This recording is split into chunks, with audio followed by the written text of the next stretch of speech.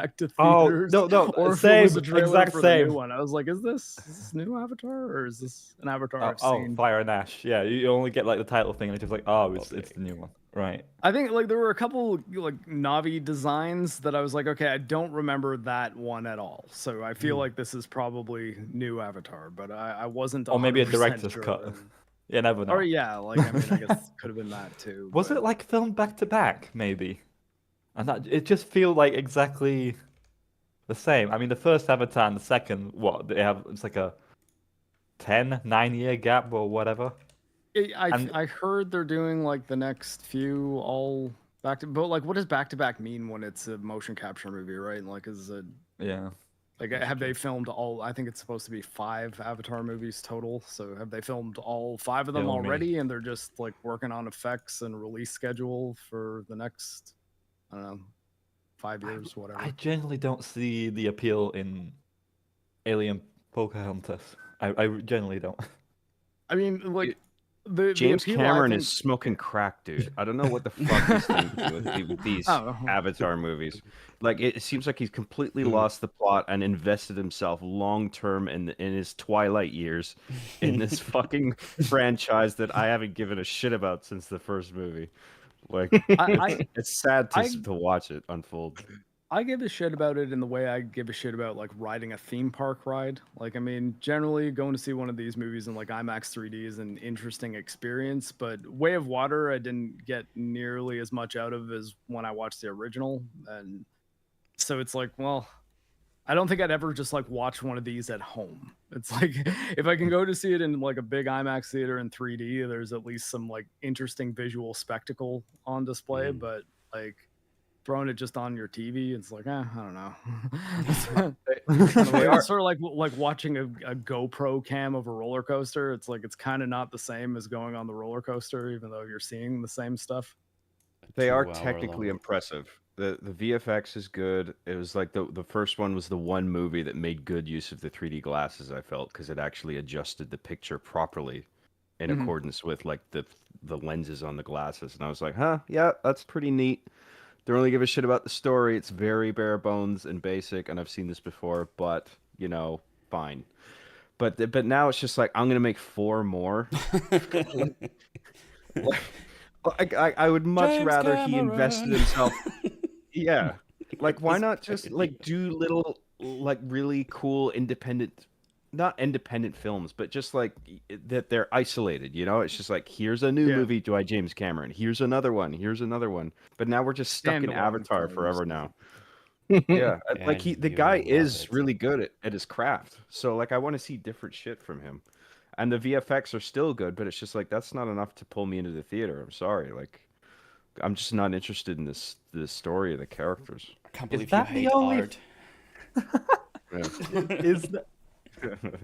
Is Avatar the only thing he's doing, James Cameron? I mean, like, he's pretty old, so I mean, I guess theoretically he could do something after he's finished, I don't know, the Avatar cycle, I guess you could call it, but I mean, it's gonna be like in his 80s by that point, so. Yeah.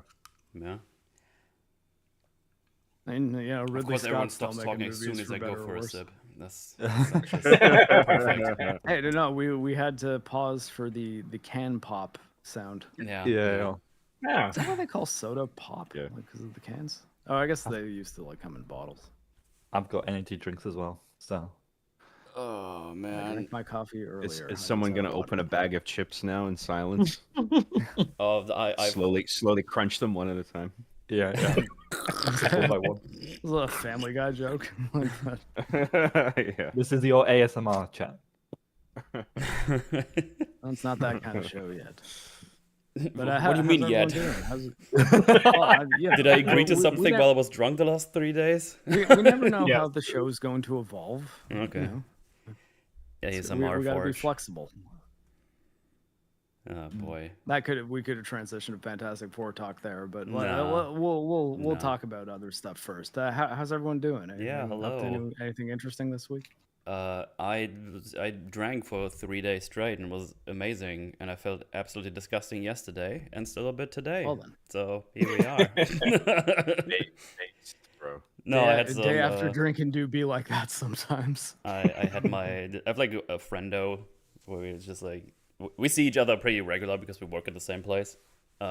But we hang out like for a couple of days, once a year or twice a year, depending on how time allows it. And this was one of those weekends, and he was still on vacation days, so I took vacation days as well. So Wednesday and Thursday he was here.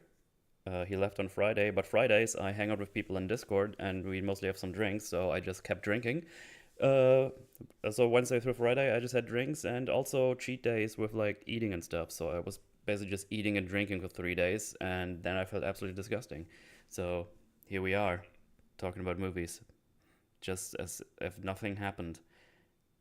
So yeah, I had a lot of nice food, and now I feel gross, and I'm happy I don't have all that food anymore because it made me feel absolutely disgusting, and it was worth it. I played some Dynasty Warriors Origins because my friendo found a key that was only $40 instead of 80 for the base version on some key site I've never seen before. But he said I used it before and I didn't die. I was like, okay, I had enough drinks to just do it now, so I did, and just got the game, been playing it, and it's all right. It's all right. I would have probably been angry if I paid full price for it. So there you go. It's a bit different from the other Dynasty Warrior games because you only have one character you play, like basically a main character. You can switch to like your companions, but I only have like 4 or 5 yet. In turn, you get to use all the weapons though that you unlock over time. It's like in a semi-open world kind of dealio, but it's not really. It's basically just an overworld where you run around and then you just do the fights anyway. So I don't even know why they went that way. Feels a bit whatever. Don't really care for that. I've only played the demo, so I guess I didn't see any of the open worldy stuff. But I enjoyed the demo. Got a bit of footage from my Berserk video with it. Yeah, I mean it's fun enough to just play on the side. I mean I was playing it while just listening to a bit of EFAB yesterday. So yeah, I mean it's fun enough. I played like 10-ish hours or 12 hours now, I guess. I don't know.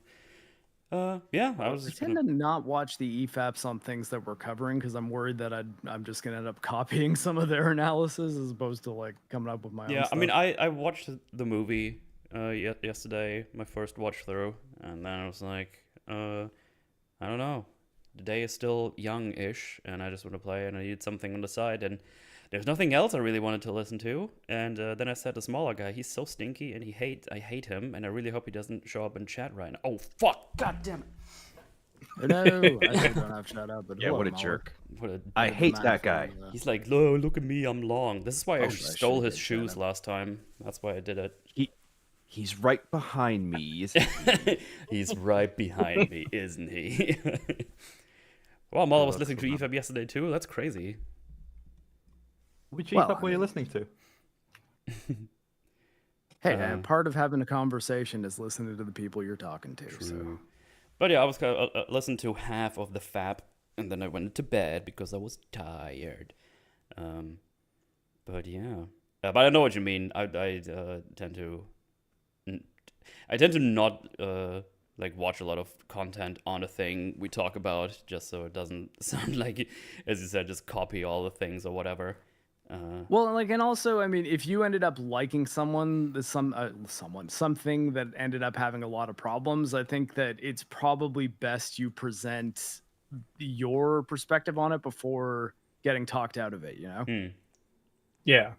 And like, I mean, we talk through it here anyways, and there's been things that I've kind of liked before we started an episode that Oh yeah, by the end of it, I'm like, That's how it yeah, goes. okay, yeah, it was bad. that is how it goes. But, If I actively like hate something that I watched, I like watch media of it as much as possible because I want to figure out why don't I like this so much when other people do. Yeah. But with Fantastic Four, I haven't really listened to a lot of opinions, to be honest. So it'll be an interesting Well, I chat, mean, like, sure. I'll probably like listen to the EFAP tonight while I'm playing some games or something. I think it's just that like for this show, I prefer to have it be like, okay, so like or if I'm on an EFAP for something, it's like I don't want to study other people's opinions before I like present my own, you know, like I do my best to kind of go in fresh. Definitely. I largely do the same with my videos. If I'm doing a video on something, I try to avoid generally watching other people's videos on that same subject, just because I don't want other people's findings or opinions See, to that I'm influence back my own and too forth much. on because at a certain point, it's like, well, at the same time, I want to learn about that, especially when covering a video game. Like, if there's whole aspects of the game that I end up missing, like doing some research, because I used to try to think like, okay, no, don't ever look up anyone else's perspective. But then if I end up missing something big just because it's not like an ending I didn't get or something like that, it's like, oh, I didn't even know that there were alternate endings in this game. That kind of it makes you then sound like you just didn't do the homework. But I kind of that's fair. I don't know. I like tend to it's, just feel it out, really, what I want to do.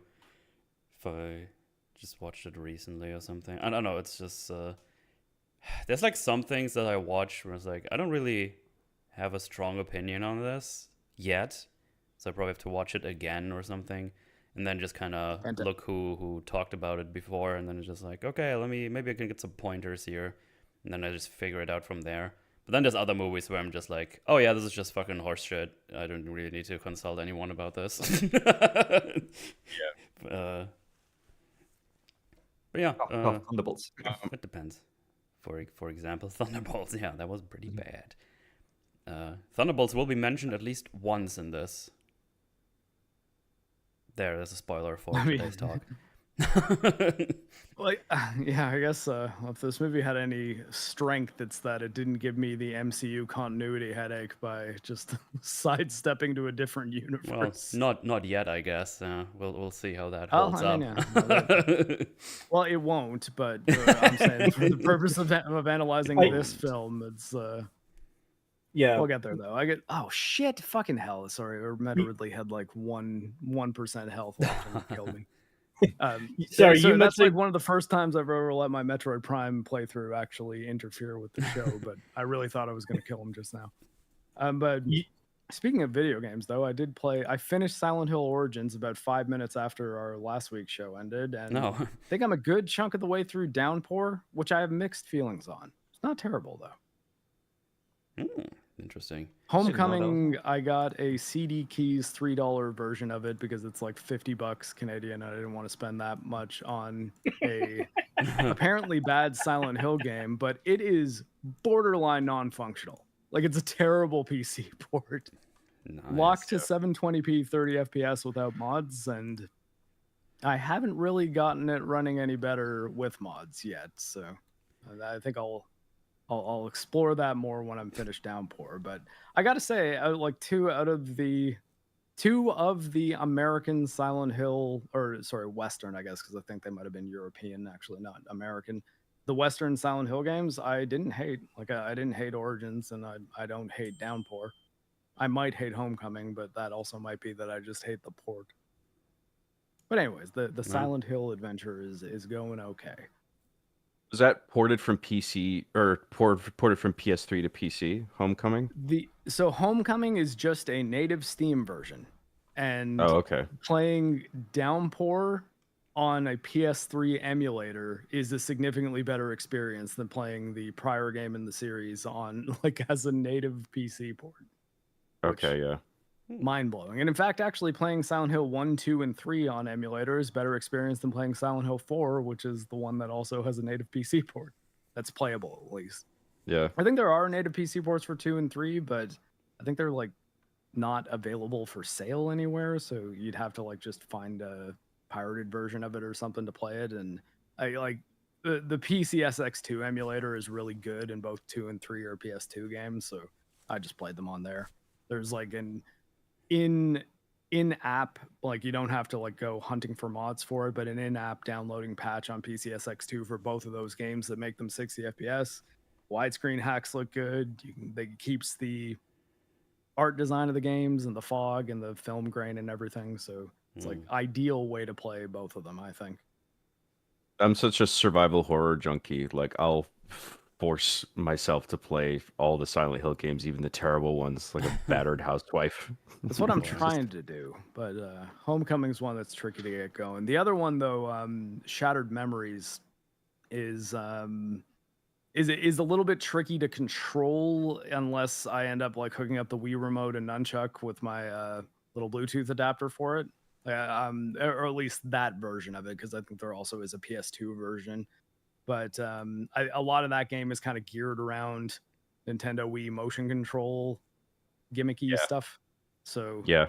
ideally, I want to try to play it that way, but I think actually mouse and keyboard might end up being the way to go. I'm currently trying to do it with a PS5 controller and using the gyro on that for the motion, but it's awkward because to turn, you basically turn the character in it by moving the flashlight to the extreme of the screen, and it's weird. Like it's a weird way to control a video game. It was jank, and the graphics. I think the horror really suffered because of like the resolution of it. But I actually kind of liked that one as well. I've heard that it has some Shattered things Memories. to it, but I think that the thing I'm struggling with right now is just a way to comfortably control it. But it seems that of like what I've looked up about that game, that mouse and keyboard is the way to do it with Dolphin. Right. But I mean, I do have a Wii remote, and nunchuck, and a USB Wii sensor bar, so you know I can try it that way too, I suppose. The PS5 controller is incredibly annoying. I mean, it has a built-in microphone, and on paper that sounds like a useful thing. But it's like when you plug it in and, I don't know, randomly go on Discord, you find out that all your sound is coming through it, or some it's a speaker as well, so sometimes it'll override your PC output. But I find it's doing that less. I don't know if they updated them or whatever, but it still gives me the option in Windows to like go to the DualSense controller. But I find that I'm much less frequently having it hijack whatever sound I'm currently trying to use. The PC drivers should make that non-default. Yeah, and you got to toggle that on if you want. That is annoying. Because I like the DualSense controller, like physically. Like that's I think it's a nice controller. It's a good one. It's got gyro too. I'm using it to control Metroid Prime right now and aiming with the gyro. Mine is unfortunately suffering from slight stick drift, but it's not annoying enough for me to repair because I'm looking at that repair price and I'm just like, maybe not. I got one with a broken battery that's just now for the PC, and I got a new one for the PlayStation a while back. Yeah. It still works, but it doesn't stay on without a cable in it, so that's annoying. Lord of Pizza Pie says Shattered Memories is a bit of a Silent Hill 2 remake. I think it's one, or at least, I mean, I don't think it hasn't had anything in common with Silent Hill 1 yet, as far as I got into it, which granted is not super far, other than the fact that the main characters are father and daughter, and their names are Harry and Cheryl, and that seems to be it. But again, I've not gotten very far in that one. That one, like Homecoming, I'm still in the fiddling around with it and trying to find out the best way to play it. There's also Book of Memories, which I think is like an ARPG one on PlayStation Vita, but PlayStation Vita emulator I've not really gotten going yet, so I'll have to figure that one out too. I completely forgot that Vita was a thing. All the Silent Hill games. I had a PSP, not a Vita. Both. I actually do. I still have my PSP. I might have sold my PSP. I do still have my PlayStation. I can Vita. see my PSP from here. I just need to look to the left. There you go. Did the battery ever explode on you? No, it's still fine. I check constantly because I get reminded of that a lot, and I was like, oh, you better check. Like, nope, still normal. All right. And I have PCP too, obviously, of course. PSP versus PCP. How else are you going to convince the cops that you're a Terminator? Exactly. Hey, it's an optional self-defense weapon. Just throw like a Samsung phone with it, and it's a grenade. Yeah. Just stab it with a knife real quick, and then just throw it. When in doubt, throw PCP at people as well. It'll get them. Definitely. I had a PSP 3000 model and one of the Go's, PSP Go. I thought that was a cool. Oh, I always thought that one was neat looking. Yeah. I never got a Vita though. Vita was a good system. It just they kind of pulled the plug on it really early. Yeah, I remember. Right. that. Yeah. They had like the touch stuff on the back, right? Yeah, that was dumb. They Oh, yeah. they never should have done that. They always should have just done what Switch did and then became one of the most popular probably the most popular handheld system ever, but just adding 2 fucking shoulder buttons on each side. I don't know why that was so hard for everybody. It's like, well, wait, why not? Yeah. Why can't we have R1 and R2 and L1 and L2? Is that so tough? It's like, no. You get R and L, and then you get little touch pads. Okay. All right. PC Okay, I'm not Pedro going to accidentally Pascal. be touching those constantly. Or anything. PC Pedro Pedro Pascal. Yeah. And streaming myself playing Pedro C. Ocarina of Pascal. Time again. Nice. It's a stinky old game with bad graphics and an overrated piece of shit. But for some reason, I keep replaying it because it's a classic. I like it a lot. And I embarrassed myself last night because I was losing. Again, I lost against Volvagia, one of the easiest fucking bosses in the game. And but like the a lot of it long was, yeah, but a lot of it is the input lag on the Nintendo Switch Online thing. It is fucking horrendous. I Nobody, bet, I don't yeah. think people believe me, but holy shit, it is bad. It's I like mean, yeah, almost a full second of delay between input and action. I've recently played through Ocarina of Time, but it was like again the 120 FPS decompiled port, so the input lag was not a problem for me. Yeah. You know, Nintendo being Nintendo. And throughout the dungeon, you have these like firewalls. Like there's this one fucking troll room with like firewalls that come up everywhere, and like if like, you need to have good reaction time to like you see the flame come up, you're like, oh. But like if the input lag is there, like I was walking into, I was like not SpongeBob, fucking Sideshow Bob Sideshow with the Bob. rings, just walking in every fucking single thing. It was so embarrassing. And the chat's like, "Whoa, John, what are you doing?" Turned into Yeah. Frank. I almost started quoting Simpsons, but I Yeah. was just going to be doing repetitive sound effect and then Sideshow Bob going. Yeah. Sideshow SpongeBob. That's a good example of one of the like I guess just kind of to touch on the Superman garage door joke. The Sideshow Bob rake joke is an example of something going on longer than it should and it actually being funnier as a result. The garage door did not work for me there. I was just annoyed by it. Yeah. Mauler Jeja says, wish we could get Ocarina of Time movie adaptation with Pedro Pascal as Link and Zelda as Ganon. Sean Levi to direct, Michael Waldron did to get- write, Zack Snyder and Universe Orchestra to score. Oh man. We did get the kid from Bly Manor as Link though. And Jack hey, he was a Black good has to actor, be the like, deck 5 years ago. So. Michael Waldron, dude. I do not. not know how that guy gets fucking work. It's just Wait, he's amazing not- to me. He's not writing Zelda, is he? No, but Okay, he's good. I think he's Like co-writing the Stingo. new fucking Avengers, and he worked on Jesus. the movie we're discussing today. I think to a degree. I thought they booted him off Avengers and then brought the Russo brothers back. Isn't that what happened? I think they're both working on it. I think the Russos are working on it, and him to maybe like to a marginal degree now. Because I think it might have been solely in his lap at some point. I thought he was writing the Kang Conquest or whatever the name of that movie was going to be, and then So I don't know. Are we lucky that oh god, I'm forgetting his name now. Kang actor. Jonathan Majors. Jonathan Majors. Like, I mean, did that? I mean, actually, no. Let's not say that lucked out because there's been nothing from anything that's happened with MCU since all those changes happened that I've liked.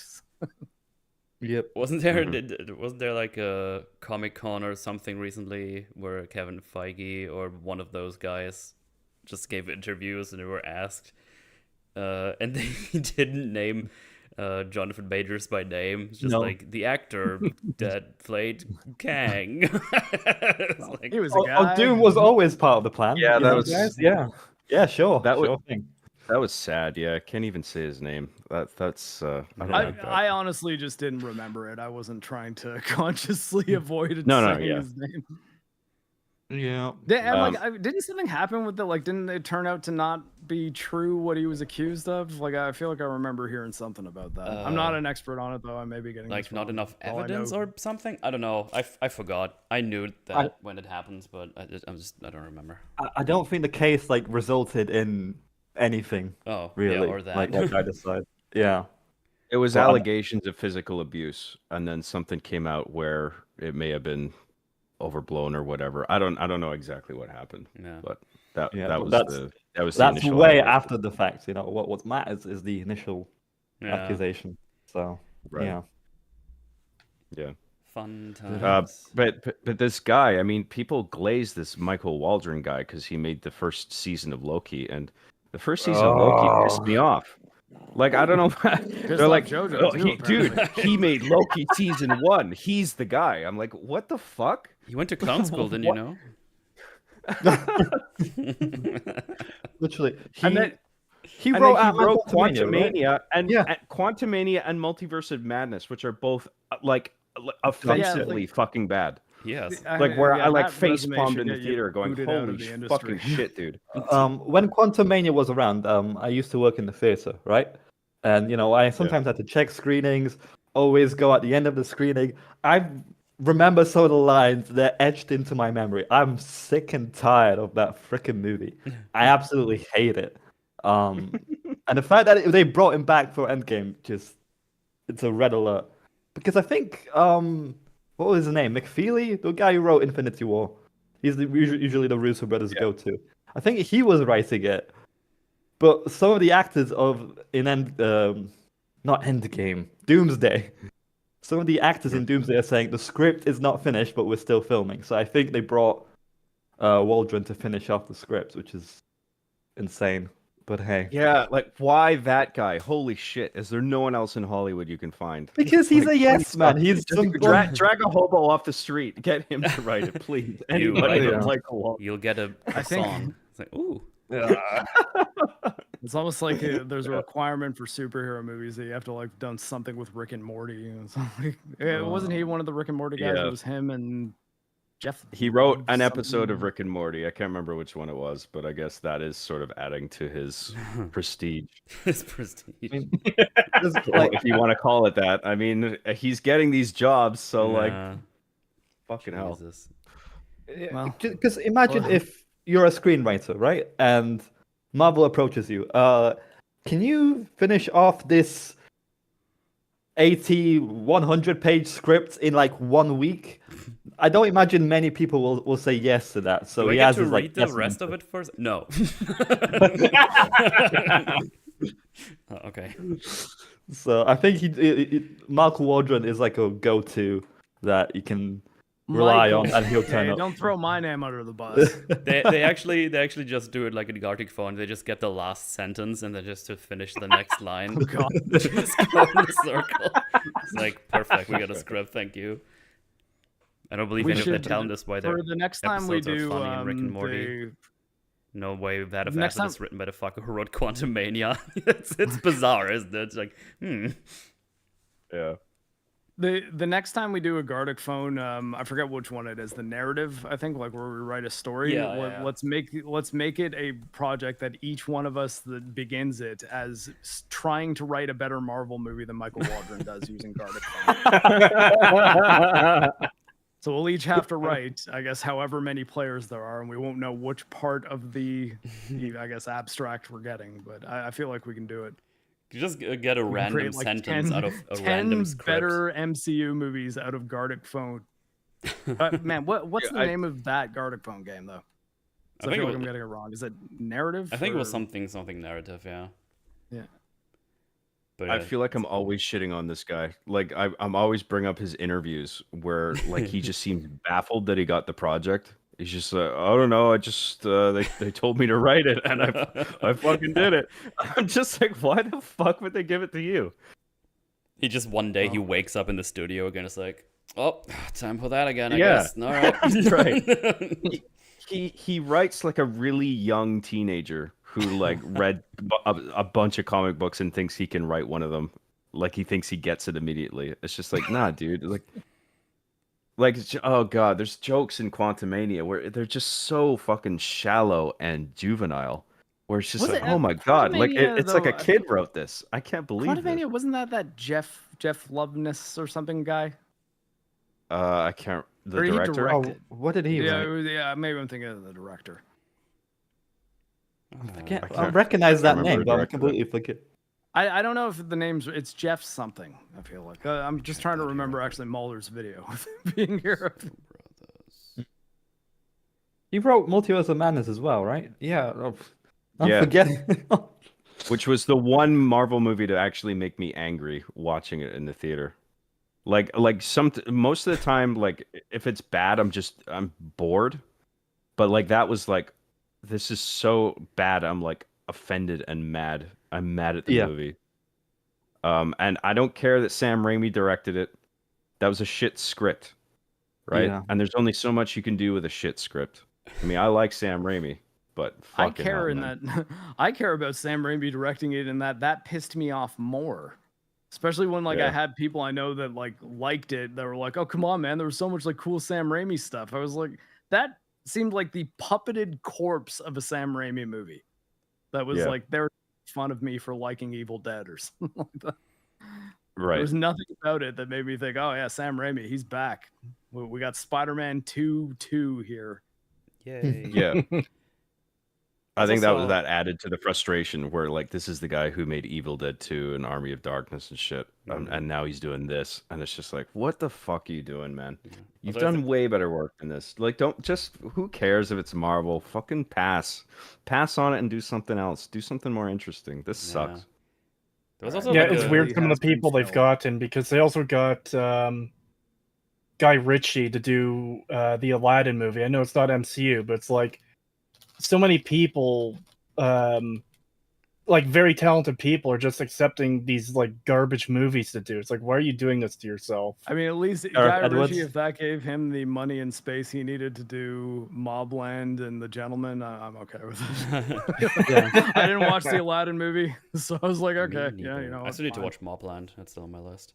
Pay your bills. So do build your I. barbecues. Definitely the show of the year, the best show of the year, Moblend. Yeah, enjoyed it quite a bit. Heard it was good, Good yeah. stuff. Once I'm done with this video, I'll go watch it.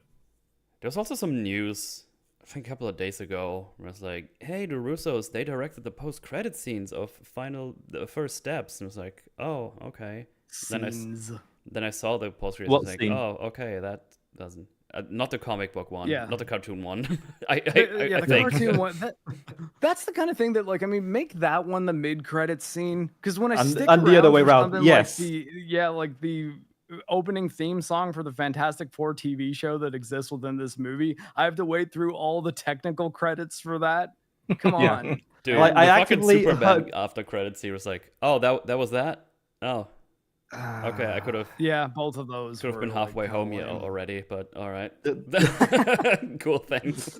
I mean, yeah, that's kind of my thing. It's like, man, I could be home with the puppies. Instead, I'm sitting through scroll credits to watch the opening theme song for a Fantastic Four cartoon that doesn't exist. Yeah. I actively heard like one of the audience members in my theater like say, well, that was disappointing. And I'm like, yeah. Yes, it was. Oh, God. Post-credit scene for Sinners was real lame. I still haven't seen that movie. I don't really care. Well, doesn't that kind of happen like during the credits? Like it's the credits start and then it kind of flashes forward like 60 years or something like that, and then Okay. like you kind of see what happened to one of the protagonists. I guess I'll try to not spoil who lives and a couple of the villains who are still around. I guess maybe that's a bit of a spoiler. I don't care. But Uh, it's an okay. Like, I mean, Sinners is a weird movie in that like I liked a lot of the stuff with like the blues music and the brothers trying to start a club, like basically like a jazz kind of club, like I don't know, like a bar where there's live music. And the vampire shit was the stuff I liked the least because it was all retarded. Like I've never seen worse tactics in a fight against ultra powerful vampires with real people. It blew my mind that any of them were doing any of the things that they thought during that scene and imagined that they would live. I was like, this is all insane. Oh, like well, you guys well, you should have been dead mentioned long ago. I mentioned vampires and retarded. Did you guys hear that I think it was also Kevin Feige said, we just didn't want to put Blade in a coat and make him kill vampires, so this is why it's taken so long. It's like, motherfucker, this is all I want to fucking see. Like, Oh yeah. Metal, did you hear, by the way, that apparently the film Sinners with Michael B. Jordan, that film apparently used a lot of props that came from the Blade set. Oh, I think I did hear that. Yeah, that's yeah. So it's like reused props all over the place. Really? They're gonna I mean, make Blade in like an older time period or something like that. Because I was about to say, I was like, despite it being a vampire movie, none of the props to me screamed, "Oh yeah, this is like something out of a vampire movie." It's like, I mean, it's all pretty much just what 1920s, I think it was. Yeah, I want to say 20s. When was Blade Trinity? When's the last time we got earlier, Blade film? Well, no, yeah, because I guess like one of the Michael B. Jordans was a World War I vet, right? Like that was kind of the deal. Yeah. So yeah, it was probably like 20s. They're thinking too hard about it. They're trying to like reinvent the wheel. What if we have Blade in this old time period? Like, we just want Blade to kill vampires. Really, that's all that matters. Yeah. Watch Yeah, the and also, first like, two. Blade's- That's Blade just what I want ages. more of. It's fun. Blade, he ages like a normal person. He's not immortal. Like he it's very hard to kill, but I mean, unlike the other vampires, he did like was turned into a vampire as a baby, and most of the stories we see about Blade, he's a grown ass man. So clearly, he doesn't like time affects him. Is what I'm saying. Yes. Feige quote was particularly amusing because, we don't want to just put Blade in the suit and start whatever he said, just start killing vampires. That's literally the opening of Blade, Yeah. and it's Yeah. awesome. It's awesome. Like Yeah, that is one of the incredible. best superhero like introductions I've ever seen. Fantastic. With like the rules. like the blood spraying out. It's like they're in a meat factory or something like that. Yeah, It's meat like factory. Yeah. Blood Yeah, shower there's rave with blood showering out of the late like 90s the techno. fire suppression pipes. Yeah, and then he just shows up and he just kills vampires, and it's like fuck yeah, dude. Yeah. Like, it's baffling that Kevin would say something like that. I don't know what. Everyone's smoking crack. I They guess. fucking James wish Cameron, their Kevin movies would be Feige. as good as Blade 1 and 2. Like, fuck off. Yeah. Well, and Just- I mean, Blade, at least the first Blade in particular, even though like I mean they get well, I like Blade 2, but Blade Trinity is terrible. But Oh, Trinity but sucks. the Fantastic Four though had one of the advantages that the Blade movie had in that it was not connected to any other movie really, or at least for the majority of its runtime. And Blade, I think, just sets up its world so much better. Like it tells you everything you need to know, but at a pace at which you feel that you more or less understand everything that you need, right? Whereas this movie, Metal and I were talking about it like briefly just through Discord DMs, that this movie seems like a movie that had 5 movies before it that we just didn't see. And like Superman kind of had this problem too, whereas I don't know why superhero movie writers seem to have lost the art of just make it so that this movie can just be watched and that it doesn't require any homework. And I guess with Superman and Fantastic Four in particular, the interesting thing is there's no homework that you can't even do. It's just, yeah, there's plenty of things going on in this world true. already, and all these characters have relationships. And by the way, this is how Reed Richards is, because we're telling you, we'll show you a little, but take our word for it. And But I feel like Fantastic Four did a better job than Superman. But it's going to be interesting. I would say so, comparing to- yes. And Yeah. I think part of that was I don't know that they're going to really revisit the, what was it, Earth Metal, you might have in your notes, Earth 868, I think it was. 828. 828. 828. Okay. Yeah. It's the birthday of Jack Kirby, Yeah. from what I learned from the credit scene. Yeah. Oh, okay. So it's Yeah, a little but- homage to him. But I guess the big thing that I mean by it is if they're kind of we'll assume that they're going to abandon this Earth and end up in the MCU 616, and like I guess none of the things that are set up in this movie theoretically ever need to be addressed again. Whereas Superman had the problem of all of its crazy, complicated, confusing, moving parts were in service of suggesting this is already a big, expansive comic book universe that's been going on for a while. So I guess Fantastic Four didn't really have that problem. But there's a lot going on at the beginning of this movie, world building wise, that it's kind of throwing us into the thick of a lot of complicated things, and most of them don't really seem to make a ton of sense. Yeah. For example, Subterranea, was that created by the Moleman, or has that always been there? I still don't know. Is he just the current king? Yeah, that's yeah, I mean, I guess that leads us into the movie right away. Good stuff. Good stuff. We can just jump right in. As you already mentioned, they start with, "Hey, this is Earth 828. Don't worry, this has nothing to do with anything. Pinky promise."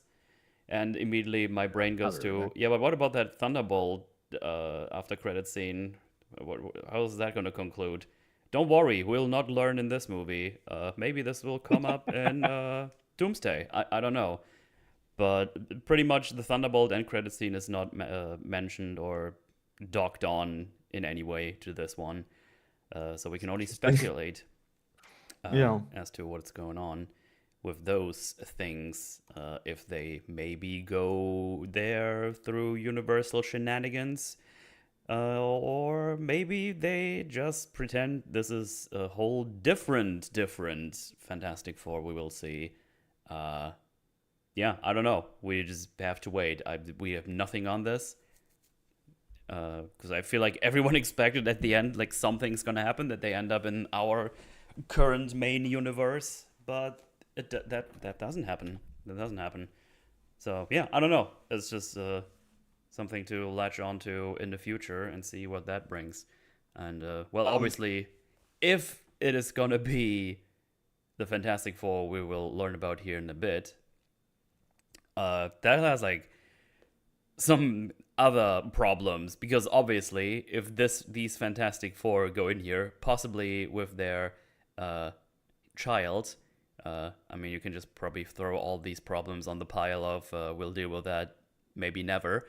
And, you know, we also have all the technology that Reed Richards built in this universe, and that's going to just be transferred into our universe, because he's just going to bring the knowledge, and then he can build more crazy things and stuff, like his whole, I don't know, universe scanning tech that he has. Because they take faster than light, teleportation. Yeah, like, it's a lot of really useful things that's just gonna be put into the fray of our universe, whatever, if that's what's gonna happen. So yeah, lots of things to keep in mind with what they might do. I guess we just have to wait for Doomsday, which is now next year sometime, I think, right? It delayed it a little bit, yeah. Yeah. But I don't know by how much. Before we like break down plots, I It's thought already next year. I thought it was further out than that. Was it even further? Oh. Maybe it's even further. I don't know. I mean, I don't know. Like, I'm not really like, the only interaction I have with MCU is when you make me go watch. time for the new Marvel slap. Yay! Before we like break down plots, I thought we'd get to hear like everyone's like initial general thoughts on the film. Yeah, sorry, I segued in too smoothly. I mean, Okay, what did you think of the movie? I mean, we can do that, and we can also just jump in. Just felt natural that way, but we can do the blurbs if you want to. All right. Who should we start off with? Well, you fucking brought it up, so go ahead. I hate going first because I want to hear other people's Well, thoughts. But all right. you shouldn't have looked the bull in the eye if you didn't want him to charge, buddy. I like the blurbs personally. I think that's a good system. Sorry, go ahead. No worries, no worries. I quite liked this film, not gonna lie. I was genuinely surprised by it. I was incredibly disappointed by Superman, so I guess I had low expectations going into this, especially with what was somewhat said in the marketing. But this film kind of feels like a early 2000s superhero film. You know, its problems don't bother me too much. Yeah, it is a pretty stupid plot in some places. I'm willing to admit that. But I genuinely liked like the family dynamic of it, and it didn't shy away from it. I didn't feel like it was spiteful. I didn't feel like it was deconstructive or subversive in some sense. And I think Superman was to a certain extent with like the Jor-El, with the kindness being punk rock, or Hulk girl killing off a world leader, I'm not Superman kind of stuff. I didn't get any of that with this film. I felt like it was just a simple standalone superhero film with family, which I guess I have a I don't know, soft spot for. So I think those are like the main reasons why. Yeah, I genuinely liked it, but yeah, it'll be interesting to break it down. All right, John. You don't want to go right to left. You don't want to go. Well, You I can mean, go if no, you want. Metal and I usually go last. Go. Oh, guess first. Or I mean, Okay, actually, got it, wait. right. Sorry, I'm looking at my Discord thing. So No, you're good, where are we you're at? good. Yeah, I guess I am next to TruePop. I found this movie mostly just kind of boring. I didn't get a headache during it the way I do with most MCU movies these days. But again, I think I kind of already touched on. I believe that's just because in not taking place in the mainline MCU, I was less pulled out of the movie trying to think of how things connect or contradict other established things that have happened before. So I guess that's a plus in that I didn't feel like I needed to pop a Tylenol in the middle of this one. But yeah, I don't know. I've just found it kind of mid throughout. I thought there were a lot of things that they could have explored and gone into that they just didn't really do all that much.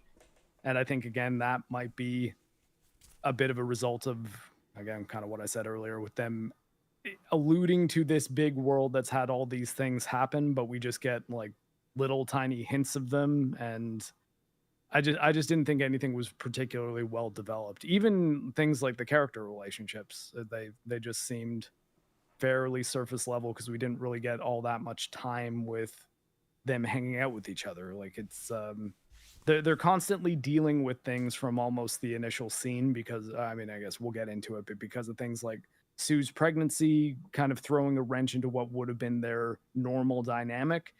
It's like the movie assumes that we know what their normal dynamic is and we understand these characters, and that things like the way Reed is really seem like the movie thinks we know more about his character than we actually do, which I think is maybe a bit of a problem with the new theory of, oh, we don't want to see Superman like being put in the pod. We don't want to see Batman's parents being killed. Like no origin stories. We're not doing origin stories anymore. Trend is okay, but like I do need to understand these people before you start doing things with my understanding of them that you assume I have because I've, I don't know, seen a Fantastic Four movie a couple times before, you know, where like I feel like this seemed like a third movie in a series that didn't have a part 1 and 2 in some ways. And yeah, that I didn't really like that about it. And also I found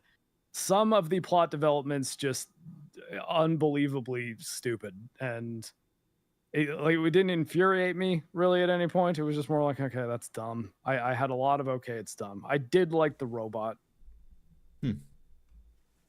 There we go. I'll end it on Herbie was cool. All right. Now John goes. Okay. I kind of like this. I thought it was fine.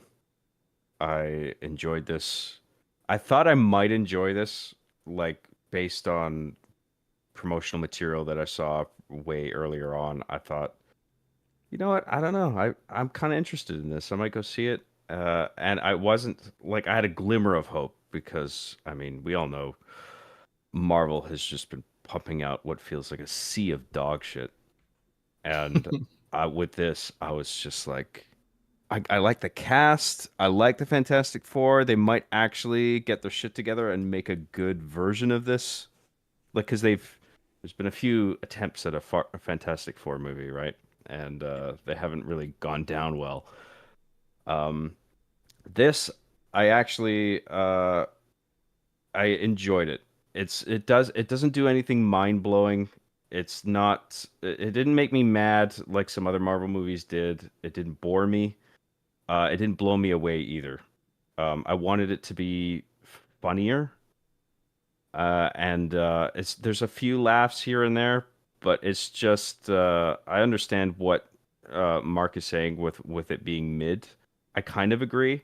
I just kind of had a warmer opinion of it overall because it was refreshing to see. I think part of the problem, it was brought up in chat earlier, that the bar is set so fucking low now from Marvel Disney, that it's just like, even if something comes out that's passable, people will be like, it's Marvel's new masterpiece. Like that is literally a quote in like some of the trailers that I've seen. And look, it's not a masterpiece, okay, but I did think it was fine. I thought it had just enough charm to it and just enough heart to it. It was refreshing to see like a big movie come out of Hollywood that was centered around ideas of like family and childbirth and things like that, and not focused on like progressive politics or whatever the fuck. Like, it just felt like yeah. It was overall, it just felt like a really clean, simple, straightforward movie that is structurally sound. And I thought it had a good villain, and I liked the third act of it. I liked the second act as well, frankly. I Again, I wasn't like blown away by anything, but I was just like, this is fine. I was the whole way through. I was just like, this is fine. It's fine. I was smiling. I was laughing at a few parts, and I wanted it to be a bit funnier, a bit more charming at some parts. I would have liked to see the family interact a bit more. I don't think they dedicated enough time to that. But I liked it overall, and yeah, it felt like a bit of a breath of fresh air from Marvel, and it gave me a flicker of hope for the Avengers movies to come. But then this stuff started to come out on social media about Avengers, the script not being done and shit, and I'm just like, oh, that's gonna be a fucking mess, isn't it? So I don't know, we'll see. But I kind of like this, so that's my bit. Well, Cool, there cool. you go. Cree, do it. Creatosis? Oh my god. I don't know. I guess I had more hopes for Superman than I did this movie, and I was more disappointed by Superman as a result. But I don't know. Like, I'm still trying to sort out my feelings on this movie. I don't think it's great. I think it's got a lot of problems. Like, the world and characters are, like John said, very charming. I like the general look of the world, but I don't know. I really don't know. It felt like I was sitting in the theater having a movie played at me rather than going to the theater to watch a movie. If that makes any sense. Yeah, bored. That was my thing. Yeah. Because, like, I very much like world building aspects in, like, anything I really get into. And the world building in this just, in some ways, kind of felt all over the place. They have faster than light technology to travel the universe, but they haven't set up outposts anywhere. They haven't colonized other planets. They haven't contacted any alien life forms, which we know they can detect because they detected the planets that disappeared. And it's like, why aren't you going out and doing stuff? And I know that goes beyond the scope of what the movie is, but because that world building element isn't accounted for, and just like a bunch of little things like that through the movie, it just kind of feels weird to me. Also, the fact that, like, oh yeah, we just developed a teleporter that could teleport an egg. Now let's scale that up a little bit without spoilers. Just a little bit, yeah. Just a little bit. And just like, again, lots of things that just don't seem to be accounted for, it doesn't seem like they thought of, and I don't know. I liked it better than Superman, I guess. That's the best I could say about it. Not a high bar. I think the parts I liked of Superman, I liked more than anything I liked here, but this one was less infuriating. Yeah. Well. Guess it's my What do you turn, think, huh? Metal? So, low bar is what I heard a couple of times already today, and that's the thing. The bar is low, and because the bar is so low, it stands above that bar by a little bit from the other things I've seen this year. Sounds like we need James Cameron. He's busy with Avatar. We talked about this.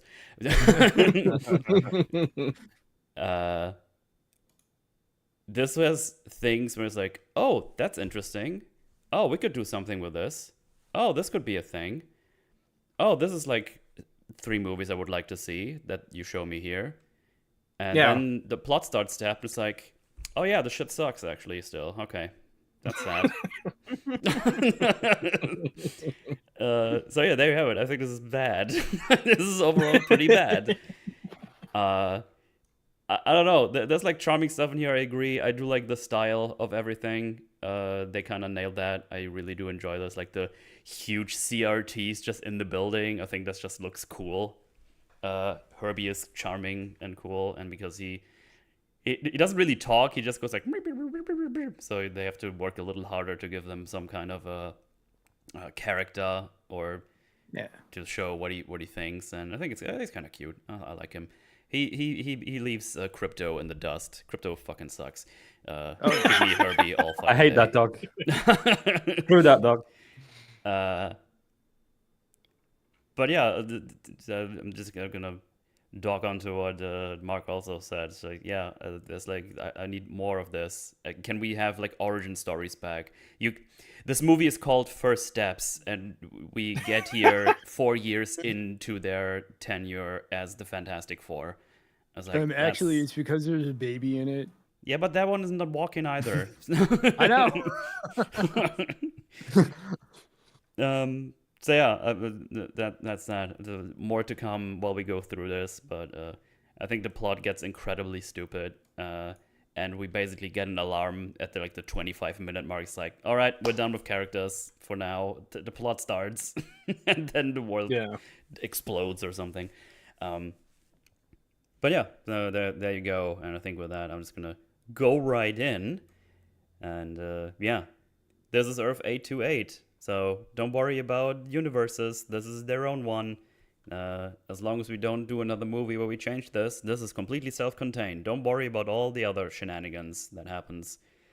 And I'm immediately going to say right now, from what we understand of this universe, the Fantastic Four are like legit the only superhumans or super heroes in this universe that do stuff.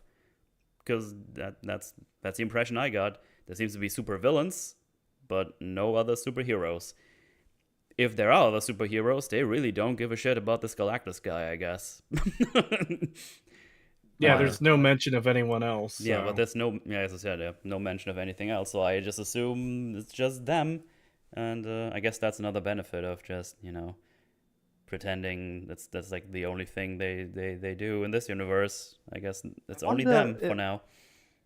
If it's Fantastic Four villains, I wonder if there's like Skrulls and Cree around, even though they're kind of the main. I mean, universe. I guess the short answer is in this movie, no, they're not. They're not. Yeah. Like it's, Yeah. Like this 828 seems like it has its own set of rules and people. It's not like there's alternate versions of all the characters we know and everything. It's just, nope. It's all its own. It's a totally different franchise, basically. Well, how do you explain Robert Downey Jr. then as Doctor Doom? Hey, that's something. Wait, did you see Robert Downey Jr. in this film? I saw the back of his hood, maybe. Yeah, and that 100% wasn't a stunt double. You're sure? I think I read today that apparently that was him. Yeah. It was, Oh, yeah. seriously? Well, okay.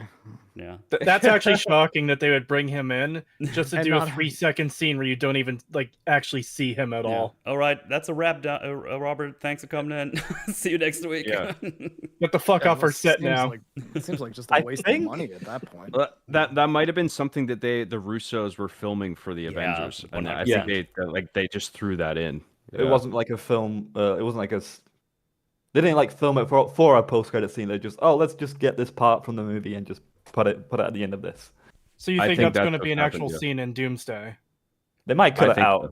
No, they Yeah. probably just took it and put it in here for some reason. I don't know. But I mean, I would have thought the same thing as Mark initially, where it's just like, oh, they just got one of the fucking grips Yeah. to just dress up as Doctor Doom. And basically Not even a camera. stunt double. Just the guy. Just a plugging just in a some mannequin. cables 10 Just a minutes ago. mannequin. Just put a coat on a mannequin. It's like, yeah, this is him. He is him. The interesting thing about that is usually Doom has like a burned, scarred face, Well, but I don't not think they're gonna anymore. do that to Robert mean, Downey Jr.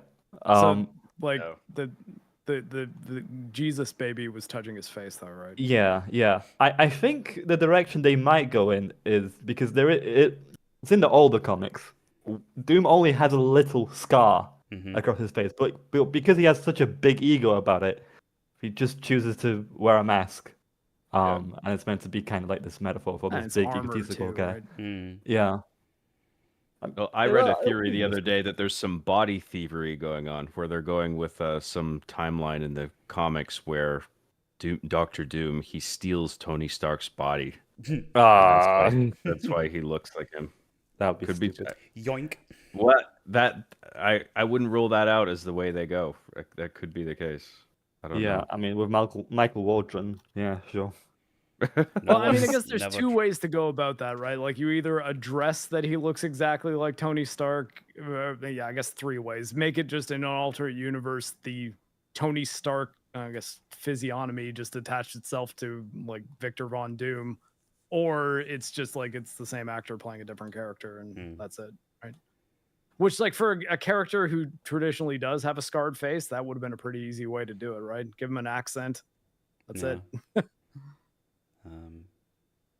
Sorry, before we move on, the Earth, the alternate Earth thing. I mean, we barely started. It is But, like- yeah, so go ahead. Yeah.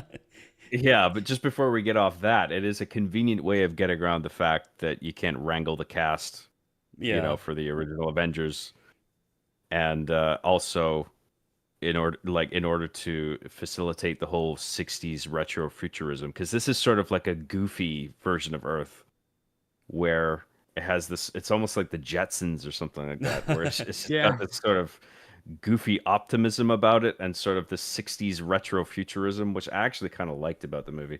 I don't know how we feel about the whole thing taking place on how we feel about the whole thing taking place on an alternate Earth, but I can understand why they did it. Oh yeah, You for know. sure. I mean, like And- at this point, I'm kind of okay with them just in general doing comic book movies that don't directly connect to the MCU. Like I know Yeah. that this Yeah. eventually will, but like I feel they've gotten to the point with their care for the continuity that it is much more of a detriment than it is an asset. Hmm. Right. Because I remember we were talking about this in Thunderbolts, where it's just like, where the fuck are they? The Avengers. Yeah. They just like went away, and now like Avengers Tower is like this husk of its former self, and it's Apparently, like, Sam Wilson was calling his lawyers. Yeah. Despite this, our name. yeah, Copyright. Yeah. I mean, What Good a fool, friend. what a listen, cool guy. planet Earth is huge. You can have different problems in different countries and not be a worldwide problem, maybe smaller stakes. That's how you can do Yeah, that's superhero films. Smaller That's stakes. optimal. Ew. Stakes Maybe I'll. are the issue. You can't do that. Maybe I Right? understand Like, what the it's just- fuck is happening at the time. Yeah.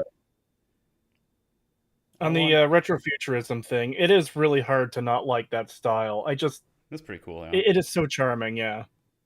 I quite like that about it. Yeah, that was one of my favorite things about the whole thing. It reminded me a lot of 2001, and I think they drew a lot from that film as well with the design of things. Just like wondering, like, for this like futuristic Jetson style, So are they gonna make 3 movies in this world, or is this Well, Fantastic idea. Four only going to be in Endgame, Secret Wars, and then that's that? So I mean, it's I just guess like I'm sure if people want more Fantastic Four, they'll use these characters again. But I guess we'll have to find out how they connect to the like mainline MCU, right? Like, do they go through like a portal and then all of a sudden they're there, but it's a means by which they can get back? Because if they end up back in this world by the end of whatever goes on with this, I guess, series of 2 Avengers movies, then yeah, they would probably just make more movies in this universe. But assuming that like the end of Thunderbolts indicates that that's them going through a wormhole or something that brings them to the MCU, they're then stranded there, and then you've got, I guess, some ammo for some fish out of water stuff where it's like, oh, like our world's so much more wholesome and hopeful than this. Like, what's up with you guys? Why isn't everyone all cheery about things? You guys don't have a Subterranea here? Weird. Where's Moleman? Yeah. Yeah, I don't know where's how the Underminer from fucking Incredibles. There's a surprising overlap with the Incredibles here, like with especially with the Mole Man Underminer thing. I was just like, like the family dynamic is one thing, but also you throw in a mole guy in there, like yeah. But I think that was just a plot thing to get like have a place where you could evacuate all the city's inhabitants to. So I was just like, okay, but it's also very much like the Incredibles. It's a little too Yeah, it's a little it too is. familiar. Well, so that's the 2 movies that I've watched since watching this movie.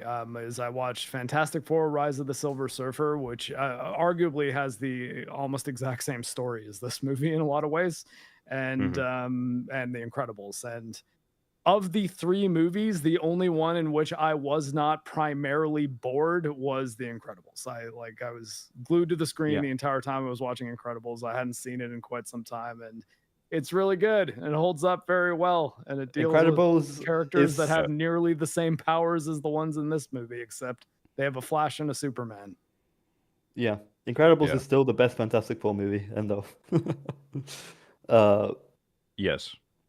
It's even kind of refreshing having a speedster that's not just like god tier. Like Dash is just quick.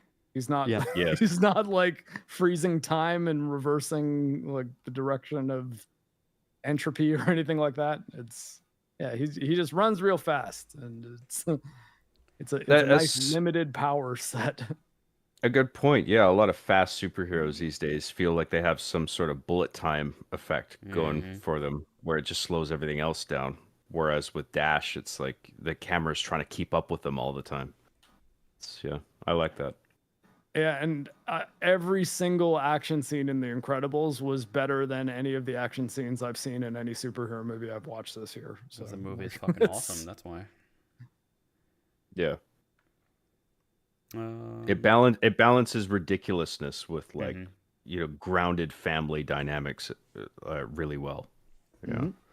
And I wish this movie would have done it a better, like, or not like at least as good a job as The Incredibles did with that. Yeah, this film was like 1 hour and 45 minutes. This First Steps thing, and honestly, I wouldn't have minded if it went on like for 2 hours, because I think Superman was 2 hours 9 minutes or something like that, and that felt kind of like drag. But just more chances for me to bully Superman. Don't worry about it. Yeah, I think to my understanding, they cut some scenes out of this, and I think a bunch of them were just like the family just, interacting and stuff. And it's just like, dude, keep that in. Like, and the movie needed more of that, I think. So the one time where I'm thinking, could I get more in a movie? Because usually we get like these 2-hour blocks of slob that's just, I don't know, makes the film a drag. But in here, it's the opposite. I'd actually like a little more. Yeah, it feels like a lot of the thing, like Ben Grimm and Natasha Lyonne's, like, I mean, like, I don't know, did she work at a synagogue, or was that just like a daycare or something that was attached to one? But anyways, their like little romance seemed like there might have been a story there, but they didn't really do much with it. Like, I kind of thought we were gonna get more of a payoff there, but it's like, no, he just kind of goes to visit her before the final fight a little. That's it. Well, we go to the Baxter building because that's where they hang out. And Reed is looking for some stuff. I think it's like some iodine or something. I don't know. It doesn't matter really. And it's just like, yeah, see, he's like super smart, but that doesn't mean he just knows everything where everything's just lying around. He's just still normal-ish. And there's like later scenes as well where he talks to Ben. It's like, yeah, he can't cook, or he didn't pass his driver's license on the first try or something. So that was a weird one. He's really good at like figuring out the problems he has presented to him. But he doesn't he's not like a know-it-all, you know? He just can't figure it out. I think his head is constantly in greater science, but he Yeah. lacks like this knowledge of like practical stuff. You know, Yeah. where to find things or like emotional stuff. He's not good with that. But like his mind is always in this area where it's like all this big brain science stuff. That's where he's at. Yeah. I kind of like. I didn't mind that, to be honest. I thought that Yeah, was nice. No, that's so fine the by me. Driver's license, though, I'm just like, you fly a spaceship in this movie. Yeah. That just seems Yeah. like a weird one to Yeah. have. Like, oh, he's not good with practical stuff. It's like, but like drivers, like 16-year-olds do that, right? Like Right. that's not something that you don't even need to be a genius in order to like properly understand the rules of the road and pass a driving test. You kind of just need basic, mature Yeah. brain skills. You can have like emotionally intelligent characters or characters intelligent in this way. I think this is probably the right way to go about writing like the world's smartest man, like him constantly having his head in equations, but kind of missing out on some like family dynamics, because I feel like that's essential to like any family dynamic. You have to have some kind of conflicting personalities or misunderstandings, but in the end they always kind of like stick together. So the intelligent characters like Reed is definitely difficult to get right, and they unfortunately there are problems. You're only as smart as the writer is, or so the saying goes. So I guess we'll see what sort of smart decisions Reed makes throughout this film. But yeah, I didn't mind him either way. I mean, it's Pedro Pascal, but I didn't hate him. Yeah. Wait, did Mahler not That's- pass his driving test? Like Defrosted Robot says, I'm firing shots at Longman with that one. You need to fire that far. I'm sitting. sitting right here. Wait, you didn't pass? How hard are driving tests in Europe? I didn't do one. Well, I mean, that's different than failing it. I don't think anyone failed it. That's a good point from TruePop, because I mean we're just sort of conditioned to expect shit from Marvel Disney these days, and all of a sudden you have a movie where like Reed Richards is considered one of the smartest characters in all of Marvel lore, Right. like because of like his powers, like the fact that he can stretch his body, that also applies to his brain, so that like that actually like It can be flexible with that factors into his IQ, right? Where like he has these stretchy powers with his brain, so that like makes him like smarter than like a vast majority of people in the Marvel universe. I'm not even talking about the Marvel Cinematic Universe, like the comics as well. I think. Yeah. And so it's just like, are they going to be able to handle a character like this? Like, am I going to buy all the decisions that he makes beat by beat? Where it's just like, that's the smart decision to make? Like, that's a pretty ballsy thing to do these days when like they've just been firing out one turd after another. But And something to sorry, if just you quickly. go ahead. Yep. Something to remember too is your character is only as smart as the writer. Yes, that was yeah. That's the point that they made that I thought was interesting to make. Yeah, it's worthwhile to make for sure. Yeah, and is the writer going to be capable of handling a character like this, right? And like if you can set aside the dumb science of like we're going to move Earth to like a different like all of Earth to a different. When part we get of to space. that, I have stuff to say. Yeah. I mean, Yeah. on a surface level, it's like I get it. You know what I mean? It reminded me of a Red Dwarf episode. I don't know if you guys have seen that, but like It does have like sci-fi tropes. This film, yeah, like Star Trek, like your Red Dwarf, like yeah. There's an definitely episode of think Red about that. Dwarf where they like clone like food or whatever, and then they just project it. They flick the switch in the opposite direction, and it just duplicates the ship instead. But they do an interesting thing with that, where it's just like there's a good ship and an evil ship, and it has like good and evil versions of the two characters. It kind of reminded me of that, and it's on the surface level it's stupid, but like I get it. Like I went with it. You know what I mean? It's like, okay, yeah. He's got this egg fucking moving technology, and he just flipped the switch in the other direction, and now he can move the Earth. Like, fine. That would be Okay. funny if everybody thinks it was teleportation. Where it's like, no, it's just for me moving my eggs from the counter to the table. That's what I built it for. I think I heard like a little platoon say, I can't remember on what show it was, that you can have like the craziest of inventions, but as long as you stay consistent with it, it's fine. Like, yeah, you can have your teleporting egg device. That sounds absolutely crazy, but you can have it as long as you kind of apply it equally throughout the plot, not rely it to solve your problems Deus Ex style or anything. Right. Yeah. Where were we? Oh yeah, still at the beginning. Holy shit. While he's looking for that stuff, we see Sue is busy peeing on a thing, and it's a pregnancy test. Get your head out of the gutter. All right, tough crowd.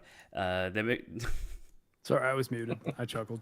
That joke I flew laughed. past my brain. Sorry. That's fine. That's fine. I just go back to bed. But it's just like it's like, yeah, here I'm PCBing. I'm pregnant now. It's like, oh, what? But we couldn't make it for like years, and then we stopped talking about it. It's like, yeah, talking wasn't the important thing, haha. And yeah, they make sure to let us know. It's like they kind of came to grasp with us. Like, yeah, I guess we never become parents because we got touched by the cosmic AIDS, and now we only get to stretch and get invisible, but no babies for us. But they finally did it, and immediately Reed Richards like, oh shit, I need to make like protocols and build stuff to check for cell mutations because, well, I just said we have like space cosmic AIDS powers or something. I think it's like actually called like the cosmic or cosmic power cosmic, one of those. Not HIV, but cosmic AIDS. The power of cosmic, yeah. The magic in like universes. So Yeah. Marvel has like a couple of magic system. Obviously, there's a Doctor Strange kind of magic, and there's the kind of like an ancient Yeah. space magic, the power cosmic, basically. All right. And yeah, rightfully so. It's like, yeah, I mean, we're like kind of these crazy people with these cell mutations and cosmic DNA, so we should definitely do that. And she's like, it's going to be fine. Nothing's going to change. Just be happy for now. I was like, all right. And then we get to the part where we get introduced to the Fantastic Four, pretty much. And it's a pretty long montage that is presented to us, and I guess also to the in-universe audience. It's definitely better than a wall of text. With a telecast. And yeah, they celebrate the 4 years of the Fantastic Four. I was like, oh, so much for first steps, I guess. All right, guess we've already been in here for 4 years. So much must have happened. And yeah, and they do the things like, you all know the story. Anyway, they went to space and their bodies got changed. And then they tell the story. I was like, you didn't need to lead with the whole, you know the story. It's a telecast. Here we can celebrate the 4 years where this happened. But, you know, it's they're just like, the meta line of flat out saying, you all know the story. That's why we're not showing you this stuff. They do that again later, by the way. It is an interesting thing, like the studios measuring the patience of like modern movie-going audiences, where it's just like, are they sort of just sick of origin stories, and should we just sort of skip all that and get to the meat of something new? But like what the MCU was founded on is doing the origin stories, you know, like Iron Man, for example, from day one. Especially like now, they took their time building up to that. character. especially now where we have like no characters to care for. It's like, yeah, let's just skip the characters, this character development for 4 years, and just show you where they are right now. It's like, oh, okay. It's interesting because I hear a lot in like I don't know what to call it, the movie critiquing crowd, like overall, everyone who like watches pop culture and stuff like that. But we're tired of origin stories. We just want to get to the meat of it. And I'm kind of like raise my eyebrow at that. I'm not tired of origin stories. If anything, they focus on the character themselves, and that's what I feel like a lot of these movies don't really focus on character. That's what's kind of gets me engaged the most. I would have been happy to see a Fantastic Four origin story again done well. Yeah, because I don't think it has been done well yet. Again, I would have been fine with that. One. Especially And- you have like interesting thing here, especially the whole Ben thing where he turns to, Yes. to the Thing, which like this whole problem he is like gets like depressed and whatnot. Like I don't even know a lot of comic books, but I like you just know it's like, oh, that's gonna be a big problem. He's like a big stone man now, so that's gonna not go well with your mind. And it's like this whole thing from where everyone rejected him because he looks like a monster. We just basically skip all that. He's just now loved by everyone, like the rest of the Fantastic Four. So we skip body a lot horror- of things. Yeah, the body horror like adds to a lot to the Thing's character. I kind of really remember like in the early 2000s movie, his wife kind of divorces him because of the way he looks like. She leaves kind of like an engagement ring on the floor. And he's I remember him just trying to pick up the engagement ring with his like big fingers, but he can't. Yeah. And Reed picks it up. That was like a interesting little moment. But yeah, more opportunity for conflict drama right there. But in here we kind of skip over that because everyone loves the Fantastic Four. Yeah. And it's a missed opportunity for some more development, Yeah, I guess. this Everyone is loves them. This is a long montage. I think it's like 6-7 minutes long. And they basically show all of the show all the things. They went their space and they got touched by the cosmic, and that changed their bodies, and they come back as superheroes, and everybody is very excited about that. Yeah. To And be honest, I think in some cases it's worth showing the origin again. In some cases not. Like with Spider-Man, it's just like I feel like because we already saw the Sam Raimi movies. Like I kind of appreciated that Homecoming just sort of skipped ahead of the Uncle Ben stuff. But like with this, I would have rather have seen the origin of the Fantastic Four done well. yeah. Yeah. Last Fantastic Four movie was 10 years ago, so it's not. Yeah, and You know, and that movie, Fantastic, made worldwide like 160 million.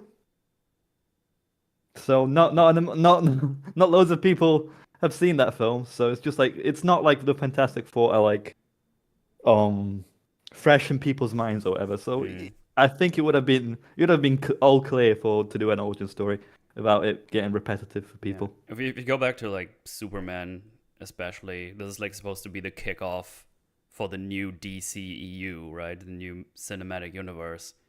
And you just skip into like 3 years into him being there, or like 30 years if you count him not being Superman already, just being on Earth. It's like, this has all been happening. Anyway, Lex Luthor has pocket dimensions, and this is going on. And it's just like, holy shit, what the fuck is happening? we're going Yeah, it pretty feels like far you're 5 down the movies road deep. there, man. Yeah. Thanks, Also- Gun, for the subtitles of everywhere. Like 3 years ago, this and blah blah blah. It's just like By the way, Superman I just did lost for the prefer first the time. It's montage. like, what?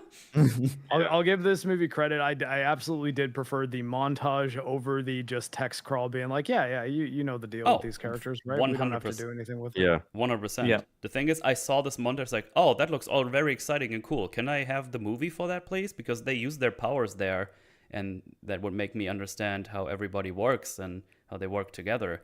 Because overall in this movie, we don't see them use their powers all that much. yeah. And especially Reed Richards, he hardly does anything with his powers at any point in the movie. Definitely.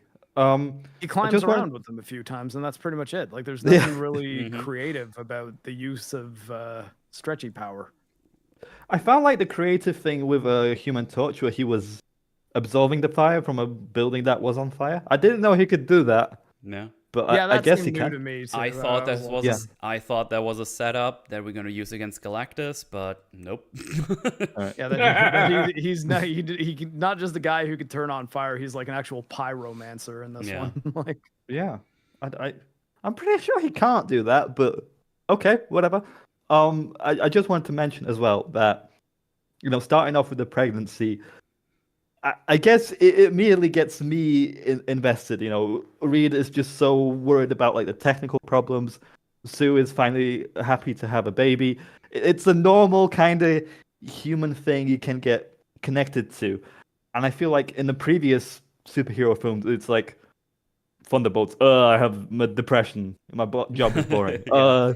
Like this, and I just I don't find that interesting. But in here, this family, the baby's coming.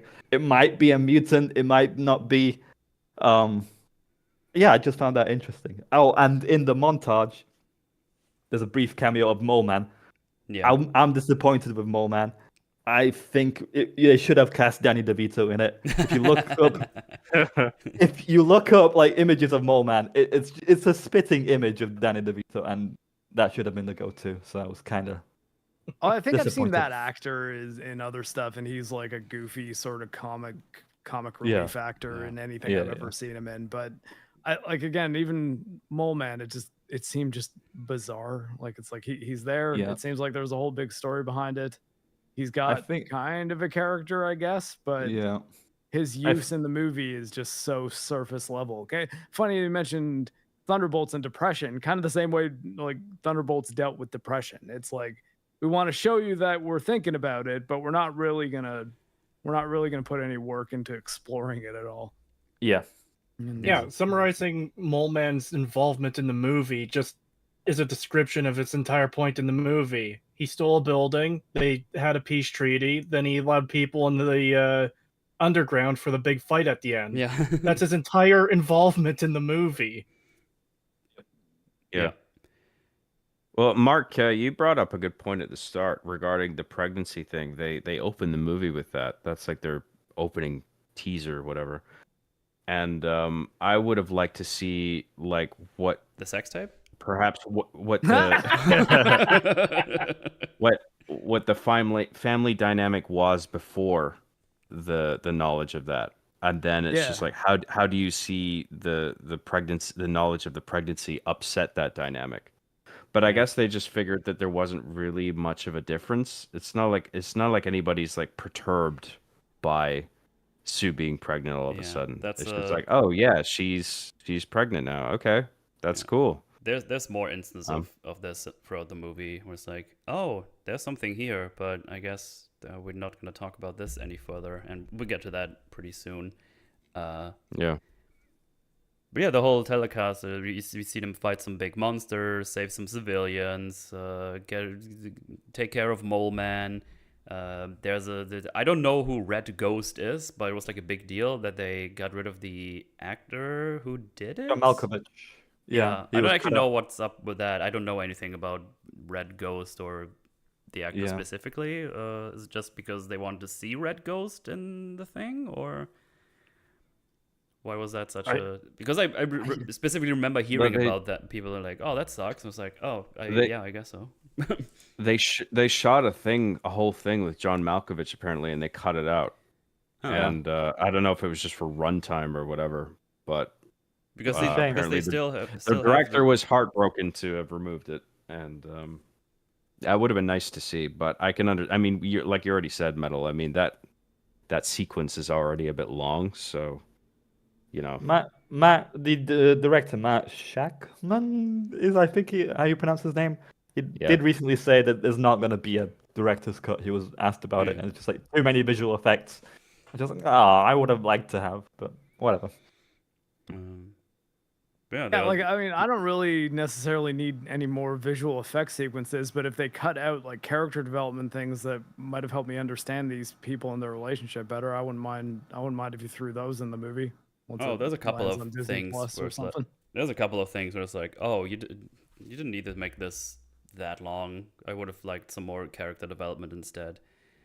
But yeah, Yeah, well, I mean, the John Malkovich stuff, I think, was just contributing to the silly sort of, because it opens. Well, I mean, we have the pregnancy scene, and then it's like the Fantastic Four in action across the past 4 years, and it's sort of a very silly thing where it's like, look at all these campy villains they're fighting with, like what's his name and his army of super apes and shit like that. Like, Which I actually put a smile on my face. I was actually like, this is dumb, but I kind of like this that they're fighting these. It's like fun, goofy super villains. It's like fun superhero stuff. It's like, oh yeah, I wanna see that though.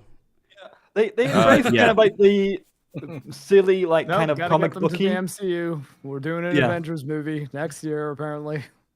They do kind of embrace like the silly comic booky kind of feel to it, but it kind of bugs me a little bit as well because they commit to Galactus being purple. All right, don't have him in like gray and stuff like that. Just make it like a bright purple. Come on. Right. You gotta commit. But I think in He's the like case of John almost Malkovich, black. all they probably would have cut was just a few shots of him going, "Go my apes, Go kill the Fantastic Four." Like we don't really need that. As much as I would have liked John Malkovich to see him do a role like that, that would have been fun. But it's just like whatever. I get it. You cut it for runtime. Like, then we get a couple of tidbits here where we can tell that Reed blames himself for them being infected by the cosmic stuff. But every time that happens, it's like, hey, you need to stop that. It wasn't your fault. There was no way for you to be able to tell that. Again, just a whole bunch of superhero things. It's all very exciting, and I wanted to see that. There's oh, sorry. There's like I can't remember where it's from, but there's like an interesting comic dialogue that Reed has with Franklin. He's just venting to Franklin. Franklin can't speak back.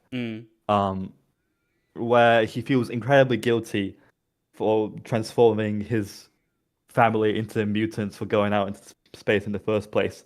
So to kind of cope with that, he kind of made them a brand, kind of famous to the world, in order to kind of compensate for the fact that he feels like he screwed them over completely.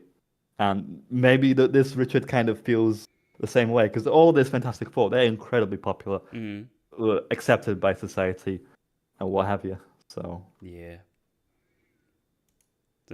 as I said, they are super popular and loved by the world over. And Sue even makes peace with the Moleman, and he and his Subterranea gets acknowledged as a proper state or something, because they founded the Future Foundation, which is something like the UN, I guess would be a good comparison. I don't know. Yeah, seems like it. But you see, Dr. Doom's country is Latveria is absent. Not there. And I had no idea what the fuck that means, and it never came up again. And then I learned later, that's where Dr. Doom is from. Yeah. Now that I it's meta stuff. heard that somewhere else, I know what that scene means.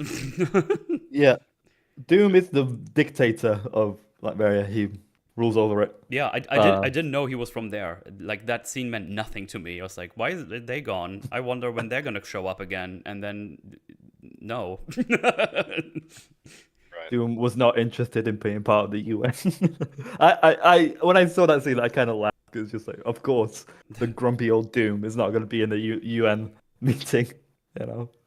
Well, I mean, we don't know that he's grumpy. We know nothing about him right now. yeah. I guess it was like a cameo thing, if I'm honest. But yeah, I can see why they would confuse people. Like, why are you showing us an empty seat? But I don't know. I guess I was like thinking, of course, Doom isn't there, the grumpy old grouch, who hates everyone. Like, I mean, again, it kind of goes back to the problem of, like, I get it. Like, you don't want to show us all these things and explain it if people, like, have seen stories about Fantastic Four before. But, like, as Metal kind of, like, indicated there, it's like, well, but you're not even going to do anything with that in this movie at all. Like, it's just there as an Easter egg and an Easter egg only, even though you're kind of banking on Dr. Doom as the... What will be the word for it? Big little Dad. coda, like the post credits. Oh my god, yeah, there he is. Feige is so full of shit when he says, "Oh, we always planned Doom in advance." No, you didn't. You absolutely didn't plan for Doom in advance. It was gonna be Kang. End of. No, Like, I pinky promise. But after that, we go back to the Baxter building, and we see a little bit of character themes, which is kind of charming. For example, the Thing or Ben not wanting to tell the robot that the food is not actually that great, because I guess he kind of like sympathizes with the robot being a thing. Oh, it's good. It's good. I just add some garlic. You give it a little zip. And then right after we cut to him on the table, he just like put a shit ton of salt over the whole dish again. So it's like, you didn't want to hurt the robot's feelings. He doesn't have taste buds, okay? Yeah, it's hard. It's hard. Did Johnny pull out like a little toy out of a no, that's cereal later. box? That's later. That's later. Yeah, okay. that's later. We do also see Johnny, and you can already tell he's like a bit more lighthearted guy, and he eats some cereal before the Sunday dinner they all do together on Sundays. Duh. I kind of liked why he was doing it too. Like, he wasn't just eating cereal because he prefers cereal to what they were making. It was like he didn't want to eat the food they share before everyone was here. Like, Right, he was like, right. look, I'm hungry and we can't start dinner until we're all here. And I was like, okay, that's nice. Yeah. And they are late, not by a lot, but apparently it's so weird that they're late. They're like, "You're late," and I'm like, "What? Just And it's like, "Hey, why are you acting strange?" It's like, "Strange? I'm not acting strange." And then Ben immediately is like, "Are you pregnant?" She's like, "Yeah." And I didn't really get the weird rigidity to their lifestyle. That seemed to be like sort of heavily emphasized in the promotional stuff too, where it's just like we eat dinner at this time on the clock. I'm like, why are we concentrating so much on this? Like, I don't get that. Yeah, I don't know. It's just something that stood out to me as weird. Yes, They're all very guess, busy. I mean, like, Yeah. is it every day they have dinner like that, or is it I just think like it was supposed to be Sunday dinner. Yeah, like I Maybe, thought it yeah. was more just like family tradition. That, like, Yeah. it was always, we're there. We start at this time. Nobody eats before everybody's sitting at the table, and like I don't know, Okay. that kind of just seemed like family stuff. That at least I read it that way, and not just like their just super type A personality or anything like that. But I guess you could see it that way. Yeah. Right. But no, just overall, it's like, oh, it's a pretty wholesome character thing. He's pretty decent, especially by Marvel standards these days. I was like, oh, if you give me a couple of more scenes with those, I'm totally behind these characters. I can't wait to see all the conversations they're going to have. They're going to be awesome and meaningful. Maybe in the next movie. Anyway, who was it? Oh, yeah, Johnny is like, oh, you're going to be the best mom ever. And it's like, you're going to be the best dad ever. And it's like, no, actually, you're out of your depth. It's like, it's kind of fun. That was good. I got a laugh out of that. Yeah, it was pretty neat. I enjoyed that. And then we get two important things next. We learn that there's... So Reed is doing like deep space messages. He's just recording them and hearing them, and they record and archive them. This is very important. Very, very important. Remember this. And he also runs the tests for his egg teleportation system. This is also very important for the story beats to come, but we just gonna put those here. We got Chekhov's records and Chekhov's teleportation system going on. And I don't know, just a pretty big deal, just nailing teleportation in general. I feel like even in this universe, I mean they're very advanced, but there's like a new thing they just figured out, and it's like, oh wow, we can move eggs. That's crazy. I like how like in the MCU there's like a whole Infinity Stone dedicated to teleportation, but Reed just I can knock that out in like little gadgets, No Infinity Stone required to teleport anywhere I'm okay with in the him world. figuring it out. The only thing that bothered me about it is that they don't seem to be treating it as if it's the massive like universe-changing deal that teleporting organic matter would be. Yeah. And then we get an interaction between, during all of this, between him and Johnny. And he points out, hey, what's up with the new suit designs? Like, we don't have new suits designs. He's like, yep, we've had them for ages. They're gathering dust already. And it's like this whole thing where he goes on to say, yeah, I get it. You're going to be a dad, and you're probably a bit scared after what happened. And Reed's like, I'm not scared. I'm just busy. And there seems to be some tension between them since they came back. And because Johnny's very eager to go back to space, and we put a big emphasis on him here for a little bit, that he really, really likes space. But Reed is very hesitant to go back because they got like the cosmic aids, and he doesn't really want to go back. And he's just keeping himself busy down here so they don't have to go there. Unfortunately, this is not further explored after this, because at some point they just go to space, and Johnny's like, hooray, we're going back to space. Thank you. And that's... I also think that, like, Johnny choosing the moment after he found out he's going to be a father to be like, yeah, now let's go back to space, because, like, that Reed would be completely reasonable being like, yeah, no, like, right now I'm going to not do things that yeah, might I'm not kill going us. to get Like, my child to space. That's crazy. Why would I do oh, that? God, no, let's not, we're not even there yet. I'm more talking about him going to space being like, why would I take another space? The last one didn't go well, and we became... in a way, like, granted, it gave them gifts, but in a way disfigured because of it. And maybe I should focus on being a dad for a bit before we think about space travel again, because we got plenty of things we can be doing on Earth. We just figured out teleportation. Like, Yeah. And Johnny wants to go to space because of these messages. Yeah, right? I I guess don't he just understand seems- why. He just seems to be interested in going back to space. I mean, I think it's just as straightforward as this. It's like, yeah, we went to space. It was cool. I want to go back. There's things to 'Cause- explore. We should yeah, explore that's more. reasonable. He's listening to like the space messages in his like free time from time to time. So I think he's like curious about that, but he's just like, why? Well, the thing is, they're Exactly. all scientists. All four of them are scientists, so they're interested in general in scientific stuff, right?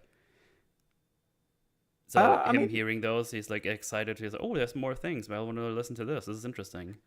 Yeah, I'm fine with his interest. I guess Yeah. the only thing that bothered me was him, like, acting as if Reed's not going for insufficient reasons when, like, also this is a movie where he just found out he was going to be having a kid that he never thought he was capable of having, Yeah. right? And, like, it's like, well, like, now just seems like an inappropriate time to be asking this man to, like, pursue space travel again. I mean, you guys make a fair point that they're all into sciencey things, but usually I don't associate Johnny with sciencey stuffs. But Well, but now again, that I like, think about it, like that's- if he isn't, what is his point in the team to go into Well, space?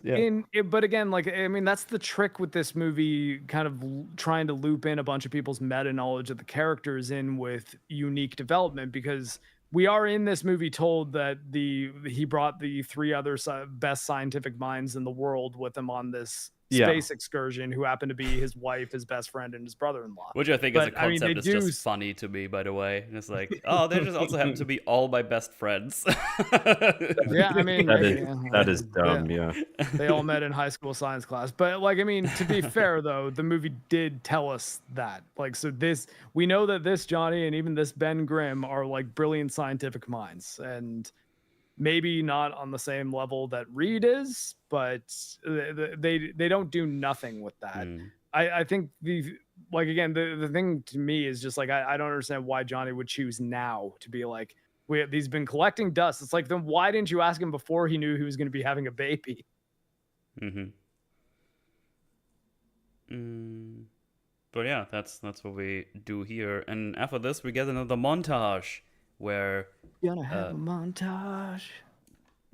Herbie and Reed make the whole place baby proof.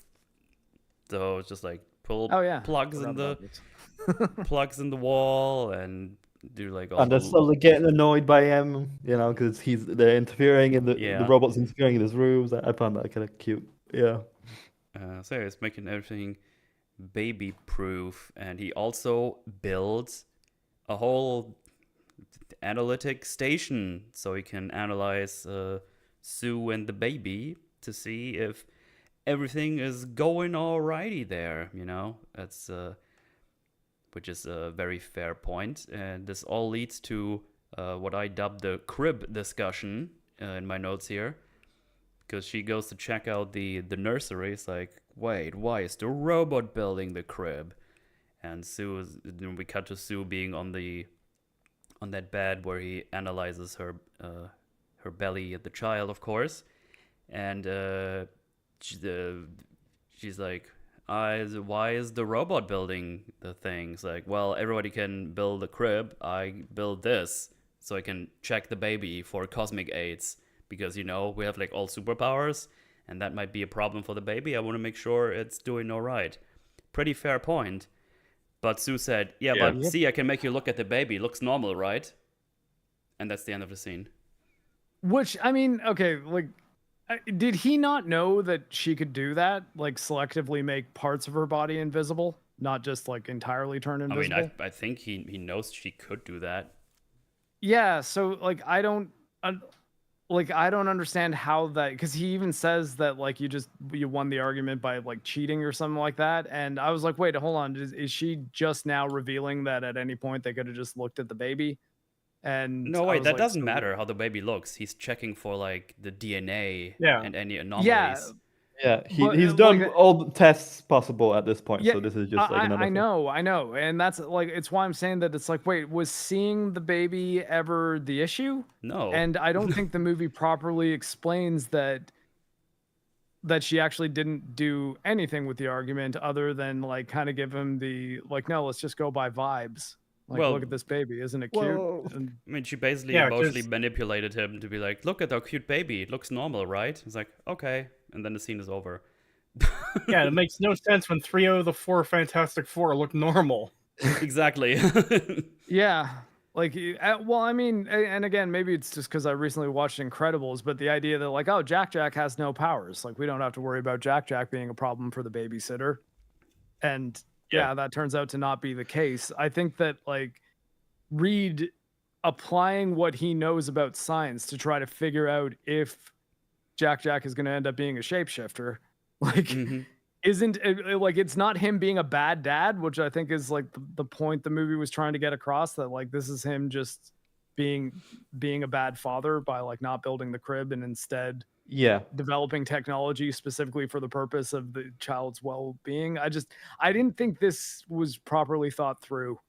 I think the movie is pretty clear that it takes Sue's side the whole way through. Yeah, and that's what I didn't get. Like, I was like, I don't think you guys explained that well enough to make me believe that she's actually correct, other than just, well, he's an egghead and he's being silly. Look at this baby, isn't it cute? And I'm like, I mean, yeah, it's a cute baby.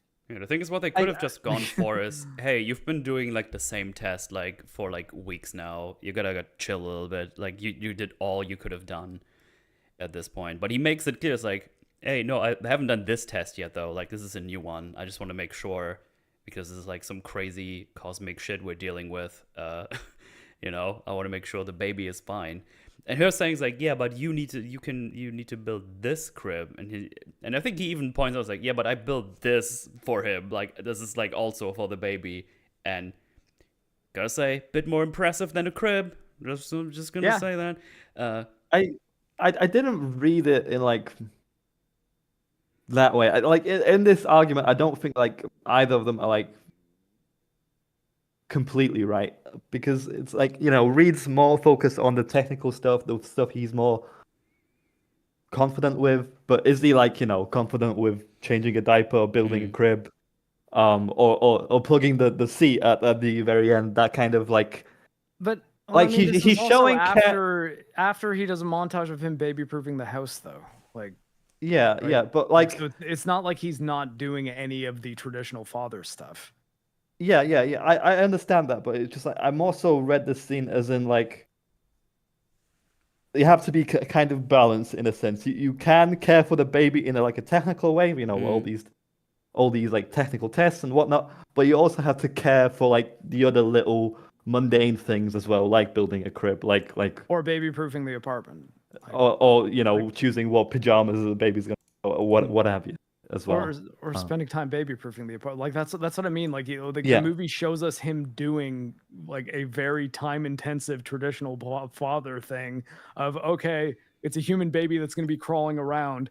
We got to find ways to eliminate the danger from the apartment, and those are, he doesn't use any technology to like make it so that the baby gets caught in a force field anytime it goes near a sharp edge. He's doing the traditional human baby proofing a space stuff. And so it seems like from that, it's like, but you're not building the crib. I was like, well, I mean, like, you cut this guy a little slack. No.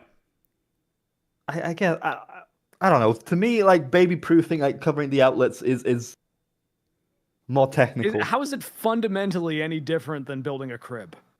Like, I like as far as what you're doing, you're doing. I guess baby proofing like a crafty room stuff. would be more so like to do with stuff like crypt, but like baby proofing like the entire like building thing with everyone's rooms and stuff like that. That's like going above and beyond kind of thing. I don't know.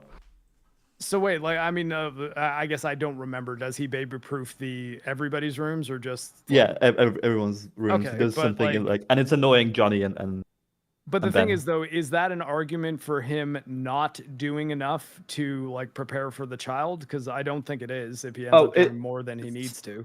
It's not that he's not doing enough, but he's like concentrated on other things, and he should kind of spread. But like, I guess my around a little question bit. is, what about the crib is so uniquely a thing that he had to do that she wants him to be more invested. Like that's the push and pull of the two characters, right? Like she's like all emotional, he is all logical, right? And Well, then but I mean, it's like like, she as far as, just wants him to like care more. Like I agree with you. His mind should be fixated on other things, such as building all these fucking monitoring devices and shit. Like that's what he's good at. And yeah, just get the robot to build the crib. Who really gives a shit? But like, well, I think though that as far as like the point the movie's making, the baby proofing the apartment is sort of the thing I'm focusing on more than the developing the scanner, because it's like, if he's baby proofing the apartment, that is, like, to me that's a totally equivalent task to building a crib, as far as like what you're doing, as far as how much you care about the baby. And I don't think one is technically any more symbolic than the others, because like it's like, oh, why does he need a crib? We can just put out a pillow for him. It's like, well, no, that's not safe for the baby. It's like, well, why do we need to put plugs on the covers? It's like, because the baby puts his finger in the plug, that's not safe for the baby. Like, to me, it's kind of the same thing. Like, and they're both not super science things, right? Like the scanner development, that's him wanting to be a super scientist over being a father to an extent.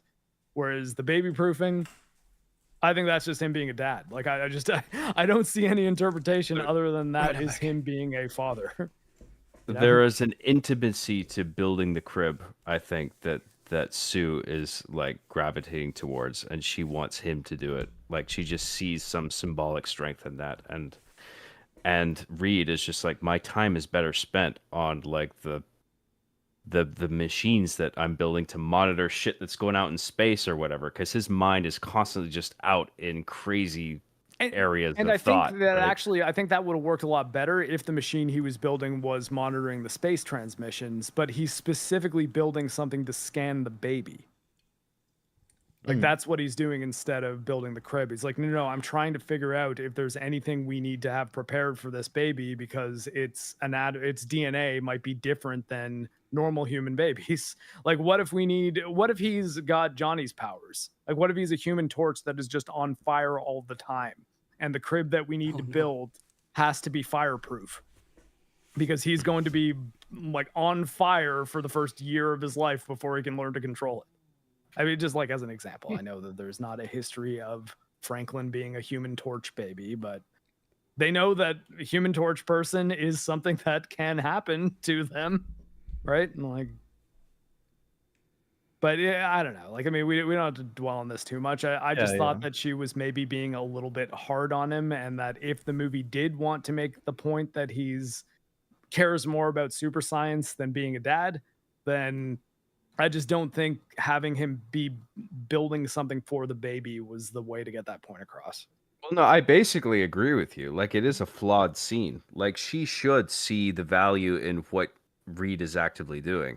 right? And I think she's just getting, like, from a screenwriter's perspective, like they're just forcing her emphasis on the crib as there's a symbolic thing happening there where it's just like, I know, Richard Reed, your thoughts are out there in the cosmic realm and thinking about all this shit and the worst case scenario for everything on a very broad level, but sometimes you got to focus on the family.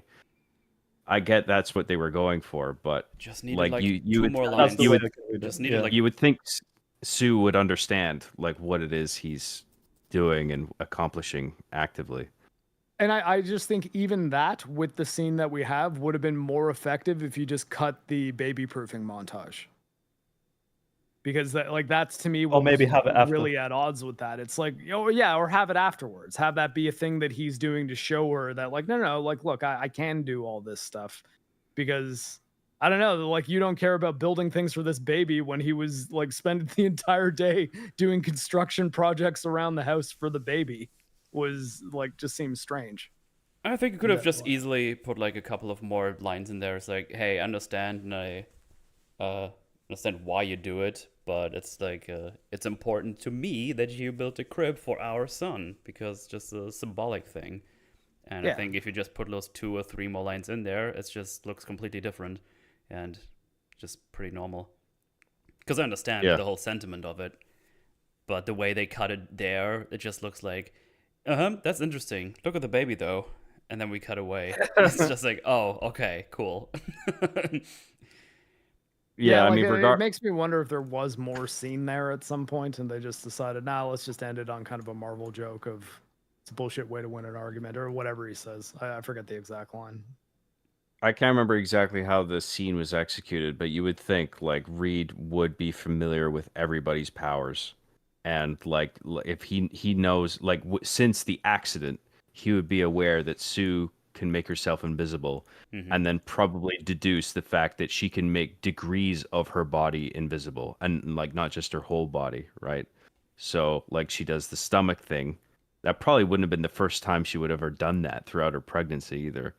So like for I can't remember if he reacted in a way where it's just like, oh, you've never done this before. Wow, look at the baby. Like, you're right. I can't remember if that's how it went down. I couldn't tell what they thought about that because he seems surprised by it, but I also like I think you're right. Like I feel like she would have done that before she was ready to pop. You know, like 'cause she's been pregnant for a while by the time this scene occurs. Yeah, I think a couple of months have passed for sure. And then obviously, like another point is like there's obviously more to diagnosing if there's anything wrong with this baby rather than just it looks normal on the surface. Like, aw, it's so cute. And the thing I guess there's nothing wrong then. The thing is, obviously, he gets proven right in the end with the whole plot happening. So it's like, right. And it's a good point. Yeah. And he also doesn't really stop scanning. I think like he still does the scans. At least I assume so. But yeah. Moving on, we see that Ben is fucking around a bit and entertains some kids while he's out and about on a stroll.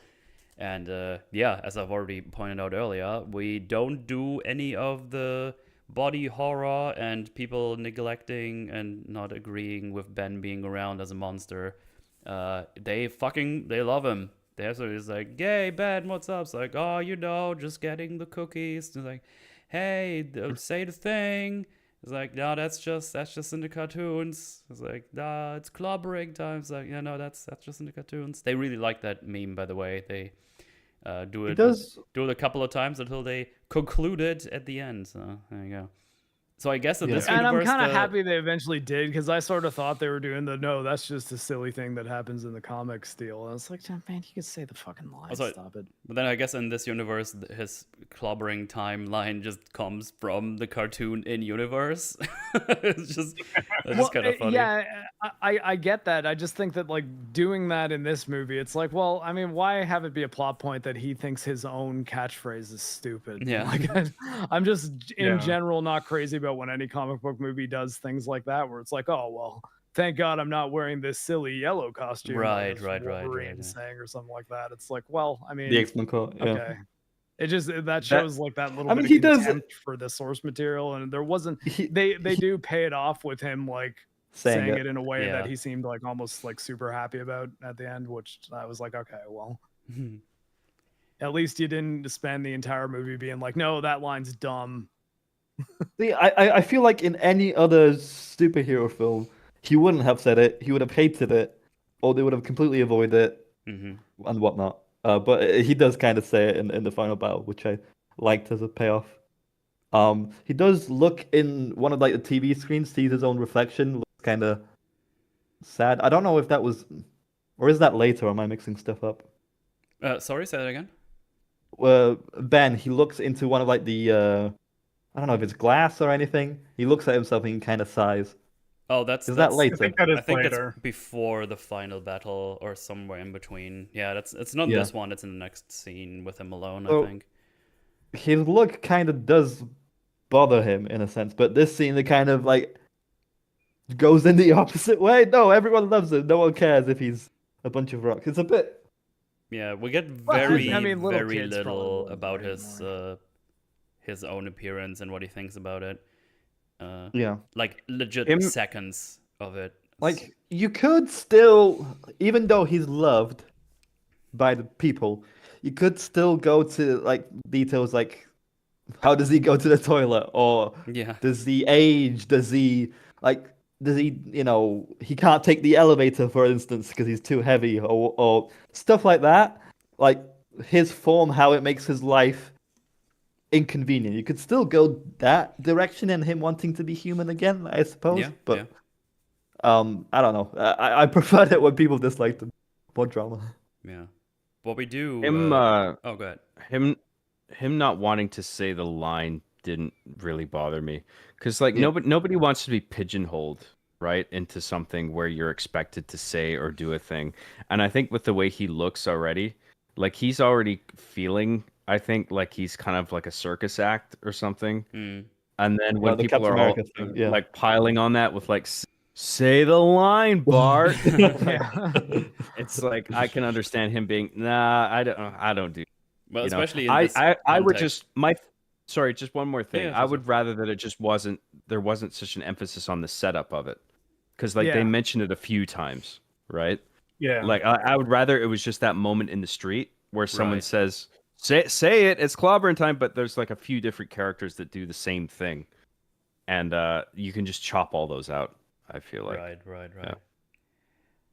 But yeah, we set up question mark some kind of relationship with the Rachel lady here, where they just kind of have a little talk. It's like, oh, maybe next time you actually do throw the car at the children. And I was like, nah, I was just playing around. So. I was wondering if that was what is her name? Natasha Lyonne. No, no. Ben's girlfriend is usually Alicia, I think her name is, and she's like the kind of character blind. name. Yeah, and that's why she kind of likes Ben, because she kind of sees past his look, even though she's She's kind of in blind. Rise of the Silver Surfer. Yeah. So I was wondering if they include her, but they went with someone else, I guess. No, she's called Rachel something. And they just have a little talk, and it's like, well, yeah, next time just play around with a sign or something. They probably love that, because he just kind of picks up a car for the children, and they're like, woo, pick up the car, and just kind of like, oh, I can't get it up. So he's kind of enjoying he's having himself fun here a with little it. bit, just fucking around a bit, and they talk. It's like, well, I'll bring cookies next time, and then won't see her for like the next 30 minutes or something. I don't know.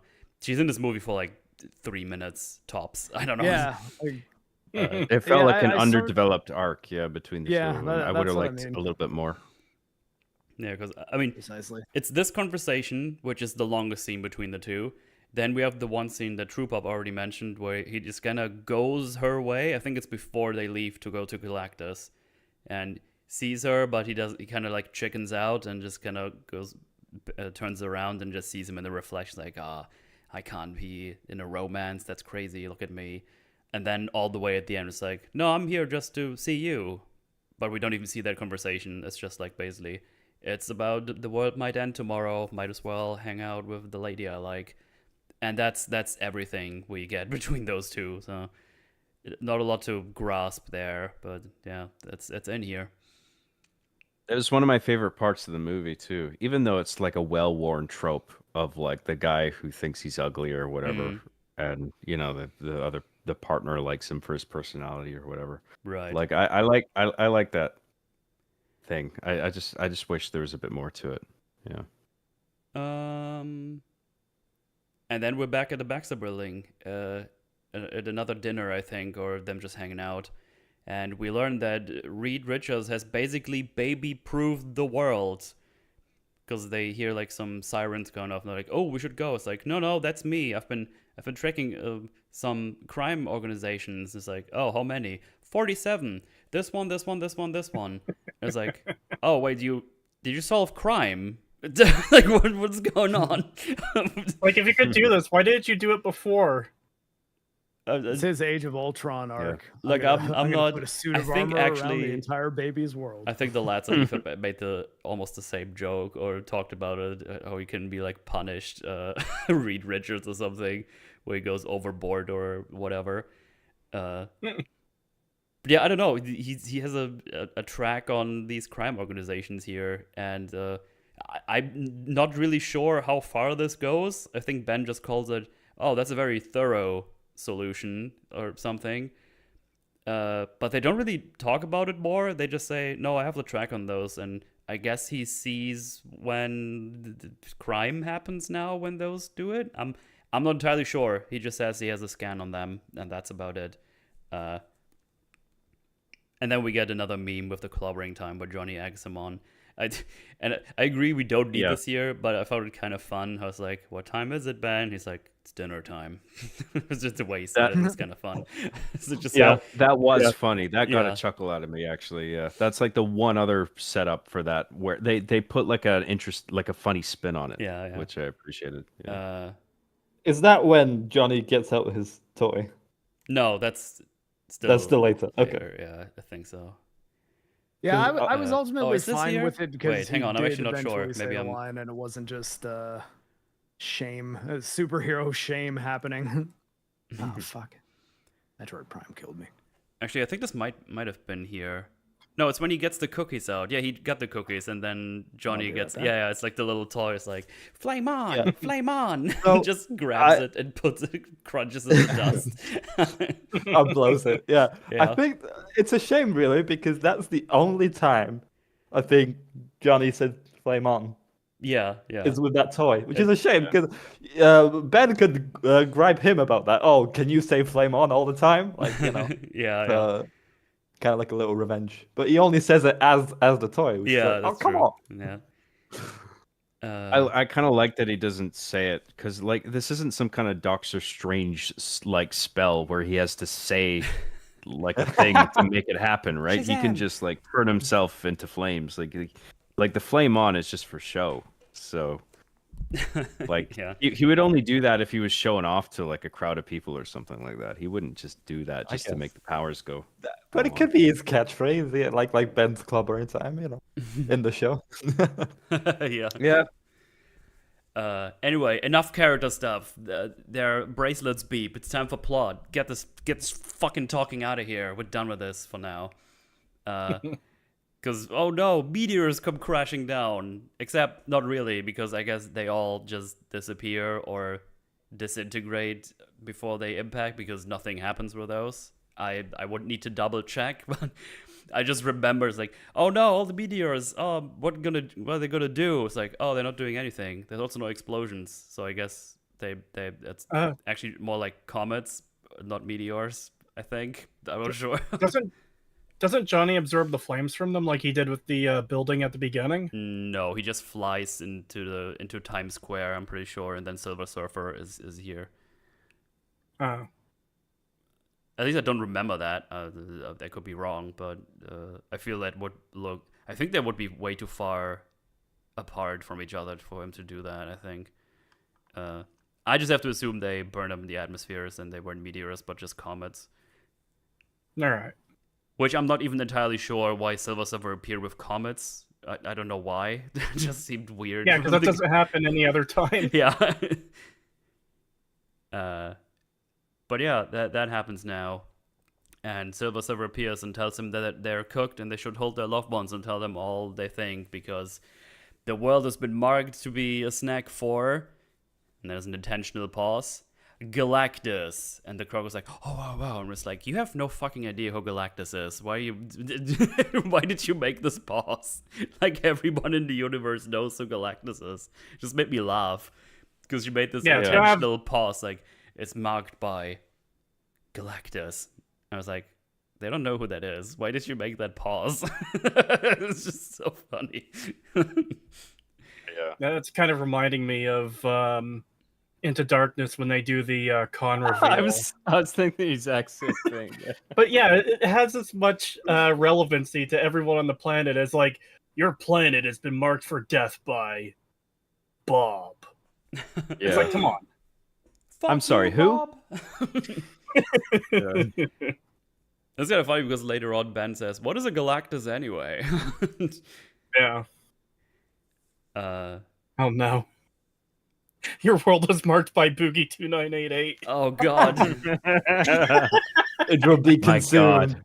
All our mountains and Jews will be consumed. Average meal for a cosmic boogie. Oh, that's who they should have cast as Galactus. Movie Bob. Movie Bob and Boogie. Yeah. Either or is fine, you know. But yeah, and did you see the Silver Surfer? I heard. What about you? I think I hate how fake that Silver Surfer looks. I heard a lot of people saying they like it. I don't see it. I think it looks pretty shit. What about you guys? I'm not into it. In the trailers, it looked worse. I think they improved it a little bit in the film itself, but I didn't watch it in IMAX. So, I don't know. I didn't have gripes with her look. Yeah, it's just silver person with the surfboard. I don't know. I really would have preferred if it was Norrin Rad, but hey, I don't know if we will ever see this Silver Surfer or Galactus again. So I guess true. It kind of doesn't matter. Yeah. So yeah. Do you think the one in the Rise of the Silver Surfer was better looking or not? Sorry? I haven't seen that one, No, so I can't no. comment. Oh, Rise of Silver Surfer, the one in that one. I mean, you can make comparisons, but it's just No, I have we haven't seen progressed that.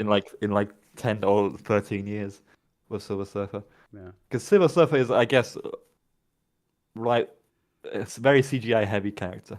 Yeah, for sure. I know this one just didn't do it for me. I just didn't like it. And I yes, didn't of mind it, course, I didn't hate it's it. because I hate women. Yeah. Yeah. I've been figured out. Commit to the boldness. No hair. There is something I want to mention very quickly.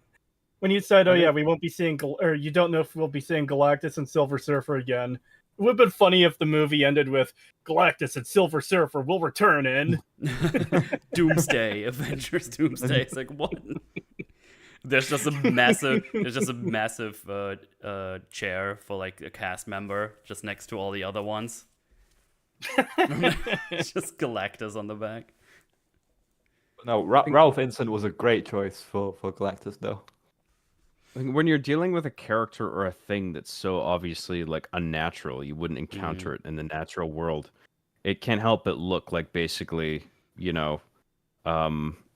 what's his name from Terminator 2, the T-1000, where Yeah. it's just like this hyper reflective, unnatural looking, obviously VFX thing.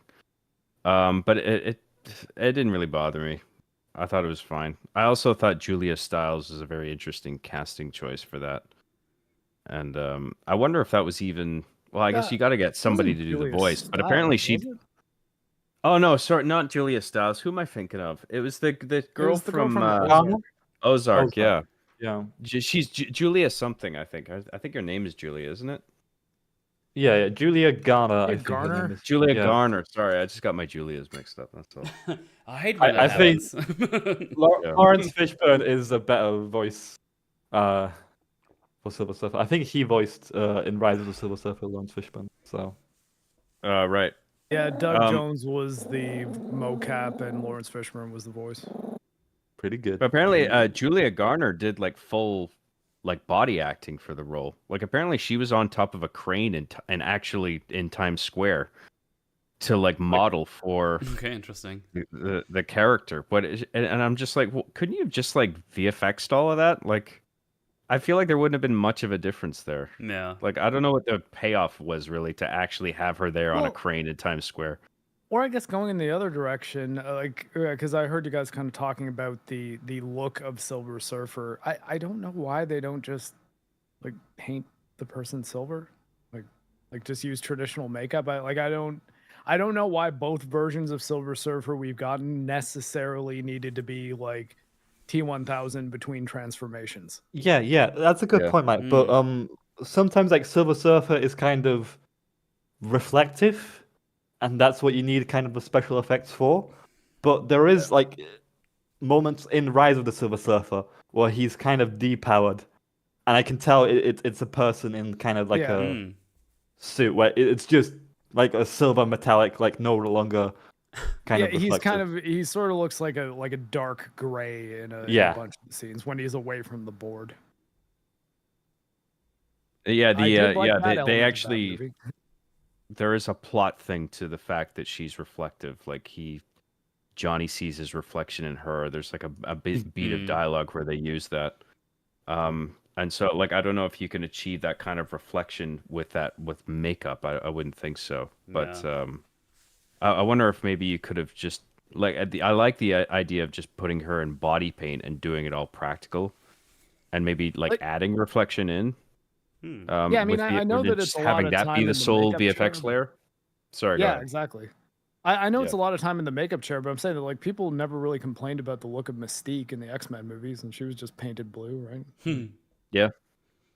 Right. Also, Tuna in chat says, Reed says, Johnny, like, ask him to take care of the meteorites. Johnny flies, and I thought he was going to destroy them, but he just doesn't. And it doesn't even matter because they disappear. Oh, okay. Yeah. That's weird. I guess he got them all. They were on fire. He absorbed the fire. I guess that's where that setup pays off. No, no. Stop. You're right, though. It did seem like the meteorites coming down with the Silver Surfer added a much larger layer of danger than they really addressed at all in that scene. Like, it's not a major problem, but it did throw me off a bit. I was like, "Fuck, how they're gonna deal with this?" And then it's like, "Well, okay, I guess it wasn't." We'll talk about asteroids in common later on in this film when Reed has a really stupid idea. Yeah. I think I know what you mean. Yeah, it's pretty smart, stretchy man. And then she flies off into space, but Johnny follows her, and holy shit, Johnny is fast. I really hope they remember that for later, how fast he is, or she later, for that matter. But speed is just whatever you want it to be, huh? Yeah, the speed levels are all over the map for both of them. And she just looks at him, and she tells him some Wumbo words, and she fucks off. We don't know what these Wumbo words mean yet, but that's what happens. Yeah. What I think bothered me about the words she says is I think they're very clearly words that were on one of the recordings that Johnny had been listening to over and over again. And when later on he comes to that conclusion, and it's like, oh my God, it's the same. I was like, wait, you didn't like immediately know? How did I immediately know? That was my first intention. It's like, oh, that sounds very similar to the recordings I heard a couple of minutes ago. Surely you're gonna go check those. I was like, no, he needs a revelation to figure that out later. It's like, oh, I thought you're smart. That's one of the things that bugged me too. Like, I know we're skipping ahead just a tiny bit here, but after she leaves, he's like, I've got something to say, and he keeps trying to interrupt the group as they're talking about the problem. It's like, oh yeah, she's hot. It's like, no, tell them that she fucking spoke to you. That's a little bit more important. Yeah, especially because they don't have a lot to go by. They need all the information they can get, and they just have they're just memeing around a bit with that. And it's like, you probably want to know more about that whole thing. Like, that should be interesting to you, but no, well. I guess that ultimately was the way in which they used the female Silver Surfer as a plot mechanic. It's just that Johnny just thinks she's hot and therefore is interested in her. Silver Surfer is just a B plot for Johnny, really. She doesn't really add a whole lot to the movie. Well, I mean, Overall. kind of like she sort of defeats the villain. Yeah, that was cool. Her backstory is very basic, and I would have loved to see that fleshed out a little bit more. Yeah, whole either Silver flesh it Surfer out or thing. just don't. You know, it's like, oh, see, Sure. you got see, she did the thing. I don't even see. I just have questions after I saw that. It was like, oh, so you became a scout, and that's why he didn't eat your planet. I don't know why though. I don't know why he agreed to this. Did he just eat randomly before? Because they also say like, yeah, I'm the one who chooses all the planets to eat. It's like, oh, how did you do this before? Like, I just don't understand how any of that works. And that's like, I mean, I guess know he that's has, later, he but has it's just multiple weird. Silver Surfers at different points in time, but at least the the Fox Fantastic Four movie version, it's kind of the same thing, except it's like his family's being the Silver Surfer's family still actively being threatened. Mm-hmm. So like he's like, I do it because he has like leverage on me, essentially, as opposed to I did it because, you know, I offered my services in exchange for the planet. Mm-hmm. Because the reason I cite it is that one makes the idea of the Silver Surfer betraying Galactus much more of a risk. Whereas here it's like, well, I mean, so I guess you could just quit. They go back to the Baxter building and they use their space scanning technology that they have, because they told us they have. And Reed then says, she's too fast to be tracked, but we can track where she was with the little DNA we got from her being here or something. It's just some crazy techno babble. I was like, okay, sure. Yeah, it's like that and something about energy signatures or whatever. And it's like, yeah, okay, fine. And Reed also says, they've been destroyed and carefully chosen. He says carefully chosen because, I don't know. He just says that. I have no idea why he thinks they're carefully chosen. What? No, yeah, because he can't translate the message yet. Like, they don't do that until much later. So, I mean, I guess in that they all have Earth levels of viability. Like, they're all M-class planets, to use like Star Trek terms. I don't know. Well, I mean, that seems like something that he could determine and like to, I guess, infer that it's not like he's just eating random planets, right? Like, they're all life-supporting planets. I don't know. We don't know. I mean, you could be right. Yeah, there's nothing to go by. Maybe I guess I just think that's what I got from the like carefully chosen thing. Like, it's that. Yeah, this is kind of they had what are equivalent to people on it, even if maybe they weren't as civilized as us or more civilized, like depending on. I don't remember the carefully chosen line. Who says that in the movie? Reed says that while they're looking for, while they're tracking her, and it's like, yeah, she's been here, and those plans have all been destroyed. They've been carefully chosen, and then he just goes on and explains more things that don't explain why he thinks those are carefully chosen. Yeah, I don't know why he says that. Yeah, this is kind of like. Go ahead. Go ahead. No. You go, please. Well, that's the only thing I could confer is that they're all like life-supporting planets, right? Why are we laughing? John and Cree is like, you go ahead. No, you go ahead. Marc is like, guess I'll go. Sorry about that. That was funny. I like that. No, I was just trying to say this is kind of what I was referring to earlier with the whole like lack of world building problems, where like characters just kind of say stuff as if you have the knowledge to back it up, and they don't explain anything. Carefully chosen. What does it mean to be carefully like? What is the context of that? How did you come to that conclusion? The stuff you guys mentioned of, well, does he need any planet or planets with life on it? It seems to be planets with life on it, but we don't know because, like, it's just vague and unclear, and I find it incredibly irritating. What is it about a planet like? He eats planets. What is it about planets with life on them specifically that differentiates from any other planet. Why can't he eat Mars? Yeah. Because Gravity just adds a nice level of spice, you know. like even if you account Little for zip. all the life on Earth, for example, there's much more, like, an insane amount more of mass on Earth that is like dirt, rock, metal, water, as opposed to like actual life. But we also hear that the planet he eats when they get to him is like 13% bigger than Earth. So I guess it's not the size as well. So I don't know. I do not know. And I think the presentation he has on the screen, I don't think there's anything on there that gives any more context clues, maybe. But yeah, I don't know. I just found that it's like, oh, they're carefully chosen. Okay. And we didn't later learn it's like, yeah, the Silver Surfer, I chose them. But we don't know why still. It's just. So, I think Galactus... it's a silly line to throw. Go ahead. Sorry, John. From what I know, from meta knowledge, and yeah, it's the film's fault for not supplying us this knowledge.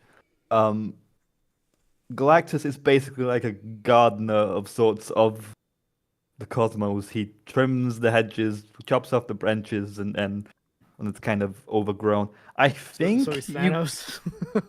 Yeah, in a way, it's Thanos. Yeah, but more godlike, I suppose. Not Thanos just kind of took it into his own hands.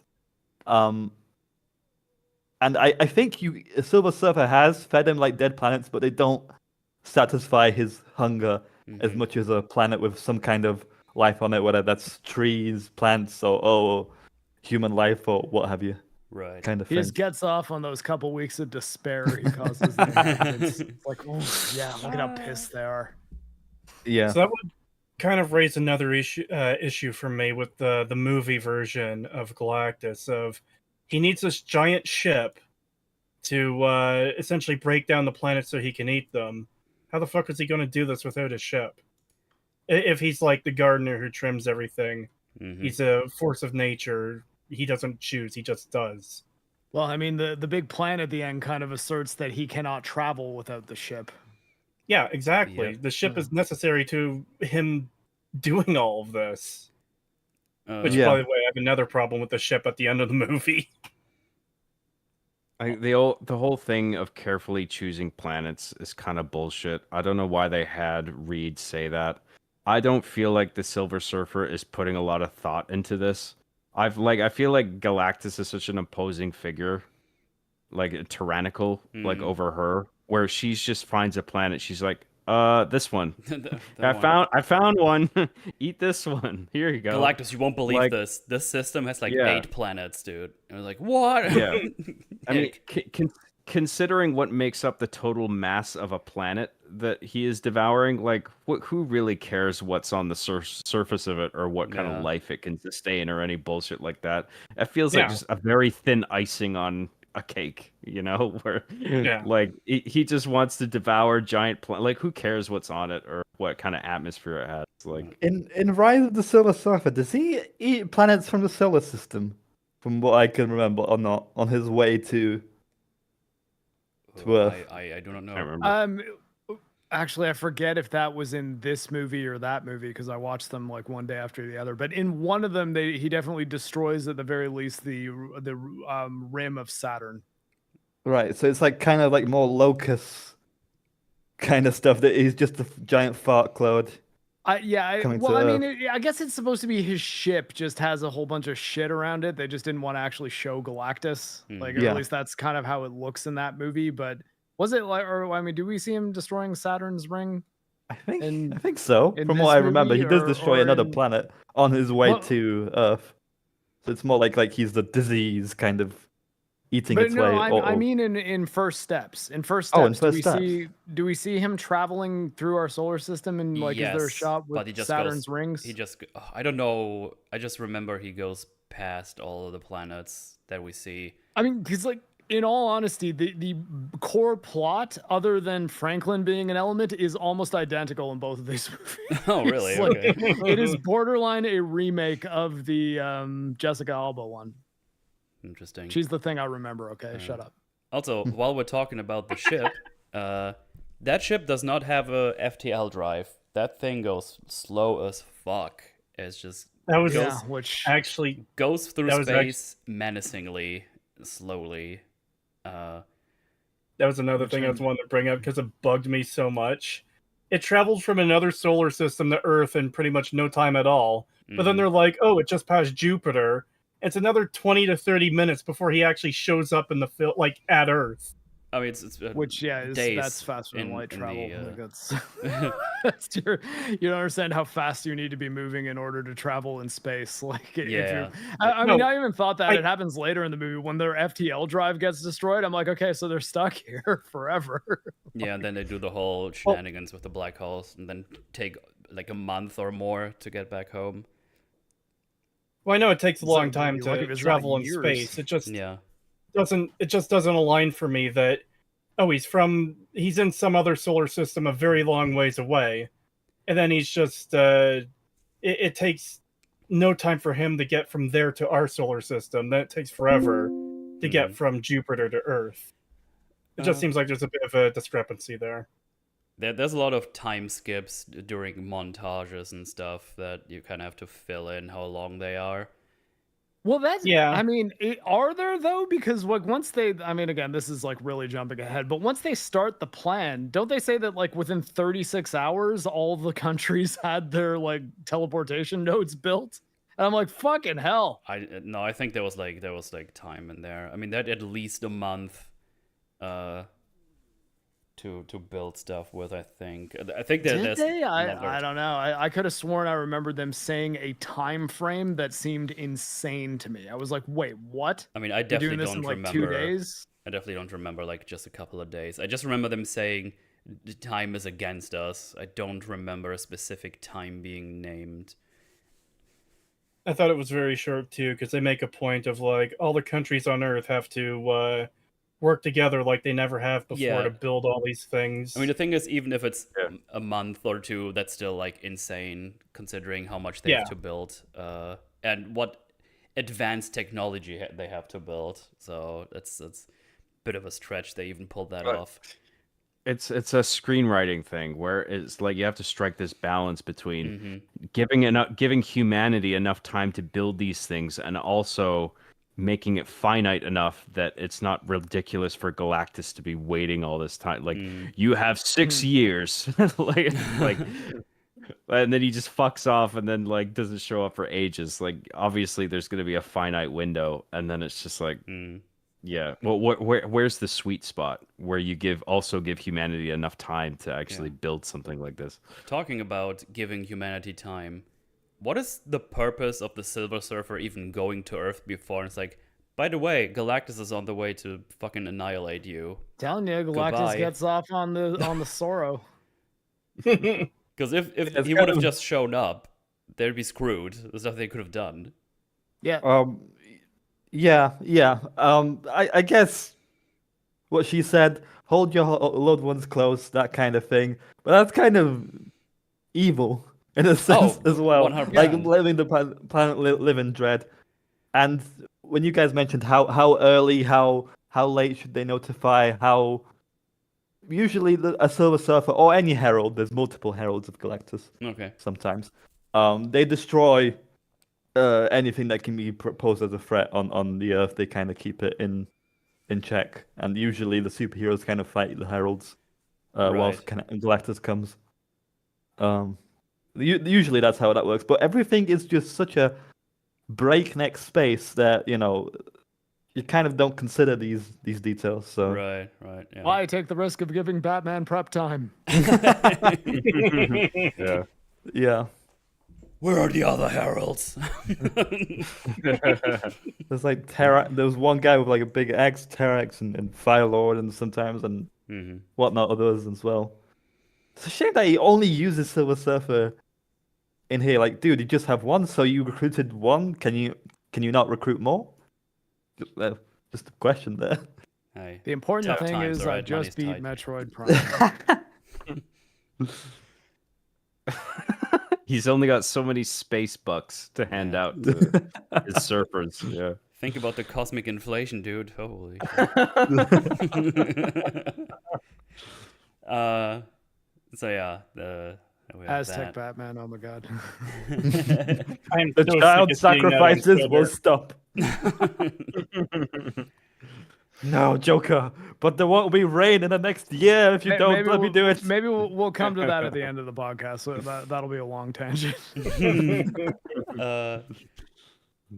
So they kind of figure out where the Silver Surfer is going to be next, and they figure when they go there, Galactus should be there as well, and they decide to prep Excelsior, which is their big spacecraft, to go out. Is it called that? Really? I missed that. I think so.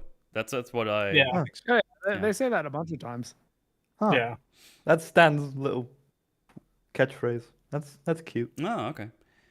Yeah. And then they do the meme, basically, where Reed asks Ben, how fast can you get it ready? It's like 20 hours. Like, you'll get 16. And I guess he does it in 16. You have one. You have 1 hour. Oh, shit. I gotta get Literally going. can't do that. in this Wait. game, physically. Was that in? Where's that be from? Game of Thrones or? That's a That's Star from Trek a lot thing. of That's a stuff. Star Trek thing, yeah. No, it was somewhere else where. It was something more recent where. Something I recently read through, which did that line very well, was Full Metal Alchemist. Actually, when Edward's first getting fitted for his automail, they said the surgery is going to be really painful and the recovery is going to take 3 years, and he says, "I'll do it in 1." But like, I mean, that is the like, I'm just going to work really hard thing, right? As Yeah. opposed to Yeah. you know, like you're asking me to build a thing that takes time to build. Oh, And- I know what it was from. It was from the Zack Snyder films. Oh no. Oh. Rebel What was it Moon? called? Rebel Moon. Yes, but they were like, no. but they were like burning coal, like you. Can you do it faster can- if we don't do it in slow motion? Yes, sir. Yes. Okay, Can't be so done, Hold It- on, I it was need like to get specific- my soundboard up now. it was specifically about like a farmland. Like the farmer said, like, yeah, I can grow these fields in like maybe a year or so. Well, you have 3 months. Yeah. Like, the hell do you expect them to do? It's not how crops work, man. We literally don't have any way to control that. Also, Cree, Well, hit I the mean, button. that's the thing. So I'm like, trying. I compare didn't that have my to- soundboard Ah, up. damn it. like in the case of Edward Elric, though, it's his human determination to be like, yeah, I'm going to do this thing that takes a lot of hard work and pain to do in a shorter Yeah. amount of time by Yeah. working really hard because my will is that strong, versus you can't get crops to grow faster than they'll fucking grow, man. Unless you invent some kind of new fertilizer, which I mean, I've not seen Rebel Moon, but is that how they manage that? All right, I've got it. Do it, kill her. I love it. It's so bad. I can't believe that was in the movie. Do it, kill her. I can just imagine like the farmer singing like, grow, grow, grow your boat. Grow faster. Just get a whip out. Faster. Whoosh. I don't know, just water 'em more or something. Yeah. God. Whatever you do in a normal day, do that 6 times instead. Yeah. So stupid. God. Oh yeah, then we have the Hondo. the meme moment with because Johnny was just having a moment with the sexy silver lady in the sky because he likes women and is the guy. And that it's like, yeah, we already talked about, it's like, yeah, no, this should be interesting to you. Like, I think they shortly asked for like context clues, and it's like, I don't know, I was just looking at her, just talking the thing, and then it's like, oh yeah, just gonna talk to the guy, you just were horny for the silver lady. And yeah, now it's his B plot to figure out the mystery of the Silver Surfer, pretty much. Oh, sorry, Cree, go on. No, you go. Oh, thank you. I'll cut in. My time once again. I was like checking it. Marc, are you gonna interrupt? I'm kidding, go. I guess this is why they gender swapped the Silver Surfer, so Johnny can have a fling with them? Maybe. Question mark? Yeah, well, it's like I said, they just use it as the, I guess, inciting factor behind Johnny's explicit interest in the Silver Surfer. No. Which, I mean, you know, like, I guess they don't talk about sex much in the Marvel movies, but he was like, look, I'm really scared if I'm with a normal human girl that I'll just accidentally flame on, and I feel like this one's not flammable. Okay, let me shoot my shot. Yeah. I'm glad they gave it a reason, like, for the gender swap. Like, if they would have just, I'm glad it's somehow relevant to the plot. That's why I think the gender swap doesn't bother me as much as it could have been. So, and Johnny always has a thing with aliens. He has things with Inhumans as well, in like the comics. So I guess, yeah, the gender swap doesn't bother me as much as it could have been. It could have been worse. Yeah. Before I saw it the was film, I thought a substantial part of the reasoning would be to sort of mirror the sort of motherhood aspect, I was like about with to say, Sue. yeah. You know, I but thought they the don't same even thing. do that. No, she mentions like, Yeah, but he's that- just a baby like one time, but that's just normal. It's not like a motherly thing they do with that. It's just this one mention. And they got like this like, shut up, They I'll actually- put my cosmic aids on you. And he's like, no, don't do that. They and do it's that like, hang on, actually- Oh, sorry. I was gonna say they do that more in The Incredibles with Syndrome's assistant. The second, when Elastigirl's in the plane and they're like shooting the missiles at it, and she says, "There's children on board the plane." That's what kind of turns Syndrome's assistant against them. It was like, wait, hold on, we're gonna kill kids. Yeah. But Yeah. there you go. But like the Silver Surfer is pretty callous right at the start with the whole kid thing. It's like, give your kid up to Galactus. That's like her whole thing. And it's just, there's not like an ounce of sympathy there. So it does seem to be inconsistent. like the gender swapping is really just for the so Johnny finds her hot angle, which is kind of hilarious. Flat out. The thing I wanted to mention is she says, "Die with your own" to him in her own language. Yeah. I wonder, like, could she? I'm just trying to work through it because it's something I literally just thought of when I was starting to talk earlier on that TruePop Go. It almost kind of seems like they had her say it in her own language purely so Johnny would have the reference point to decode her entire language. 100%. She spoke English before, so why not say it to him in English? Yeah. Especially since her own language is going to have no meaning to him. Die with your own. It's like, oh, this silver lady who told us we're all going to die said some gibberish to me, and I have no idea what it means. Yeah. Whereas, oh, die with your own, it would have like more meaning, I guess, if like she had just said it to him in plain English, which she knows he understands. Well, no. Shut up. That's like a little thing that I liked here because we see the robot Herbert. Like his face is basically like a cassette deck, and Reed switches out the normal household one to space exploration. I found that kind of neat. It's like a wacky looking cassette deck in his face, which has the programming on it. I think it was kind of neat. Johnny's just checking all the recordings and has now figured out, hey, this is what she said. And I was like, good job. I figured that out when she said the words the first time, but I'm glad you figured that out at some point. So yeah, he's doing that. Reed made the new spacesuits, and Johnny's like, wow, that's awesome. We going back to space. I'm going to take back all the bad things I said to you in my head in private. I was like, oh, I guess this Tencent's action that has been hinted at, that he's annoyed at, I guess that's done now, because that's all we get, which I found incredibly lame. And that's it. One thing Reed says to Johnny is, hey, you need to look at your gauge because your oxygen goes out in 10 minutes while using this. Remember the 10 minutes because they won't. Right. But yeah, that's basically their tense interaction. Specifically when he goes on fire. Yeah. Yeah, that, like you can only do it for a finite amount of time. Yeah, for 10 minutes. And that's we'll get there when we get there because that's not even close to 10 minutes. I think Yeah. I think Reed himself says flame on at that point too. You can only sustain flame on for 10 minutes. Oh, really? I didn't catch that. This is also where we get the second scene where Ben goes to check out where Rachel is going, but he chickens out and looks at the reflection. We talked about this already, and but we have this little interaction between Ben and Reed where he tells him to stop beating himself over the head about the cosmic incident 4 years ago. There was no way for you to figure that out. And he also says, you're not as smart as you think. And he points out that he doesn't know how to cook and he didn't pass his driver's license or driver's test the first time or something.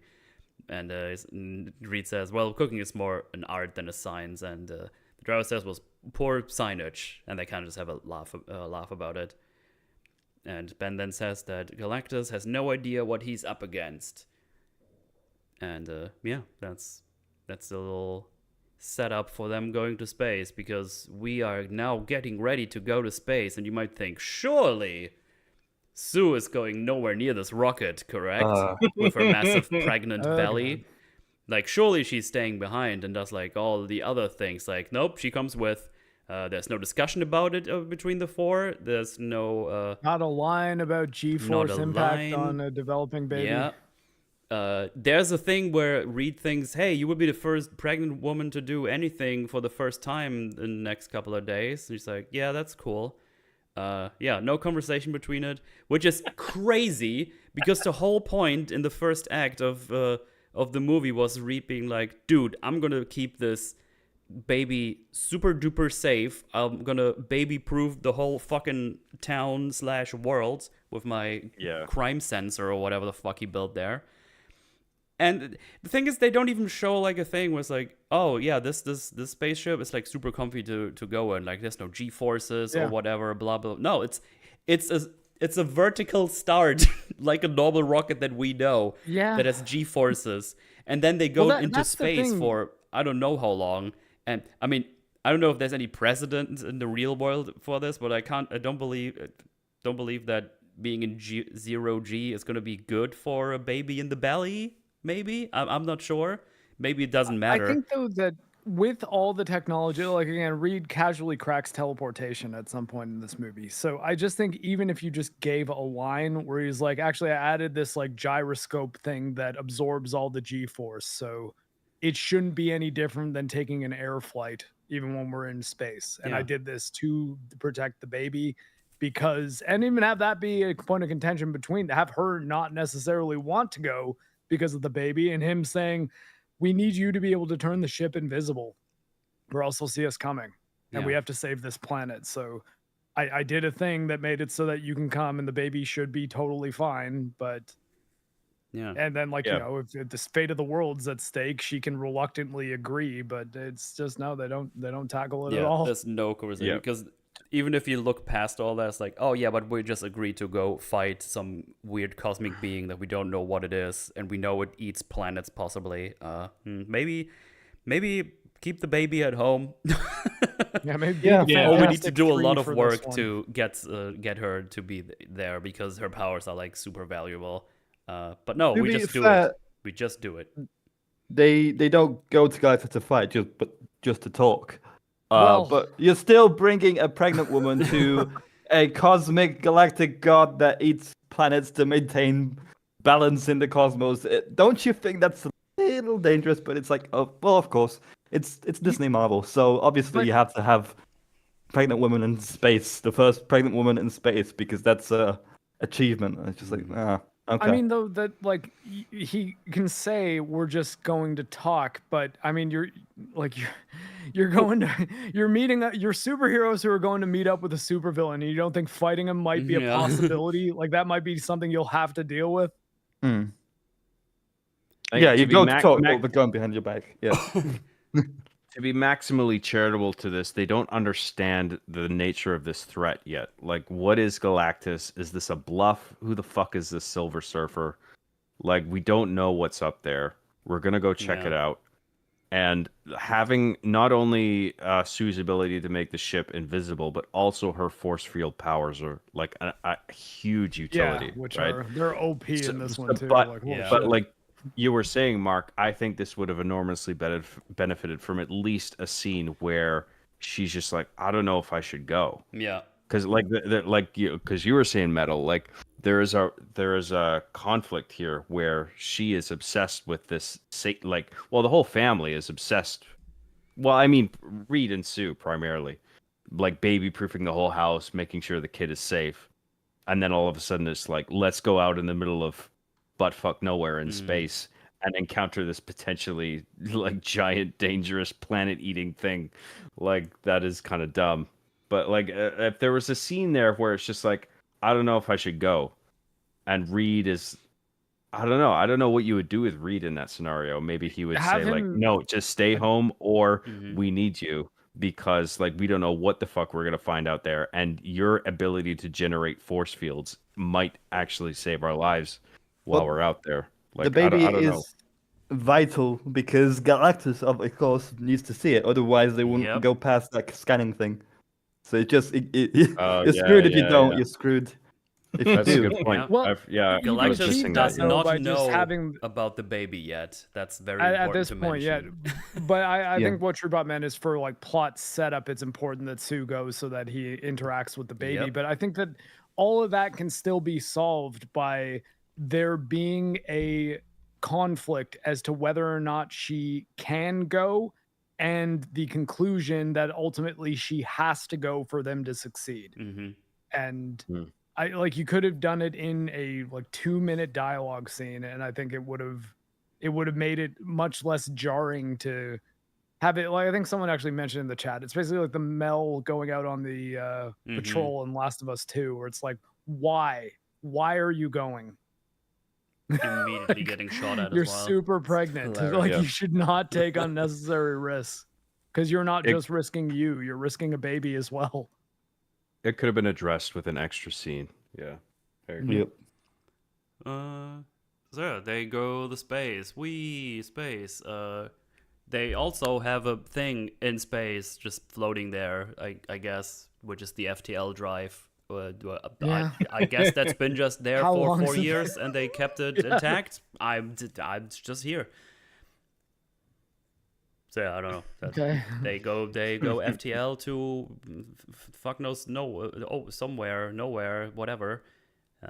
On the way, Reed tells Ben and Johnny about the plan and that he will send Herbie to scan for stuff and collect samples and shit like that, so they can figure out how to destroy anything if they need to. But they just wonder if they get to punch a space dragon. And I was like, I feel like you presented everyone as like scientifically interested, but they're just bored and just want to punch things. Like, especially Johnny is like super interested in space stuff, but now he's just like, oh, I just want to punch a thing. This is so boring. It's like, I don't know.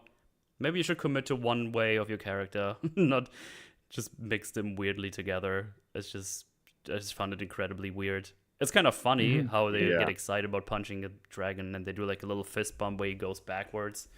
It's like, yeah, but I don't know. This just kind of doesn't line up for me. It's kinda Again, for weird. me, it's a Yeah. bit of a world building issue because we don't know what the state of the world is at the start. We now know that there are planets with aliens on them that are getting systematically destroyed by Galactus, but you have confirmation that there's alien life out there. Did they know this before, or is this news to them? I don't know. Because if this is new to them, this should be like one of the most But I don't think. insane discoveries they've been ever. getting the I- transmissions. So Yeah, Yeah, I guess yeah, so, yeah. and Johnny knows about them, and he's dreaming about space. So I think they knew, unless Johnny didn't tell them. No, But Reed that- knew. But if they know there's aliens Reed's out there, the they one should that's still be like hyper excited about that. Like, yes, we're going to meet a horrible planet-eating creature, but Well, I can. the amount of possibilities and discoveries with new life out there, oh my god. Well, you know? gotta have to ask even further questions now. I think the implication is they were the first people on Earth to go to space, full stop, like 4 years ago, and then the whole cosmic whatever the fuck happened. Do they have like Do they have the only spacecraft on this planet? Is there like space programs? Because if they know there's like aliens out Did the there, mi- isn't there? Yeah, anyone did the moon doing- landing happen or what? Well, we see No, there's there's a no there's a moon. future foundation thingy on the moon, I think, later on in a scene. So they have been on there, but the thing is it only them, or is there like a space program that's doing other things? You know, Good question. So I don't know Well, why no not questions. anyone is doing more. Like they have FTL, they can do exploring like crazy. Yeah, that's something I mentioned right at the start. Yeah, is exactly. They prove that they have FTL. Why aren't you not doing anything with it? Okay, yeah, Cosmic Rays fucked you 4 up, but like, What about the rest of the you're world? doing nothing with this. Yeah. It's just What if we insane just to keep me. sending other people to space and like populating the planet with superheroes? Yeah.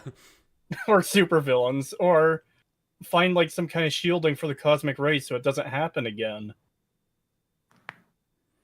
There's just Oh man, my muscle crack actually just went. I cracked my shoulders and I saw my about to thing Help! light up. I was can't like, get "Oh." up. Help! I just shrugged my shoulders and that's the sound it makes because I'm old. Okay. Yeah. Not every time though. I'm doing it right now. But yeah, that's what they do, and then they arrive at the planet, and it looks fine. But for a little bit, it's like, wait, the signature is coming from inside, and then a big fucking drill. Well, it's actually just Galactus' ship that comes out there, and it's pretty big. It's a big boy, and they're like, oh, we need to dodge, and then they just undock from the FTL and just leave it exactly where all the debris is flying. Which is, you need that to go back home, right? yeah. But nothing happens to it, so I guess they're lucky, but wow. They packed it perfectly. They parked it. Thank God they read the script. Yeah. They just kind of fly towards the ship, they go invisible, but they get snagged by Galactus' ship and get scanned, and wah, they find the baby. Oh, wow, why is that baby so interesting? I thought it was so perfectly normal. Anyway, Silver Surfer comes through the wall because Silver Surfer can just go through material stuff. And, like, Galactus will see you. And Reed's like, I'm going. It's like, no, all of you go.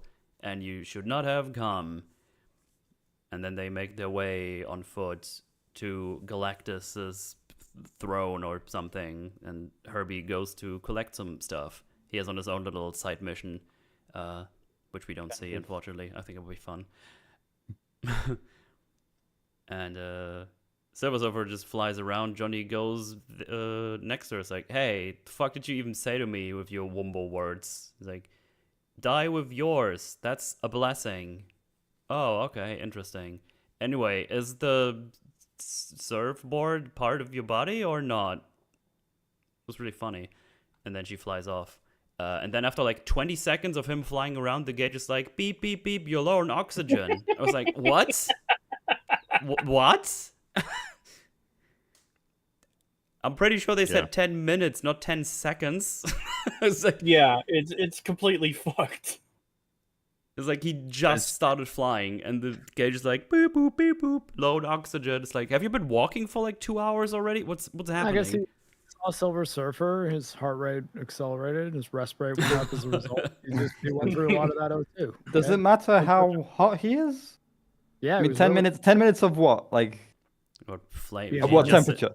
They just said being flamed on. I don't know. I mean, I guess in theory it should it should It should matter should what matter, temperature. Yeah. one way or another. It's yeah. been like less than a minute, and the gauge is already like, no, you're low on oxygen. It's like on 10% or something. It's like, oh, okay. So wait, is the idea like if he turns back, does it fill back up, No. or is he screwed? No, it's like the oxygen from his suit that's getting used Yeah, up yeah. when he's using the flames. Yeah. So he needs to Okay, go that and is refill it doable. at a station, pretty Yeah. much. And from a Well- screenwriter's perspective, it doesn't have to be 10 minutes. Like it can just be based on whatever tech, Reed Richards is dealing with at the time. Like you could have set it to whatever the time is that, the character spent trying to talk to the Silver Surfer. It doesn't have to be 10.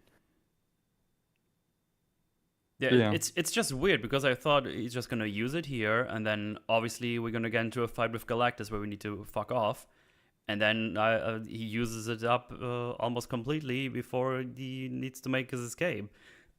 So we didn't even need to do the whole thing where he flies around here and talks to Silver Surfer for 20 seconds, forget about the 10 minutes, then go back, and then we still do the fight where he does about the same time of flying around, but Yeah. also using a lot of his firepower, and then it turns off. It's like, I don't know, this just feels like completely disconnected and nonsense in terms of I how they build it I up. guess the purpose was like, oh, remember, he has a limit on this, he can't fly forever. So you kind of know further on in the fight scene that, oh yeah, he can run out. But it's just like, we don't need that reminder. You've already told us with Reed. Yeah, Just have the alarm set up when he's escaping Galactus and not when he's talking to the Silver Surfer. Because Yeah. that's pointless. Yeah.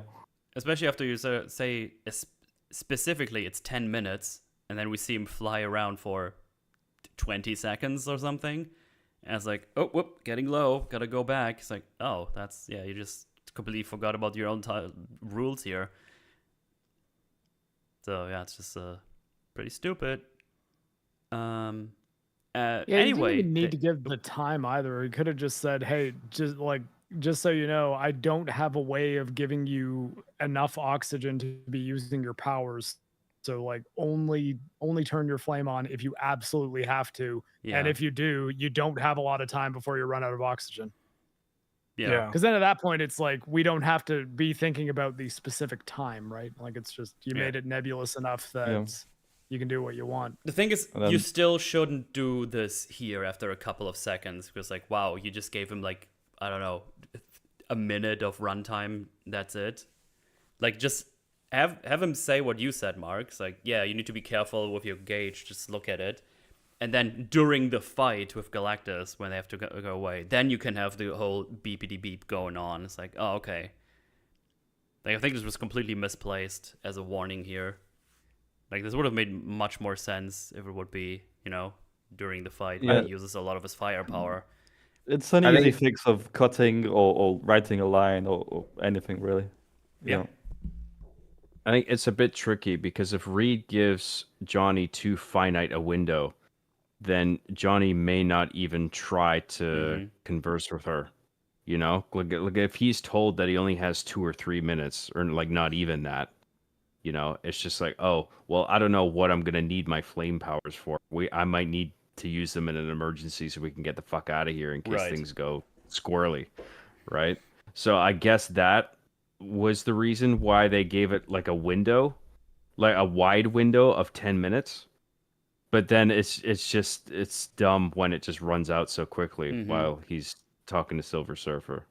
Yeah. I think I have a problem with there being a specific time window anyways, because that just doesn't account for how much oxygen is being used. Like, you could burn brighter and hotter and use more, or burn less and use less. And Yeah. like, how do you calculate all that? Yep. Yeah. That's don't give us something less Just precise say- that. Just say be careful with your oxygen, pretty much. You can't sustain fire Yeah. for long. Yeah. That's all they needed to say. That's a good point. Yep. Yeah, don't even put a time on it. Just Yeah. say, hey, just be conservative with your usage. Yeah. Well, we arrive at Galactus, and he's pretty big, but not that big. Do you know what I mean? I was surprised at how Yeah. not big he is, considering how large his ship is. I was like, oh, he's like skyscraper high. You see it later in the movie. I was like, I thought he was like massively cosmically big, not just Especially I- because It's not the size. It's I- how you I He can shrink and grow, but I don't know if, again, they established that or not. I doesn't remember seem seeing like they did. illustrations of him where like a planet is the size of his head and he's just looking at a planet. Yeah, like it's same. like right in front of him, like it's a ball in front of his face. Yeah. He can shrink and grow. His default size is this. Okay, yeah. interesting. I'm bigger than all four But of you. Apparently, by unchanging default, he's about the size of an Earth-sized skyscraper, and he has a ship that he flies around in. Yeah, very slowly. Yeah. Oh, Yeah. man. And he's like, "Hey, what's up? What do you want? Did you come here to beg for mercy?" Which kind of sounds like someone's done this before, like someone's already been here, trying to do the same. but Reader's like, no, we just came here to talk. And he basically tells him, like, I was man like you, or human like you before this hunger started, like billions of years ago, and blah blah blah. I'm not sure, but I think like in the comics he was like turned into cosmic this during the Big Bang or something, and now he's just going around eating planets or something. Correct me on that. That's just what I kind of remember.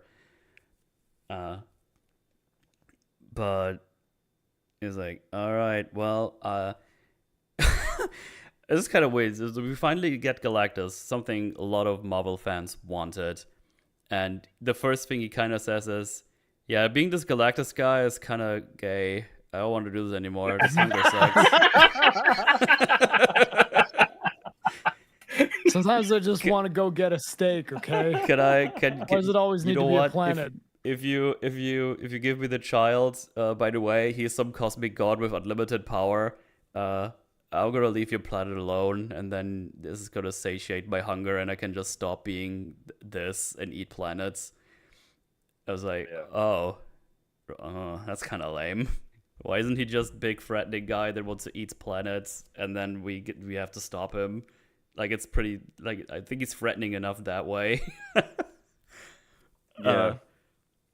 Well, I think the whole angle that this lifestyle has been thrust upon him in some way, like, lends to the fact that he's tired of it, and then he wants a successor, and then he sees that in the kid, right? Because, like, I don't think he, like, because if he just wants to be doing this, then the incentive to have the child is ruined, right? So they just wanted that to happen. Right, with the baby. I wish he they wants just the baby. I wish they just wouldn't have to do that. Wouldn't have done that. Just have Galactus. Because from what I always understood about Galactus, like, he's like this big force, not even necessarily like good or evil, but just like a natural force occurring in the cosmos that just happens to eat planets. And when it gets to you, you either figure it out or you're fucked, basically. And just having him here now is like, I'm so annoyed by this. Give me your child so I can eat it, or he eats the planets for me. I'm actually still not entirely sure what his idea was. I think he says inherit the throne. So, like, I don't understand mechanically what this means. Like, because that sounds like it sounds like he's being forced.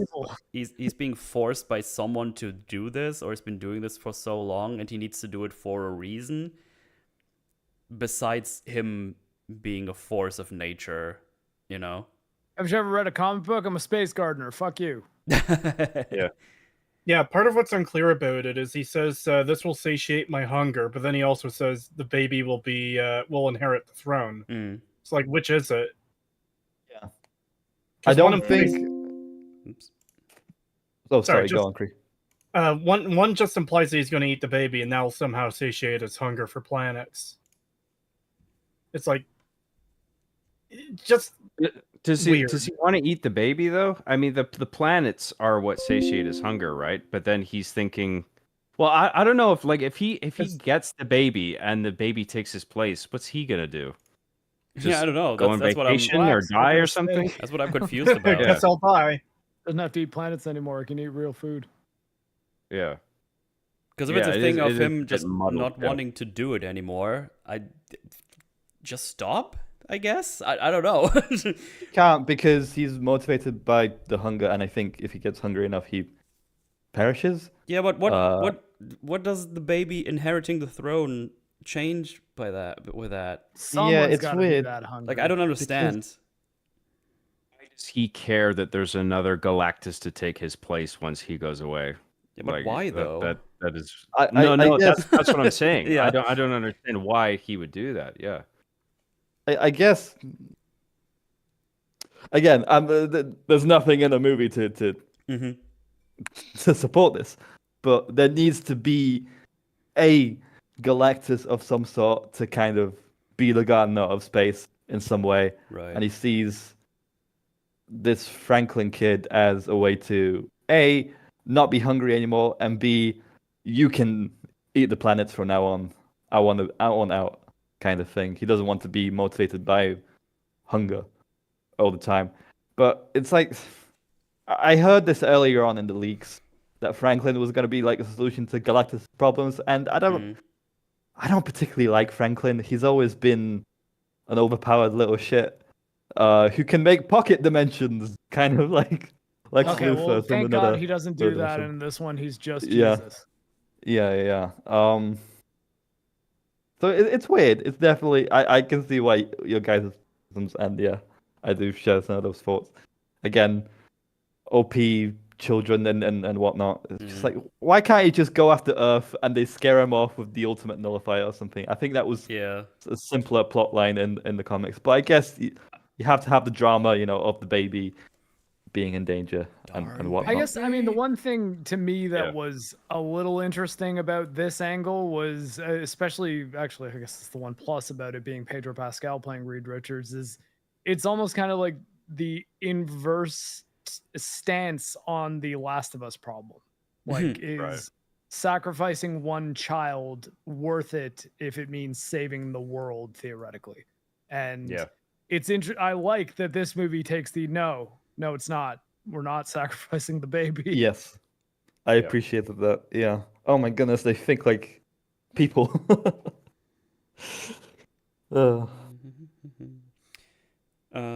Yeah. But yeah, Galac's like, hey, this is cosmic power, baby, infinite power. And Reed's like, nah, I tested it. It's not. It's like, no, he's hiding his true potential from you, or his true being. And then Galactus casts cosmic labor on Sue, and the baby starts to be delivered. That felt a bit forced. I don't know why all of a sudden her water broke or whatever the fuck on Galactus's ship. Oh, it's happening. No. Oh, maybe no. the baby was like, oh, say he's on to me. He knows I'm Space Jeebus. Like, get out of him. No. Well, I mean, I guess he does. Like, she is very pregnant, so I'm assuming like just inducing labor might be within the powers of a cosmic being. Yeah, it's definitely Galactus who does this. Because Galactus shot an induction laser at her and brought forth the pregnancy. Scared the baby out of her. I'm about to eat a planet, and there's a Jesus baby that I got to just pop out right before I go. Yeah. He's like, I want that baby now. Give me it. Shot a laser at it. And then a big scuffle happens. Johnny breaks some tubes behind him where all the Galactus goo comes out that looks like lava. Which is odd that he does that, because not too long from now, they tell us they can't just shoot the ship down. We can't destroy it with any weaponry that we have. Also, they shoot through the hull in about 2 minutes in this scene, so that was clearly a lie. Yeah. It definitely is convenient for the plot, and these materials being older than the Big Bang and whatnot. Yeah. To be honest, like from like a stylistic choice, I really didn't like that it was all kind of gray, kind of looked like an industrial kind of factory. If it's older than what you already know, why not go with like the technological, futuristic kind of vibe to it? And I'm guessing the lava is like planet core, like kind of magma that he's kind of eating, because I think the implication is that he's in the process of like, I don't know, feeding and sorting out the debris of planets throughout that ship. But yeah.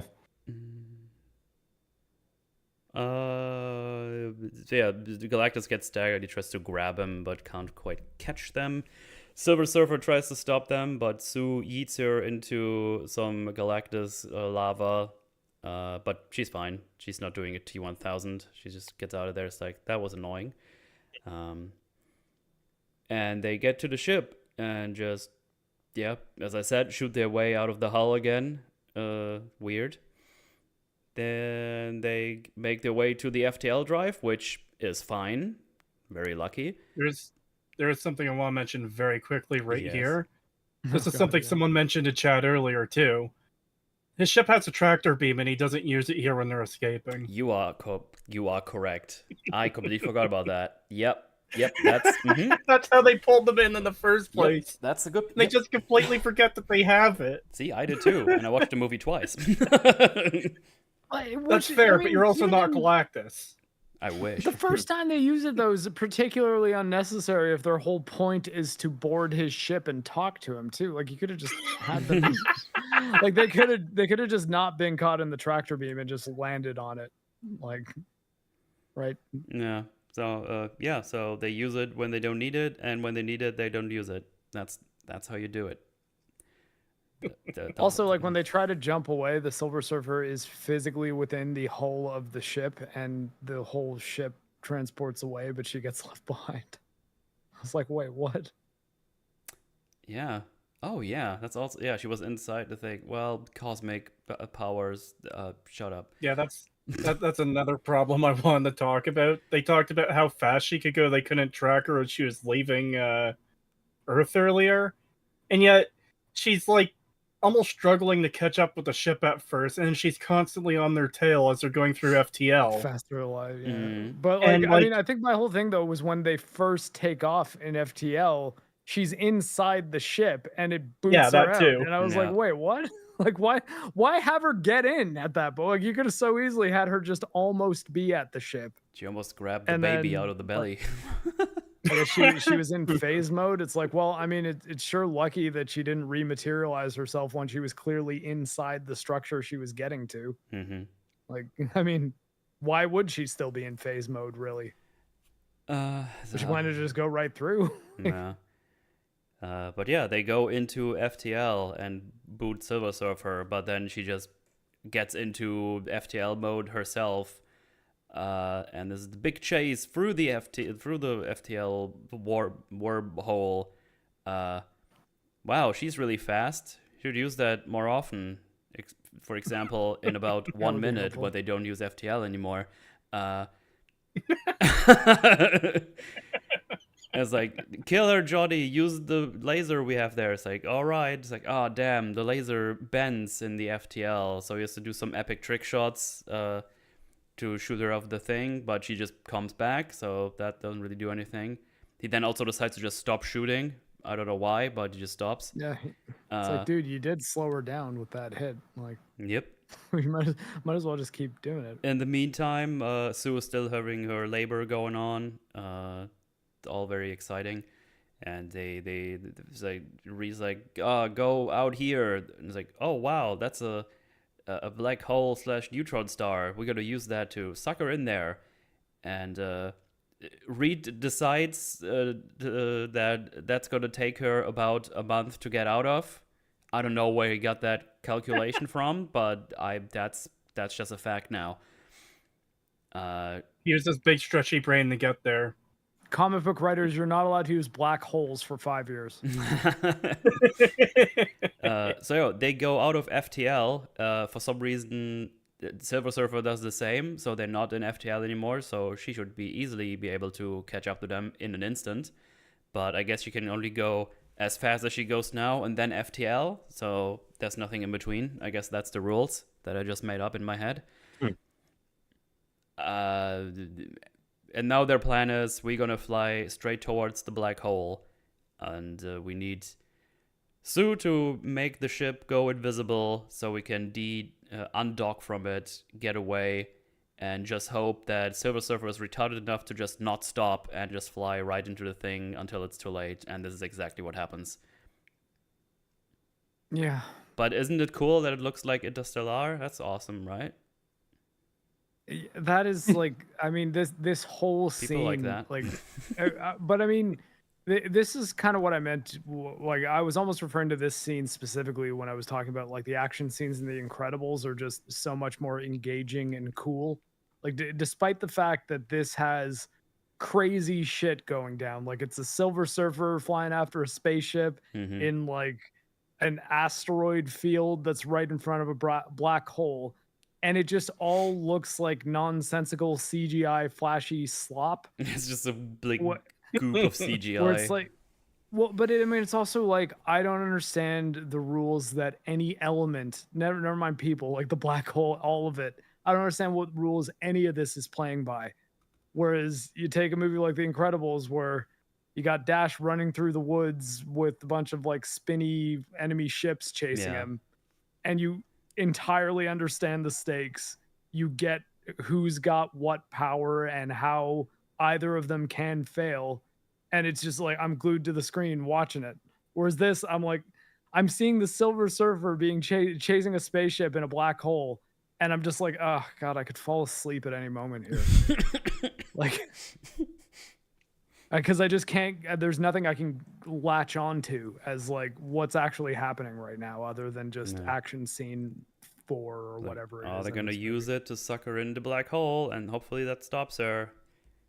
And for some reason, Reed spits out some very specific times that should work. It's like, there's a time dilution. It's going to take her a month to get out. It's like, what? Okay. If you say It's so. kind of what I mean. Like, if an action scene is only making sense because there's a character in the scene explaining how it makes sense in very vague terms, it's like, guys, maybe let's rethink this.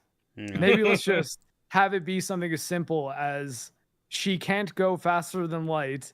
We need to get to our FTL drive, but because the planet was just destroyed, this is a big asteroid field, and we need to find a way to lose her in the asteroid field. And that's it. And once you do, they get to the FTL drive, boom, they jump away, and that's it.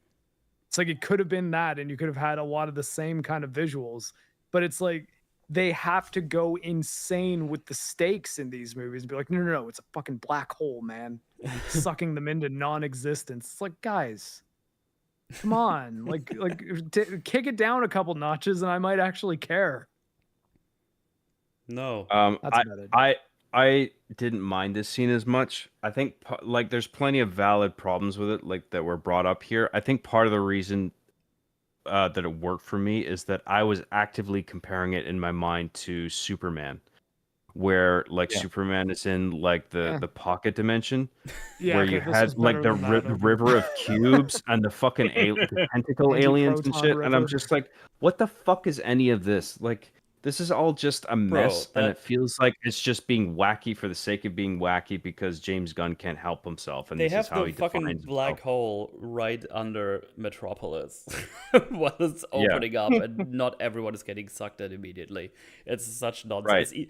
Like this one here makes much more sense, I guess, because it's like in space and you fly around and you understand at least it comes like, oh, we're gonna fling around to use it to go back, and someone getting sucked in, while in Superman's like, yeah, it's just here, and I'm gonna crash this other Superman in here. It's like, oh, okay, pocket dimensions. Yeah. Like, oh, sure. Yeah, I shared John's sentiment. I was still engaged by the scene. You know, like I knew the stakes of you know the baby being fought after, them using different powers. If one's down, the other member kind of steps in. And them using the environment to kind of shake off the Silver Surfer. Yeah, it's rough. It's got writing problems, but it's like it doesn't bother me to the extent of something like in Superman. I don't know exactly why it doesn't bother me. Say the Superman pocket dimension bothered me more than this. It's just but like again, like this one didn't infuriate me. It's just I found myself just bored in almost every action scene in this movie because of things like the stakes kind of being not so much the stakes as the rules kind of being whatever they need to be for the moment. And it not really being clear to me what the fail state could be. Yeah. Well, from my perspective, I mean, them shooting their way out of Galactus's ship and then Galactus not using the tractor beam, that was dumb. Why didn't they do that? But it's like they use faster than light, right? Because they want to get away from Galactus as fast as possible, get back to Earth. Fine. They're in this wormhole, whatever the fuck. And then I interpret it as like Silver Surfer is now locking in or whatever the fuck. And now she can now travel as like faster than light speed, like she didn't before, but now maybe it takes a lot out of her to do this. And so now she's doing it because she like wants to pursue these people. So it's like, okay, she's chasing them because we've already established that she has this ability to transcend matter. And it's like, okay, fine, she has those powers. And then Sue wants Johnny to kill her, and then he mans the guns and shoots lasers at her, but the wormhole that they're in is warping the lasers. Like I could understand basically what was happening. Setting aside the actual science of it all, I mean, it's all fucking stupid, but I was just like, I can follow along with what's happening here on a very basic level. Whereas with Superman, it's just like, I felt like I was just being bombarded with wacky, stupid shit, where I was just like, I don't even know what's happening, dude. I am tuning out of this. I didn't tune out with this in the same way that I did Superman. Like I grasped it on a very surface level where I was just like, okay, we're doing this. Fine. It didn't bother me as much. I was more engaged while they were in the wormhole. It was when they got to the black hole that I'm like, okay, like what is even happening right now? And him saying like, oh, well, like that, we'll just trick her into flying into it. And then that'll trap her in there for a month. And then we'll rocket around this thing and sacrifice our FTL drive, which as M8566 there just mentioned. I was like, once they destroy their own FTL drive, I'm just like, I don't believe you're getting home. Like, I was just like, at this point, you've caused a bigger like logic problem for me. I'm just like, hold on. You even jump to a random place that has a black hole. Like, how far are you away from Earth right now? And right. Even if you rocket around an asteroid or even the black hole, it's like, how do you know that wherever that trajectory is going to take you will be anywhere close to the planet? And it all seemed like it was mostly just in service of, yeah, but the Silver Surfer's got to be doing a bunch of cool surf stuff in what almost looks like a beach that is made of asteroids. And it just seemed way too over the top for me to like understand in a way that I'm like, okay, I get exactly how the Silver Surfer can fail, and I get exactly how our team can fail, and I know what their goals are. But in both cases, I was just like, I don't even know like what they're doing here other than having fancy looking action scene. Mm-hmm. And then you've got stuff like when like as Sue's delivering the baby, like Reed says something like, okay, let's strap her down. She's like, no. And I was like, why not? I was like, motherfucker, I wear a seatbelt in my Toyota Corolla. You don't want to be strapped down while giving labor while flying around a black hole? Come on. Why? Yeah. It's just gonna make the birth easier, I think, if she's strapped down. So why wouldn't she We're safer. want that? Yeah. Let's not know the fact it's actually better to give birth like in an upright position rather than lying down. Just thought I'd put that out. But anyway. Well, they're also kind of in 0G, but the thing is, it's probably not a good idea to give birth if you're like flying around inside a plane that's crashing unbelted, though, right? They're just around a black hole. What do you want? It's just a black hole. They give birth. Well, she, not they. The other ones are not pregnant. She gives birth to Franklin. They all give birth to different babies. Oh no! Well, I mean, you could say they do a birth talking about her and Franklin. Like, both of them are involved. Two people there. In the meantime, they just zip around the black hole, and they need to get to like 0.88% of light speed, and then they just yeet themselves towards Earth, and they make it back. I'd assume they have the provisions for that for the baby here at 0G and whatnot. Don't worry about it. They just get back home all safe. I mean, like all it would really need is milk. Yes. From the mom. Ma'am. I think one of the reasons I'm okay broadly with the black hole thing is like you've got to shake off the Silver Surfer somehow, right? Like because you need something crazy and cosmic to do that. Because otherwise, she's just gonna follow you everywhere. Because she's just this like almost omnipotent entity that can like go through all forms of matter and just follow you wherever.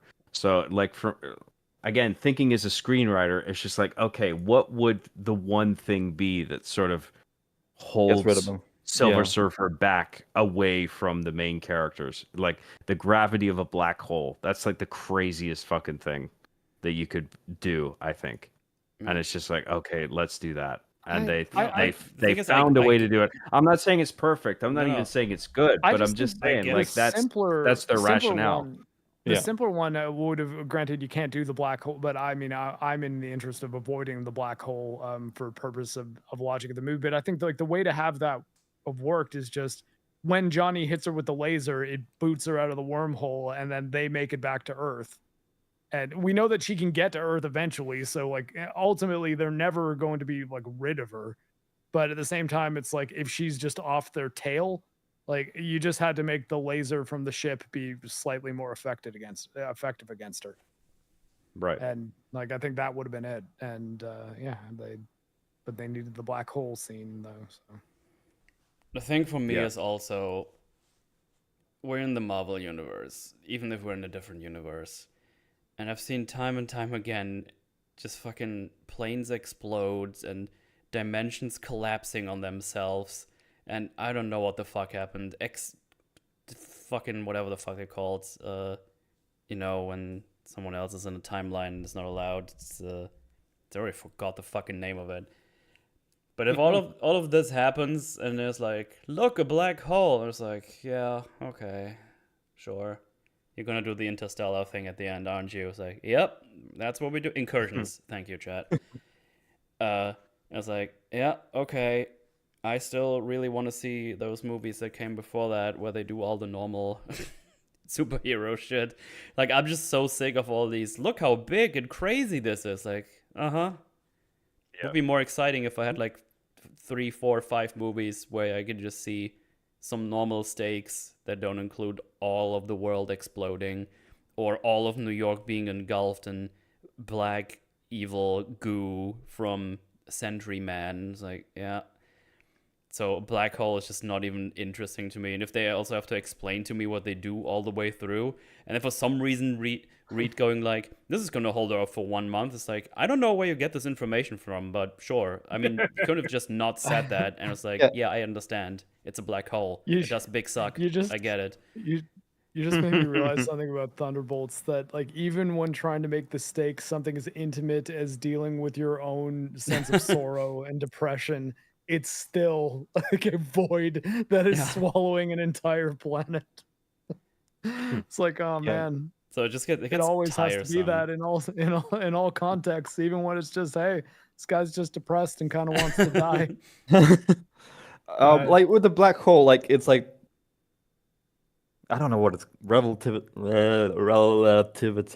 Like for her, the Silver Surfer, it'll be like 1 second, but for the outside world, it'll be like a month. Yeah, it's like the whole time dilution thing. Yeah, kind of thing. And they kind of want on to be more science fiction about it. Imagine if like the Silver Surfer got sucked into this thing and experienced like, oh, what are these bookshelves about? Oh no, I can see all choices of my life. Oh god, don't get me started. Interstellar was so stupid with that, but hey, don't get me started. Just don't. I don't. Speaking of the black hole, I just was reminded about another terrible black hole scene in a movie. Hooray! The one from Solo where it tears apart the fucking Cthulhu monster in space. I actually never that was watched always Solo. how the Kessel Run went down. Never saw that either. Wow, I completely forgot about that. That's all. You just rather be that Han Solo says, "Hey, remember, I'm the one that did the Kessel Run in 12 parsecs," and never mentions that he also defeated an Elder God when that happened. What a shit movie. Anyway, they give birth to Franklin. Hooray! And then they make their way back home, which apparently they've been gone for like a month or something. And everyone was like, woohoo! Oh, fantastic friends are back. They defeated Galactus 100%. So, how did you do it? And it's like, we didn't defeat him. They're like, what? And John's like, not yet. Not yet, though. We'll work on it. It's just kind of cushion the impact of that statement. Which is like, Reed, you're doing a PR nightmare. And well, I mean, yeah, and then he does what I think is the stupidest decision he makes in the entire movie. It's like, well, so they would have found out because they have cameras in the suits and they'd see that. What did they like? Were they broadcasting it? They would need to share it, so it's with space Wait, what's investigations and whatnot. I wasn't even Well, done they going did through the the press scene yet. conference, What and are you then talking he. about? Well, I'm talking about when he like tells the world that it's like, oh yeah, Galactus just wants our baby. which is like, dude, you just put a massive target on your baby's head. What are you doing? Yeah.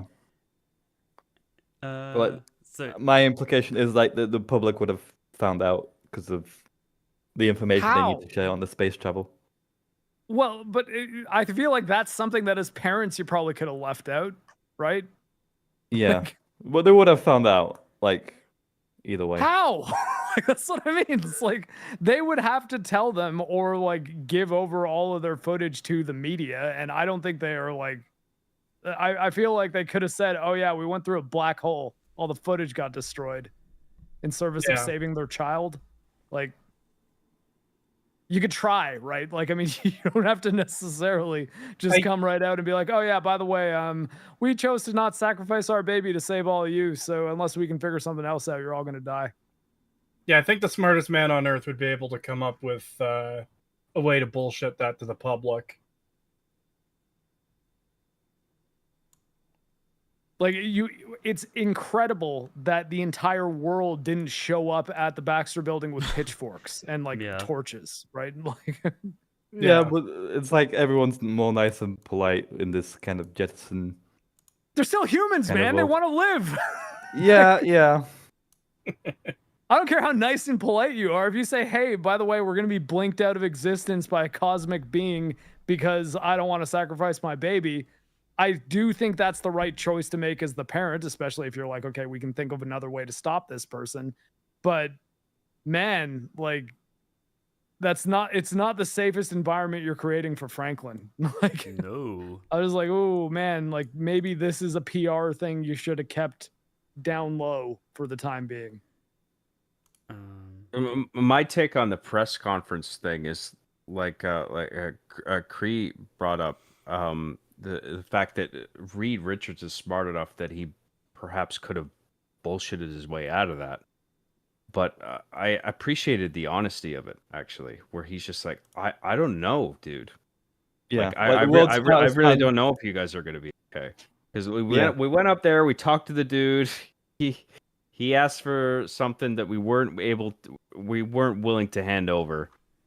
And like, I don't think being intelligent necessitates like, lying to people and saying like, or like deluding them to just buy time to come up with like an optimal solution for everything. Like, I just appreciated that he was just like, I don't know, dude. I don't know if you're safe. I did like that too. That I the world's smartest man doesn't have the solution I to the still problem. think that hiding the fact that he could solve this by handing over one child would have been, I think, like a prudent decision to keep the child safe. Yeah, like he could have said, we tried to negotiate with him and we couldn't come to a resolution. I don't know if we're going to be safe. But it's like, why would they trust Galactus at the word? Why give him the baby? What say that though, doesn't he? I'm sorry to interrupt you, pop culture, but just like that is basically what he did, right? We went up, we went up to him, we talked to him, we negotiated. He asked for too high a price, and now it's like we don't know if we're safe because we weren't willing to give him what he asked for. Then they ask what did he ask for, and then he clarifies that it was our baby that he asked for. Right. So you're saying that they just withheld that, like the fact that like it was not said they asked for too high a price. Just be like, yeah, no, we can't negotiate with them. Yeah, it didn't work out. It's not something we couldn't negotiate with them at all. We barely escaped with our lives. We have to think of a way to stop them, and we might need all of your help. Yeah. Mm-hmm. Yeah, I mean, even that is not lying. Like, especially if you're like, yeah, no, like handing over Franklin isn't an option. So, like, we don't necessarily need to say, oh yeah, and by the way, there's a baby who's been alive for like a day there that we could just hand over and then solve all this. Because pragmatically, most of the world would be thinking, okay, well, it sucks, but if we're talking about the existence of our planet, not even just our species, our entire planet, then yeah, I guess like that's the price that we do have to pay, logically speaking. But as a parent, you're like, well, but yeah, no, like I will sacrifice the world for my child if that's what it means ultimately. And I'm not saying we're just doing that and we're all going to die together. I'm going to find a way out of it. But I just think putting yourself in a position where the whole world would probably be trying to kidnap your child, and especially because like they even established that there's like cults of Galactus forming already. It's like, and they don't really come into play at any point. And I was like, well, I feel like those would be your villains that would be coming after the kid, right? When is there Cults of Galactus in the film? They cutaways of some news footage. Yeah. Yeah. Okay. So Well, like here's- what I wanted to point out as well. Sorry, Metal. Is like, why would people trust Galactus? Is that the word? Why would the Fantastic Four? Like, what if Galactus just steals the baby and then eats the planet anyway? Like, Well, who are we to it's trust him as irrelevant well? because I don't think like Reed says at one point that he considers it because he has to like consider all options, and like I mean that made sense because obviously you'd be like, okay, is handing over the child the actual only way that we're going to be able to save everyone, including him? But there's a difference between that and like giving that premise to the world, but then having them say or making it banking on them thinking, oh well, but he might have just been talking shit, right? Like you can think that, but if you're trying to get the entire population of the world to get on board with the way that you're thinking about it, when the price that you're putting on the line is the safety of your child, I just don't think it was a good idea. I was just like, there's no way I would ever offer that information, even if I knew that that was the truth. So here's the thing. We can do the thing where he tells everyone. He does it way too quickly. That's the first thing. It's like, he asked too high of a price. What is it? He asked for a child. Obviously, we said no. It's like, okay, hold on. You like have like all these calculations in your brain all the time. Obviously, you would have said something else here. Also, I feel like he was just like, oh, you just too high of a price. That more pressure. I feel that he needed more pressure to actually like break and maybe even yell at them. It's like, he asked for a child, goddammit, and I'm not going to give up my child. Something along those lines. Yeah, that could work. Secondly, he heard Galactus say, give the child, he's going to inherit my throne. It's like, oh, so it's just going to replace you, and then he might just eat the planet anyway. So there was no guarantee that this is actually going to save them. Because if he's going to switch thrones, however this is going to be, it's going to show up anyway, and maybe a vengeful fucking Franklin baby is going to come back for the abandoned parents and eat the planet anyway. So there's another thing where you could just like, yeah, there's like no real reason for us to even do that. There's no reason to assume this is actually going to save us.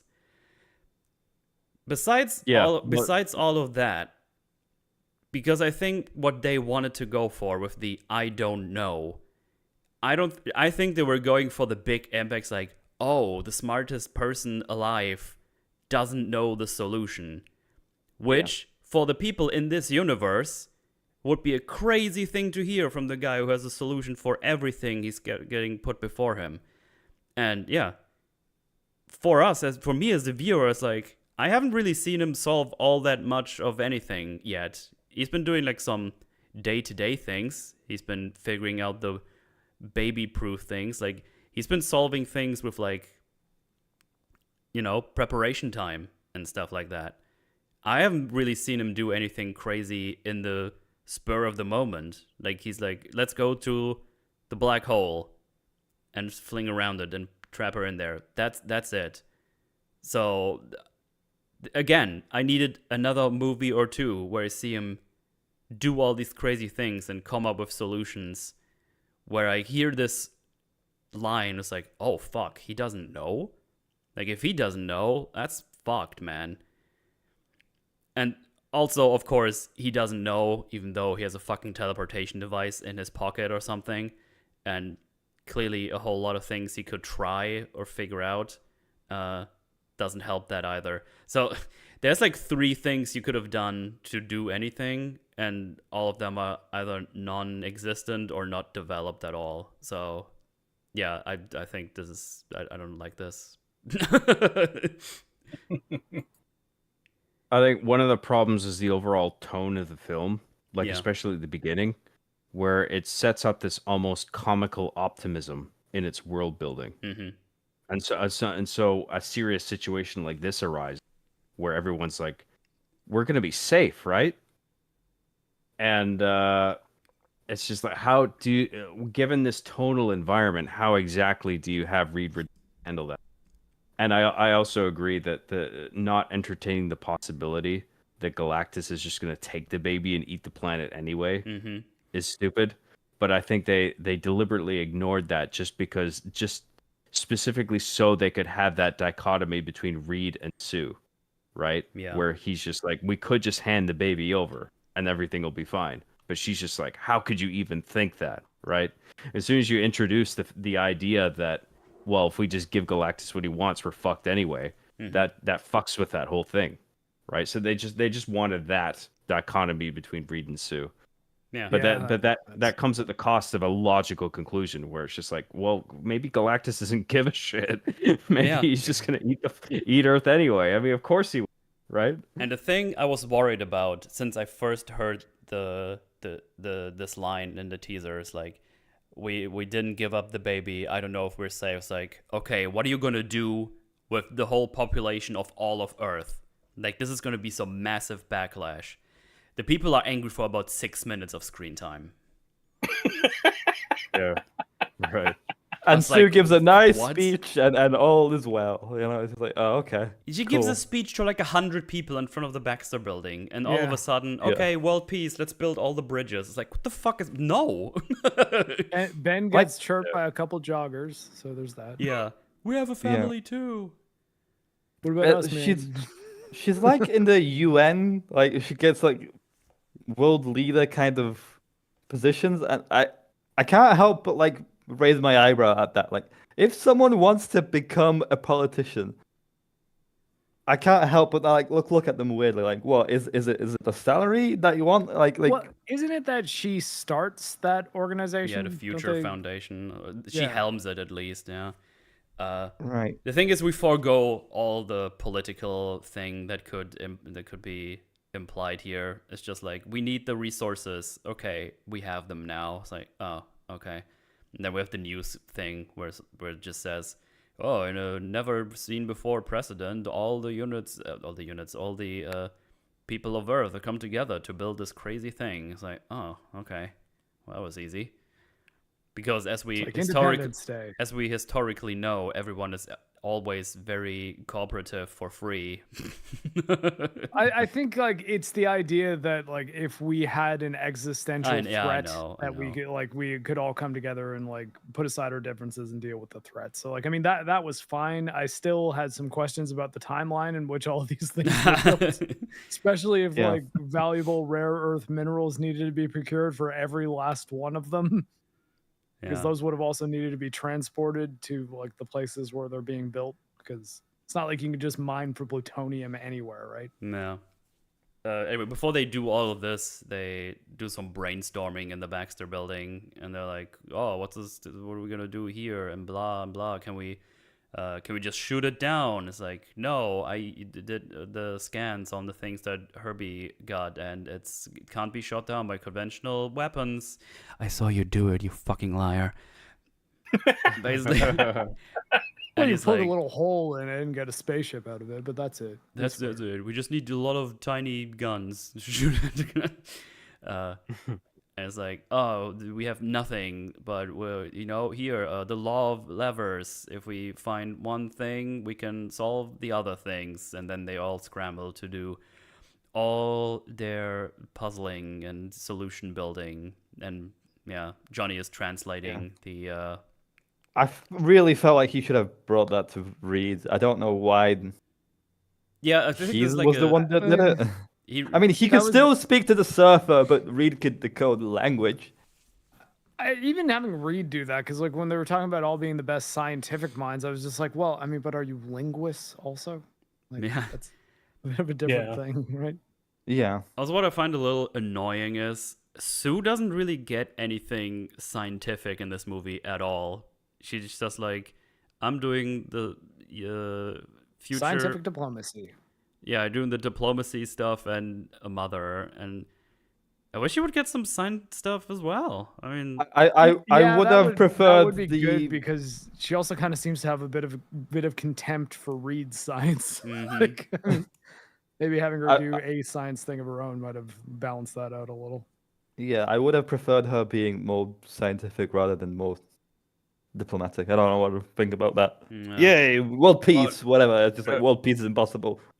That was one of the reasons she was picked for the initial space mission, right? Was because they all had a scientific mind, including Sue. Exactly. So Yeah. now that shot's just getting thrown out the window. Hmm. And it's actually crazy now that I think about it that they don't have like a montage all four together figuring out the fucking puzzle. Like everyone gets their shit in. It's like, here, I'm gonna work on the translation, and I'm gonna try to figure out what we're gonna do against Galactus, and I'm gonna do this. And because later they make like a big thing, Stays Fantastic Four, right? And it's like, yeah, but you all been doing like your thing by yourselves, kind of. It's like you're kind of missing like the whole thing where they all come together and figure it out together, you know? So yeah, So are we getting to the teleportation now? we're close. We're close. We're Okay. close. Okay, I have words. What do you mean? It's perfectly reasonable. Just like Red Dwarf, just flick the switch the other way. You can transport anything of any size to Yeah. anywhere. There is one thing I do want to mention quickly too, Yes. because it's one of those things that bug me. The whole like law of levers. Find me the right lever and I can move the world, is what he says. Hmm. And then Sue Storm has her little speech in front of the angry mob, and she's like, That's next. "Oh yeah, my Guys. oh, that's next." Yeah. I derped on that because you guys were talking about gathering the materials to build this stuff. I thought I missed it for a second. No, we get the no. I just kind of jumped ahead as I just kind of talk about this, but we're getting into the speech, so we'll almost Okay, there. you do that, then I'll do my thing. Yeah. Because we see them all together, just kind of talking about stuff. As like we don't really have anything, and there's like I don't know, like 100 people or something at the Baxter building. It's like, give us your baby, we're angry. It's only those couple of people. I don't know where all the other people are, but that's all they got. And Reed points out that, well, they're scared, and the only feasible solution that we know of is giving up the baby. It's the only one we have. It's the only one you know. And he even points out that it's mathematically ethical and the only available one. And then Ethical was the line that really pissed me. I was like, what? What do you mean? mathematically ethical. I think that's what this means. Like it's one against like 8 billion people. I think is the idea. Okay, because I That's was what still they thinking, I mean. was like, Yeah. I don't know that paying for anything with a human being is something that you could argue is ethical. Man. No, that's why that's why you call it mathematically ethical. Okay. Yeah. I guess so. Yeah. Maybe Yeah, it's just appealing to the E trolley word problem. popped out at Exactly. me. And that angers Sue, and he points out that of course you have that in your mind. Of course. Wait, what did I fucking write here? That's not a real sentence. What the fuck? So that was probably one of the notes I wrote on the shitter or something. I don't know. Holy shit. So Sue is angry and runs away. Reed goes after her, and he points out, like, yeah, of course I had it in my mind, but as long as it's just in my mind, doesn't mean I'm gonna act on it. But obviously I'm gonna have to invite these scary and crazy scenarios in my brain so I can counteract them, and I can hurt those people instead that they hurt us and our family. And of course I will not give up the baby, and I will solve this problem. I was like, okay, that's pretty reasonable. Yeah. And then the she movie- says the it's movie not doesn't only think so, though. what he wait, what the fuck did I do here? I think I fell asleep while I wrote this. What the I was saying hell? it's like the movie don't doesn't blame seem to you. really like he says that, like, yeah, of course I have to have these things in my mind because I need to consider all Yeah, options to yeah. actually find the solution. And then Sue is just like, yeah, well, you know what, that pisses me off though. And I was like, why would that piss you off? Well, like, obviously Yeah. you have to Yeah. have that possibility in mind. and to be like, hey, our motivation to find an alternate possibility is that this is the only thing that will work if we don't. Yeah, yeah. And you need to be aware of that. Like acting like that's just not a thing is silly. It's a forced moment of drama that I think comes at the expense of Sue's character, where Yeah. like she would understand his thought process. Like she knows the man she married, right? And it's like this shouldn't be a surprise to her that he thinks this way and occasionally thinks out loud. You know, like I'm not saying she has to like what he says, but to just be like so outraged and just to have this forced scene where you have this argument between the two different ideological stances, it's just I find it actually cowardly of the movie that they don't even have like the conversation between the four. It's like, hey, maybe we do have to give up Franklin, because I don't believe for a second that none of them except Reed thought that in their brains. Yeah. Because like holy shit, like it's like it's the mathematically ethical thing again, right? That comes up Because like, of the press conference, literally everyone on the planet thought that. exactly. Yeah. Yeah. So I just find it kind of cowardly that it just basically side with Sue. It's like, see, you're just crazy all the time. It's like, no, I'm just trying to save everybody, and this is like the only option we know possibly works. So having that in my brain, yeah, of course I had it in my brain, but did I just snag away Franklin and throw it at space? No. I was just thinking about it, and I'm trying to figure out another solution. And I don't know why you're so angry at me because only thinking it, because I don't believe you if you say you didn't think it. And I think it would be a very good scene if we had a conversation with the four where they kind of just almost come to the conclusion, just like, yeah, this is like the only way we can do it, and it's going to be incredibly hurtful and shit and sad for us. But can we really justify not giving up our child here to not save all of the world, you know? But no, we don't do that at all, because they just do that. And then Sue goes and talks to the 80 to 100 people downstairs.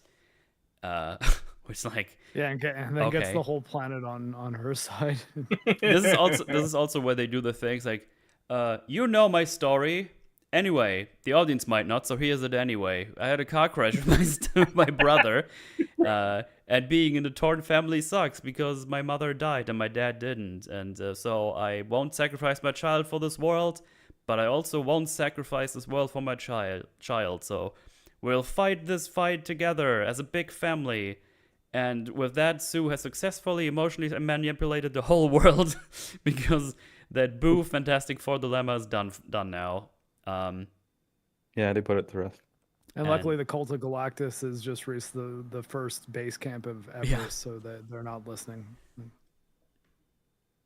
Honestly, I didn't mind this speech, to be honest. I kind of like that she's just like, look, I'm not going to give up my child. I know a bunch of you are expecting me to. I'm not going to do that.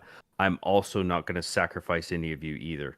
And so the answer then is to fight against this thing together. I thought that was ultimately a pretty good message to put out there. The message is all right, yeah, but everybody just being like, oh, yeah, okay.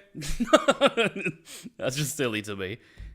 Yeah, it's like it seemed just awkward that she was she went out there, and I mean, this is a nitpick, granted, but it's like all of a sudden she was mic'd up, like everyone could hear her perfectly. Yeah, and then she was instantly also on TV as well. It's like, wait, when did the cameras get there? Like, have they been there the whole time? It's like with Life of Brian, where they're like all the way at the back. Speak up! Yeah.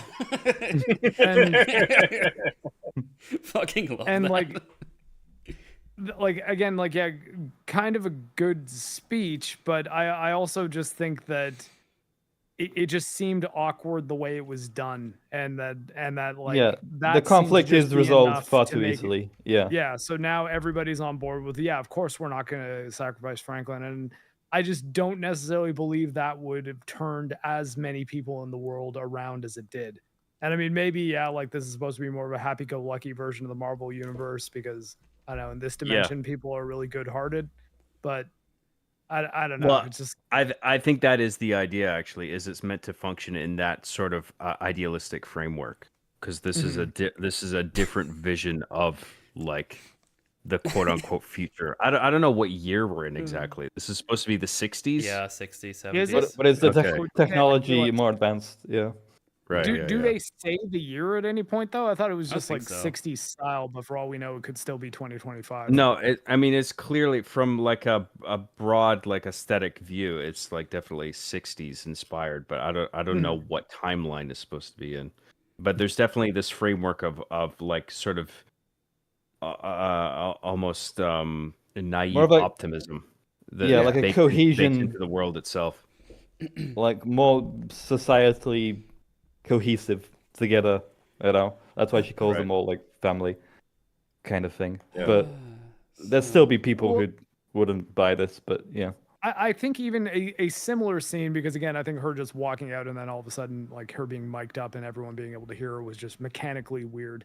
I think what made it more difficult to swallow this scene having the effect that it did was that it's juxtaposed with the previous scene of her kind of like dressing down Reed for having to deal with the difficult question at hand. And it's Yeah. like, well, so are we suggesting that the solution to this is just like go outside and tell people something really nice? Like it just seemed to function awkwardly in that respect. Yeah, it may have been benefited from like an in between scene where like I'm not saying the preceding scene like that could have been done way better, like the whole thing with Sue and Reed. But that like if you're gonna do that, then maybe have a scene where Sue is just sitting on her own, just like thinking and just like, what should I do at this point? Maybe Reed is right. Whatever. Maybe I should go out there and say something. And like, I'm not saying that needs to be verbalized. Like, maybe just have the scene where she's just sitting there thinking, and then cut to her going out there. That could have worked better. Yeah. Yes.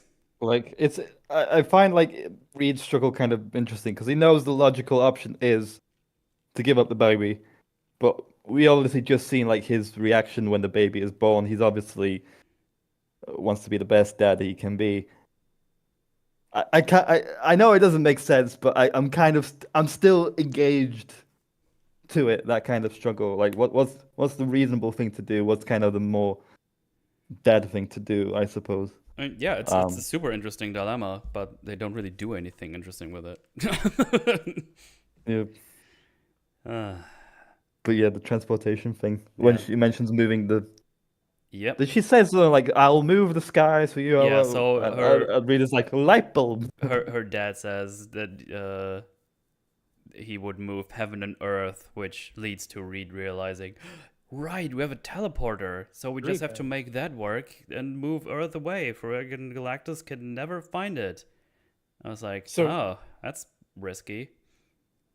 This is the thing I wanted to mention, and Hang on, one more sentence before you guys can go off on this. He starts presenting his idea to the world with his weird science class show, and he says the words, "The difference between an egg and a planet is only scale." Yeah. Well, Go off, Kings. Yeah. the thing I want to mention very quickly is right before that is he gets the idea from her saying the father would move heaven and earth. Mm-hmm. When he's said numerous times, "Find me a lever and I'll move the world." Yeah. You said it yourself already numerous times, you fucking dingus. the Archimedes lever. Yeah. Like it's Okay, so Iraqi. Speaking of people I died to protect, you're a good puppy. moving the Earth away in another part of the space, some billion years. Where do I begin with this? Well, okay, a line I had a big problem with was when he says, like, to a solar system similar to ours at a margin of 2%. Do you have any idea what 2% means on the scale of a planet? It would be detrimental, yes. Yeah. That's a huge distance. Like, right, multiple reasons. Right, so do you teleport the moon as well or not? We kind of need the moon. See, that's the funny thing. In the little visual he shows on his show, the moon is included. But we see later that Galactus flies past the moon, so I guess the moon is not included. no, it's just Yeah, Galactus because is coming with them, I guess. Yeah, the field forming around the Earth is around the planet solely, not Yep. around the moon, because they would have to add additional teleporters to the moon. No, they're going to one that has like an asteroid that's big enough to just perfectly function as our moon to like counterbalance our gravitational pull and rotation. Like, you know, don't worry, Yeah. within 2% margin of error, No. which But is yeah, no, on the massive, gigantic, like cosmic I in did- scale, if you will. on the little visual he shows where it does teleporting, the field goes around the moon as well. So yeah, lying to the see, you can lie to the fucking peasants in the world. See, you can do it. It's like, oh, by the Like- way, we're gonna have like 30% less gravity, and we're all gonna be really weak and thin as a result. And there's not going to be, the nights are going to be shorter or longer and blah, blah, blah, blah. It's just like the positioning of planet Earth is used as an argument for the existence of God, because we are perfectly positioned Yeah. to be able to have a habitable life, like frickin' Saturn with its rings. That's the main reason why we don't get any asteroids, because all that debris is kind of sucked into its gravity. Yeah. Because, like, What are you saying? really God strong himself gravity. doesn't have a 2% margin of error? Yeah. Like, Yeah. we It's have like, oh, the I gotta perfect. make it perfect for you humans? Perfect. I just created light, air, water, puppies, all of it. But yeah, you need the perfect amount of gravity. Okay. Yeah, fine. It I mean, is on, such a on that point, it's not just about the moon, but like the sun, obviously. Like, Yeah, what the sun as role well. does the sun play in all this? Like, have you are you transporting the Earth to an alternate sun? Is it bigger or smaller than the original one? Have you accounted for how far exactly that the Earth has to be away from this new Within sun that you're 2%. going to transport it to? Yeah, like there's a lot of complexity I feel that is being brushed away by the line of dialogue that Yeah. suggests that it's just a matter of scale. Yeah. How does I did laugh. I laughed at that part of the movie. how does the momentum work that Earth is currently moving around the sun in? It's like, yeah, is it still there? How does this work when you teleport? And the thing is, if you would think- ask the writers, like, read Richard's thought about it, don't worry about it. It's like, oh, okay. Or the writers would just say, look, it's not gonna work anyway. Silver Surfer's gonna destroy the things.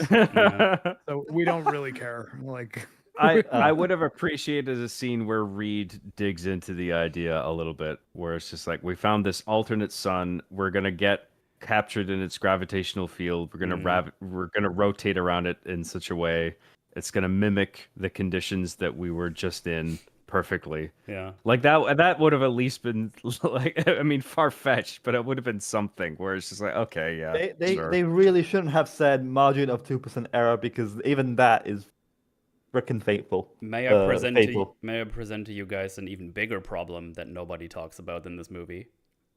Yeah. He teleports the egg from a platform to another platform Yep. that is part of the thing. How did they Oh. just fix that also, I guess? There's no I mean, that platform could over his there. eureka moment, like Exactly. even if his eureka moment involved him going up to the thing and just teleporting the egg to the other side of the room, like entering in some coordinates and being like, let's see if I can transport this from a teleportation bridge to just where I want it to go without a point of reception.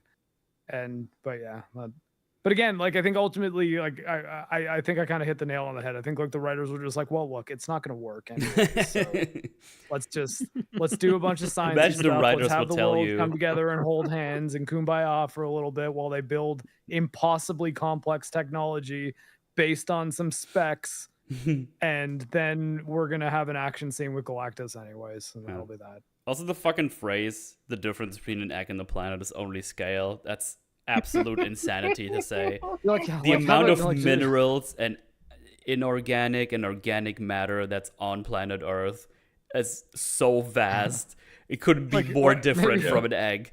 Do you think? Try I an ant think farm or something first. Like, I- transport some living beings as well as their environment and see if that works. I think they thought they An were aquarium. incredibly clever by choosing an egg because the yolk. That's like the yolk. It's like the core of the magma of the Earth. It's no Well, difference. I mean, really. I think it's organic matter, and I guess it's also fragile too. So, like, if it was unstable, then the egg would crack, right? Like, but it's still not a living conscious being that you have to worry about actually keeping alive. Mm-hmm. Yeah. Oh god. And then it's like, are all these force field batteries or whatever the fuck you call them? The Like, bridges, are these yeah. all gonna be? Are these gonna be up to code? Like, are they gonna be manufactured properly? Is any of them gonna have a malfunction? No, they're all just the world just works together and makes all these perfectly functioning things. Is the one in like Sierra Leone going to be up to spec? like, what about the places that really don't have a lot of resources, man? like, We've only got one shot at this. Yeah. It's Hopefully, everybody comes together. what kind of and does it right. contractors do they Oh, have they in did. Kazakhstan? it's so great. They might be great, but I feel like it's worth asking. This isn't also like you're moving the Earth, right? This is just delaying the problem. This isn't stopping the problem at all. Like Silver Surfer could theoretically find wherever you teleported. I mean, they're very quick. They can go light speed. But I Right, think yeah. they mentioned like billion.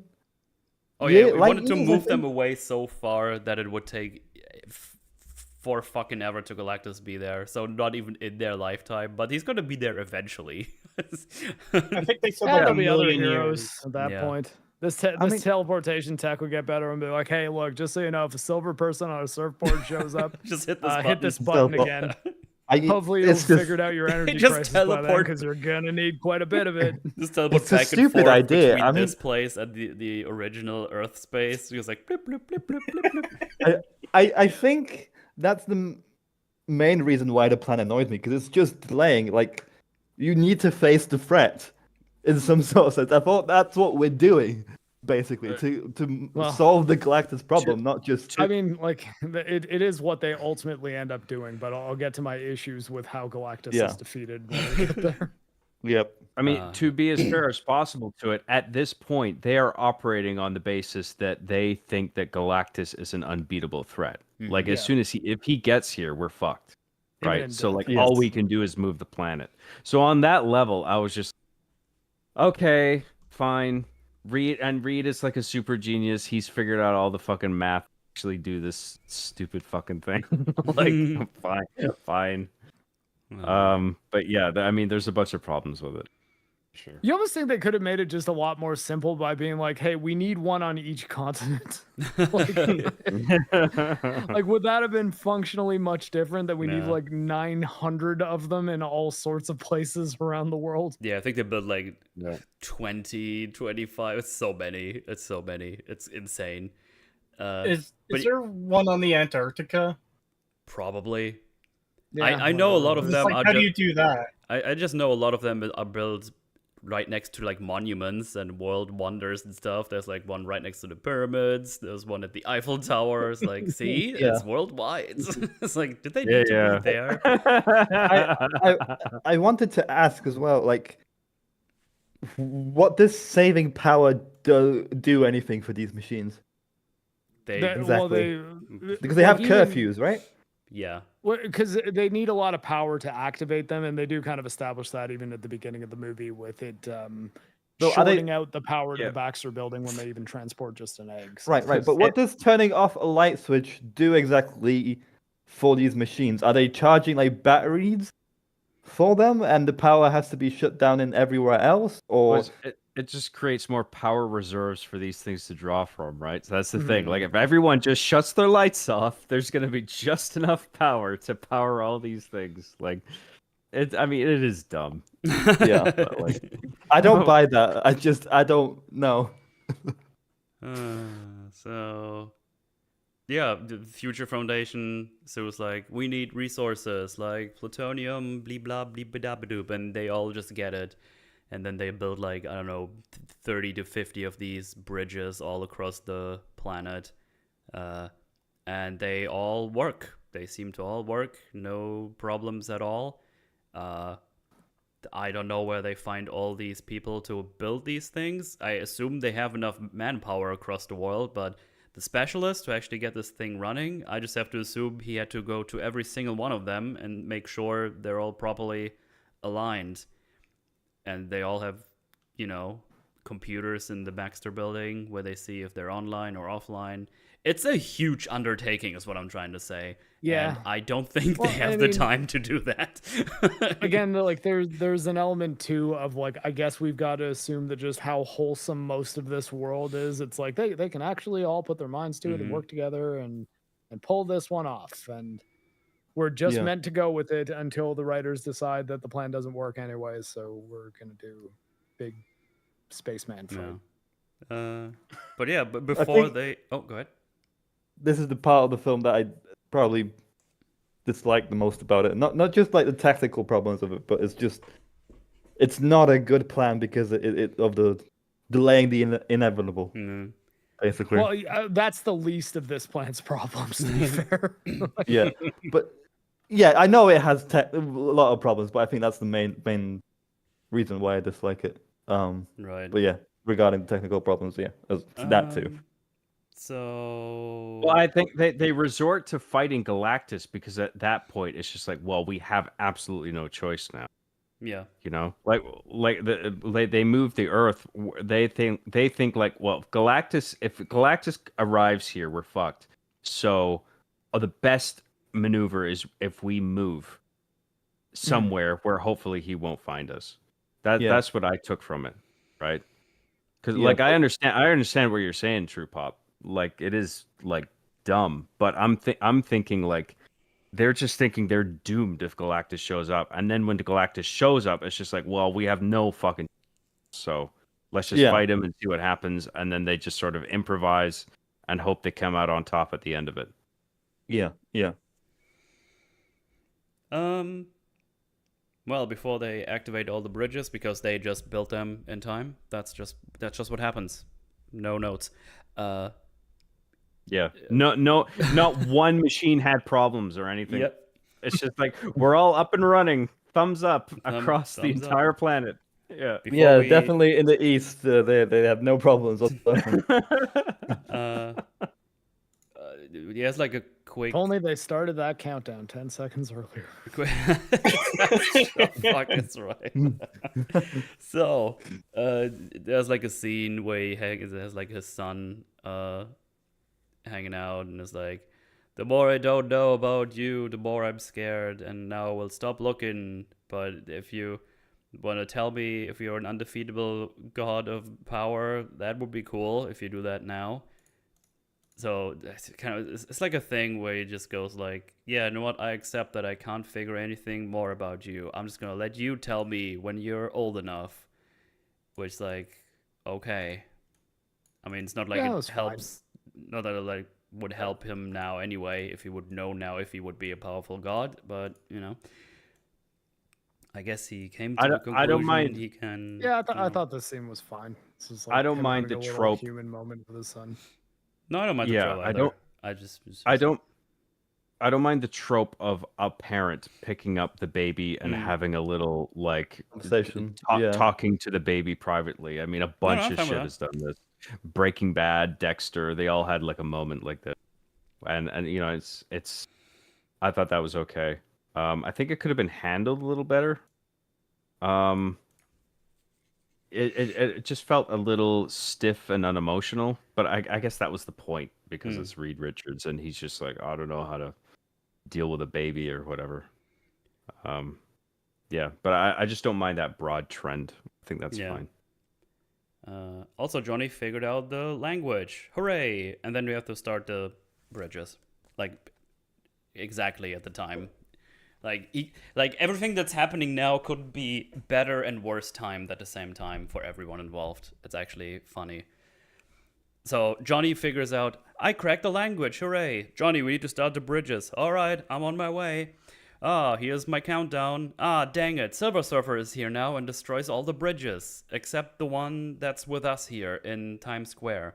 Because luckily Johnny just figured out the language and he placed that on all the big CRT screens across the thing. And it's all the messages that Silver Surfer got from the planet that has been saved because she became a scout or herald or whatever for Galactus. The only planet that hasn't been destroyed. And all the other things they recorded, that's from the planets that haven't been spared. And he plays that for all of them. He's like, no, And she has like a mental breakdown after hearing all of those destroyed planets talking, and then she fucks off, which saves the last bridge. So very convenient, inconvenient at the same time. We also get like the backstory that she became that scout herald thing for Galactus, which spared the world. Which I'm not really sure what that even means necessarily. But I think we talked about that part earlier, right? Yeah. But yeah, Quick question. Go ahead. So she feels sorry for the baby. She says earlier on in the film, but it's just a baby. But she only just notices now that she has killed a ton of people on other planet Earths. How does that make sense? Like, she feels sympathy for the baby, but only now does it dawn on her that she's killed a lot of people.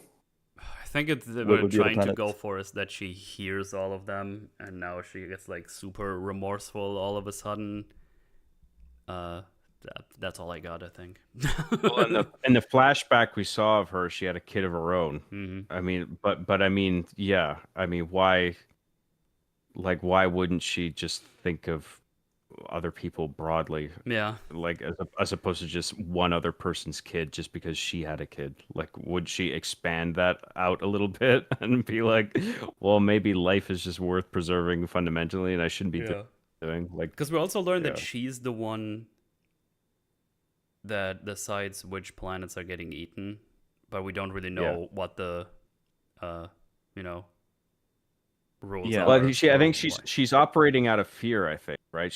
I think she's scared of Galactus or what she No, I mean what's the requirements for a planet to be all right? I guess we heard from TruePop earlier. Well, I don't think there are any. Yeah. That's the point I was getting to, where she just comes across a planet and she's just like, here you go, Galactus. There you go. Eat up. Yum, there you yum.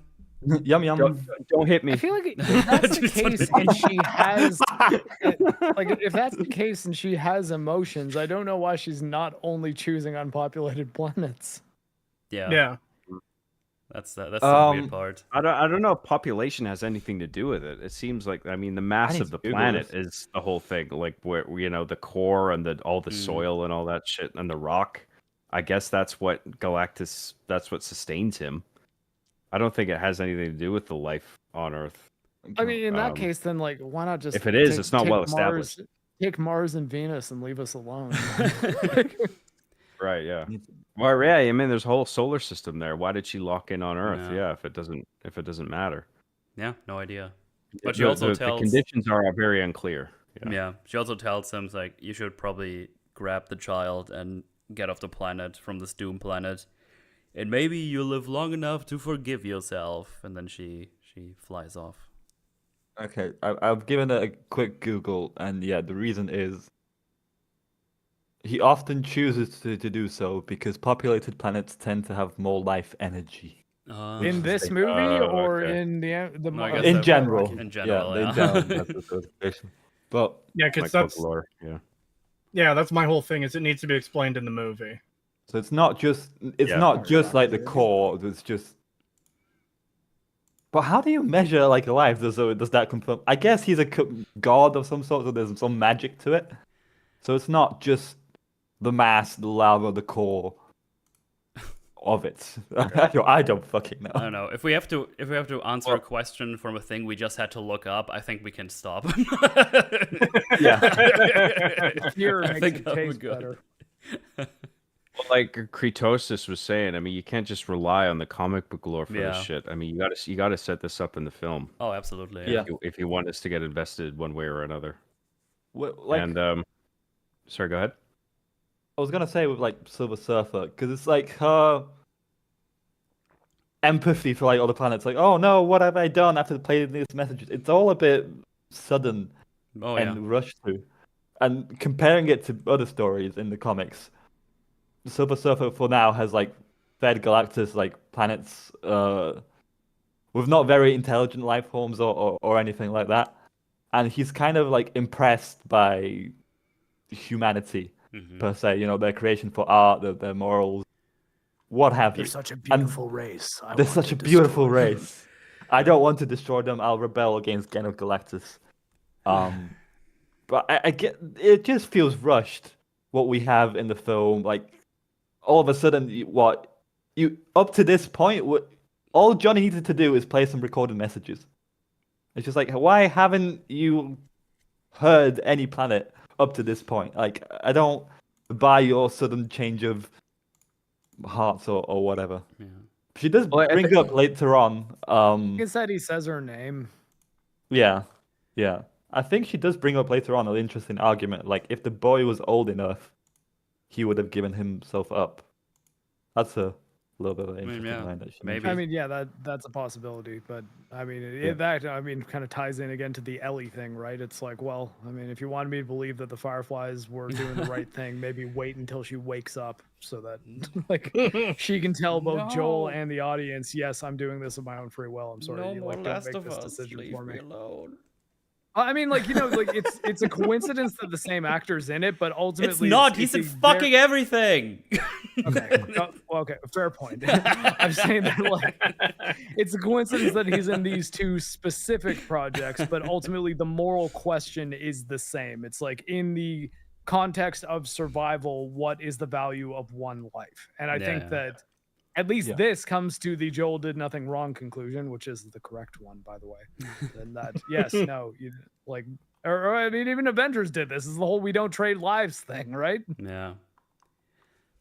I think this movie would have benefited from setting up Silver Surfer to be like a tormented character, where like perhaps if we saw a scene on her own, or perhaps some scene with Galactus where we get a sense of like she really doesn't want to be doing what she's doing, right? And then when the moment comes where Johnny uses these like recordings of the planet's dying cries of like, the dying cries of the planets that she ends up dishing to Galactus, like it would be less abrupt where like that gets to her. Like she's just like, because that's the thing, like she hears those and then she's like screaming and just escapes out into orbit to get away from it all. I don't mind that ingredient so much, but I mean the circumstances surrounding it, it's all very convenient, like Johnny just cracks the code. And then we see like all the waveforms on the screens in Times Square. I'm just like, was that necessary? Did we need to see that? Like, how did you engineer that to happen? Yeah. But I guess in this weird utopia of technology, anything. So like, I could just. I mean, maybe it would have been a better route. Like, they know what they're doing. They're fully aware of it. They know they've killed a lot of people. They feel guilty of it, but they feel as if they have no other choice. But Johnny maybe kind of inspires them to rebel. Like, no, you always have a choice, kind of thing, and to kind of get another job, apart from being a herald of a world eater. Kind of inspire her in that way, rather than guilt. Guilt could be something that she already feels. But yeah.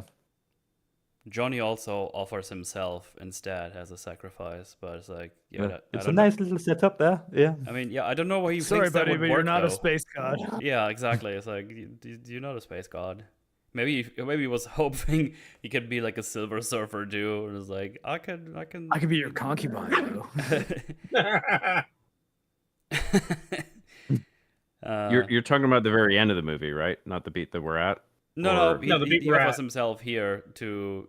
He says to Silver Surfer, like, use me let me be the sacrifice. Oh yeah. Sorry, I forgot. Yeah, you're right. It's kind of funny that he gets denied twice, though. It's like, I'm going to sacrifice. It's like, no. Okay, this time no. So, okay, fine. Yeah.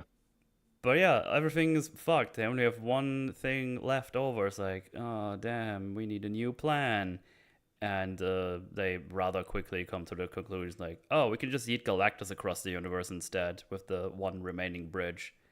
And we need to use Franklin as bait. And Sue gets a bit angry about this, but in this instance, she realizes that's the right plan to do because, frankly, they don't have any Franklin, frankly, nice. They don't know what else to do. Well, the way I took it is that she kind of appreciates, I think, that Reed doesn't mention that as the initial plan. Oh, right? yeah.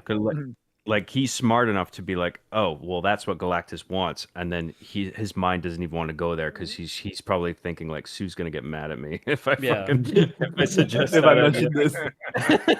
this. But then Sue is just like, that is the best. We need to sort of incorporate that into our plan because that will sort of maximize our chances of actually defeating this threat.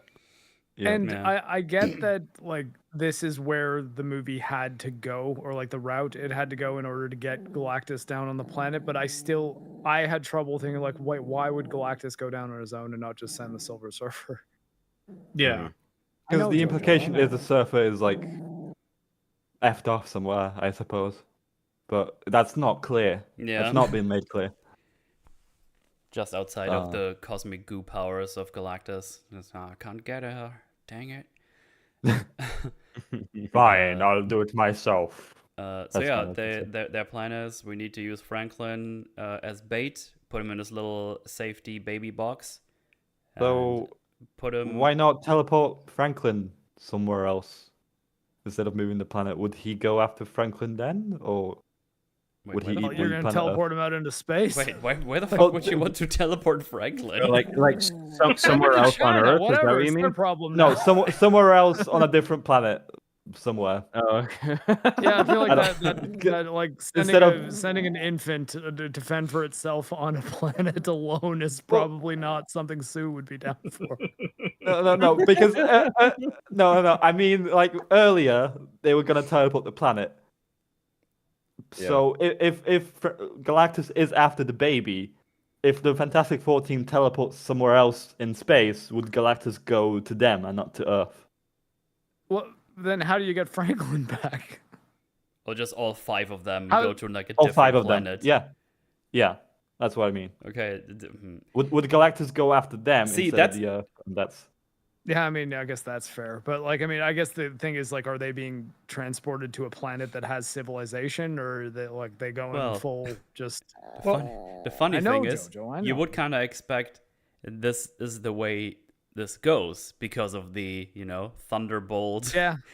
cutscene at the end credit scene. It's like, oh, they can't save Transport them anyone, to so another they Earth. just and they kind of acknowledged, yeah, we already have proven with this thing, this equation that multiverses exist, so we just gonna teleport it into another universe, pretty much.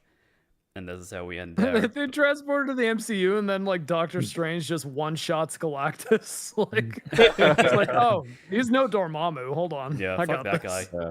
Have you see this thing in our He's planet? just big. That's Wait, like way he needs bigger. a ship to move, and he's only big. That's his only thing. Come That's on, it. Pfft. Gross. we got magic people here, baby. I got some ants who can be that guy. Let's try to forget Quantumania, but that was funny. That is kind of one of my overall problems with this movie is Galactus doesn't feel as powerful as he should. It feels like if he was in the prime timeline, the Avengers would just fucking like kick his ass.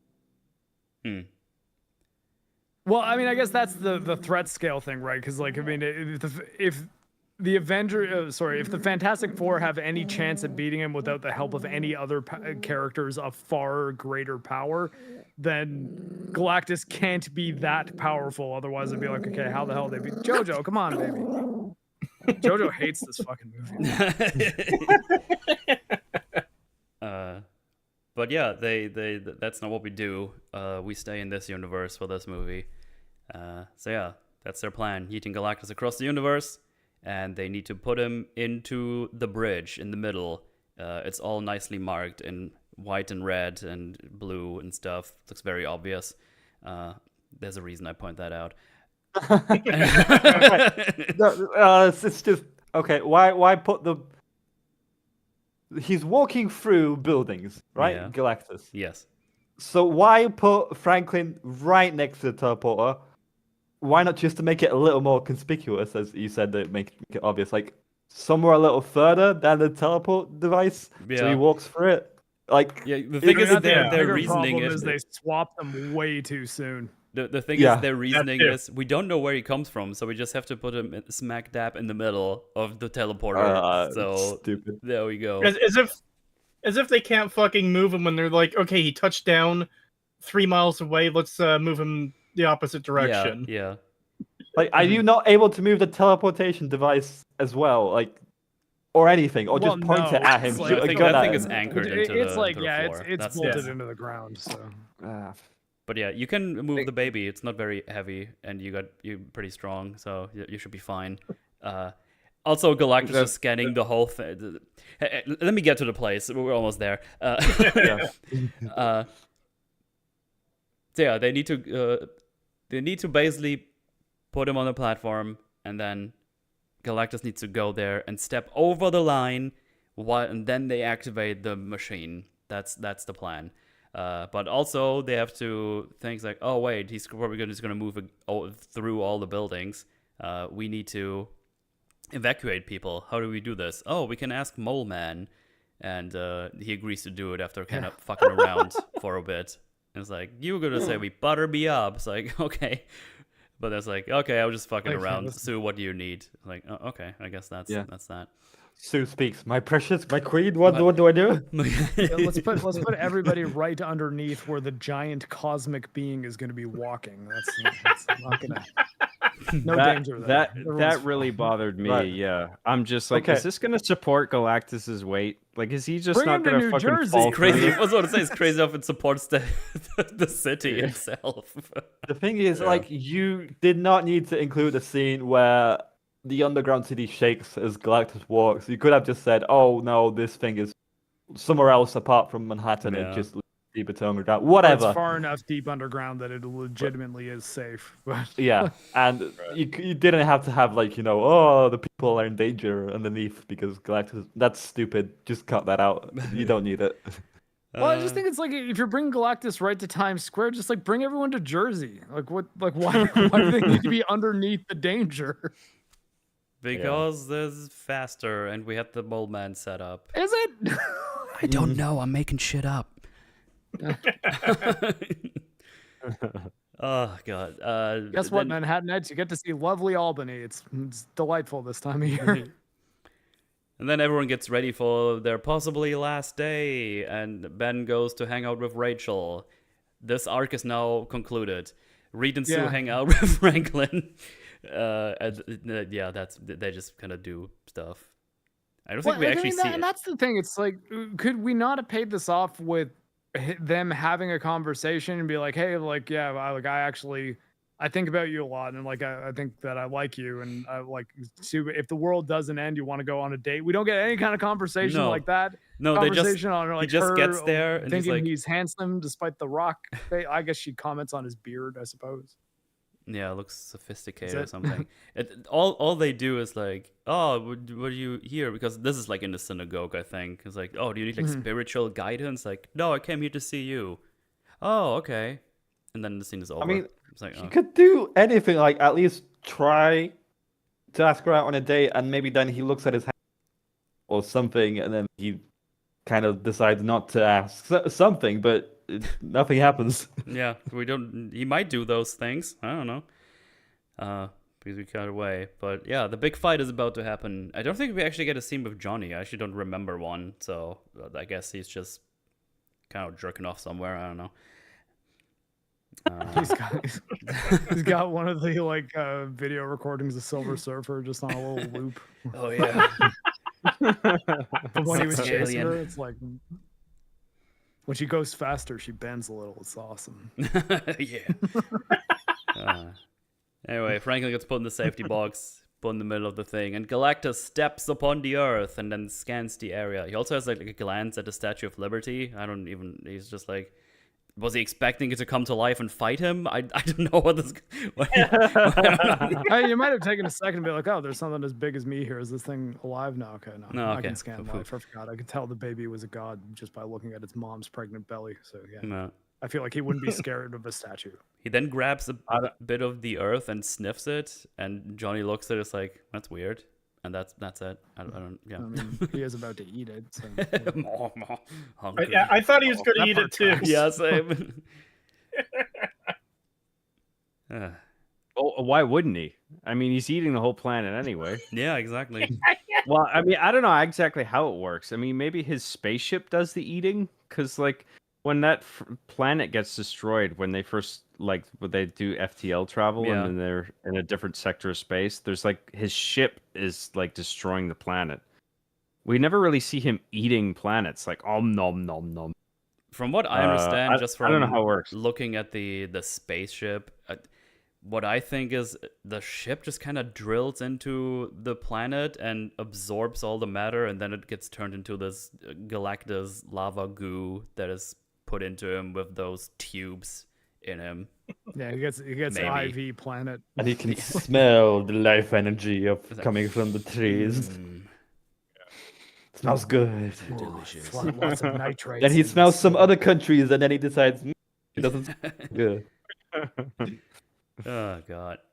Yeah, he steps on and then he scans the area, and there's no one here except the baby, and he's like, well, I'm Galactus, I'm just gonna go right in there, fuck that shit. And he moves towards the thing, and then Johnny blinds him with the fire, and he's like, ah, my eyes. And then they swap the Franklin with the empty baby box and put Franklin into the Baxter building. He regenerates his eyes or his eyesight or whatever it is, and he's about to step into the thing, and he looks down and sees it, and he figured out the clever ruse, and he calls them clever little bugs or something. And Isn't it like clever little ants? or I want it to be ants. I'm pretty sure it wasn't ants. I think it was bugs. Yeah, from what I remember. Oh, I really? mean, like, so here I had a major problem because I was like, okay, I guess I kind of get the Johnny blinding him as being part of this plan. What I had the biggest problem with was like, look, if you've established that Johnny is faster than Galactus, because if he's not, then Johnny should have died while trying to blind him. Why not just have it be that the second Galactus starts reaching down for Franklin, you grab him as someone else is pulling the lever? Like, I was just like, why is that not the plan? It's like, no, we'll take out his eyes first. I'd be like, how do you know his eyes are vulnerable to fire? Yeah. When did you figure that out? Yeah. You didn't. Actually, you told us you can't hurt his ship, and he might be made out of the same material, which kind of does look like it. Well, they're operating on their perception of how his vision or sensory input or whatever even works. Like, they don't know, but you're just left to assume that the Fantastic Four understand his vision works in the way the audience understands it by what they're seeing. Mm-hmm. And it's just like, oh yeah, we'll just put the baby here. And they're not really giving him much credit for his intelligence either. Like, if they're just leaving the baby in the middle of fucking Times Square on the ground, Yeah. it's just like, would he not interpret that as bait? And it's just like, Everyone well, is they want me to go gone. there. Everyone's gone. The thing that I want is right there for me to grab. Or maybe Come and get maybe- it. A big sign that says "free baby," like a fucking Free baby. Cosmic babies Yeah. right here. Warner Brothers Well- cartoon. Yeah. Yeah, You know he what did. also might have worked pretty well if Sue was just holding the bassinet already and invisible, and then the second Galactus starts Yeah. reaching down, she turns Franklin invisible and then runs off and says clear, and they pull the lever. Because I Yep. feel like if Galactus cannot see her even for a moment, that would probably be more disoriented than the fire eyes that may or may not work. Yep. Doesn't he You have see someone like who the can baby's turn other signature? things invisible. Like, I don't know if it's heat signature or what, but he does see like the baby. No, itself he with different does. vision. Yeah, and that's what makes him go there. But it's just like it's right in the middle of nowhere with no one else around. No. So it's just like, And- wouldn't it enter his mind where it's just like they're baiting me to go here? He He doesn't deviate until he realizes that the capsule has been swapped and He the does real call baby is them- somewhere else.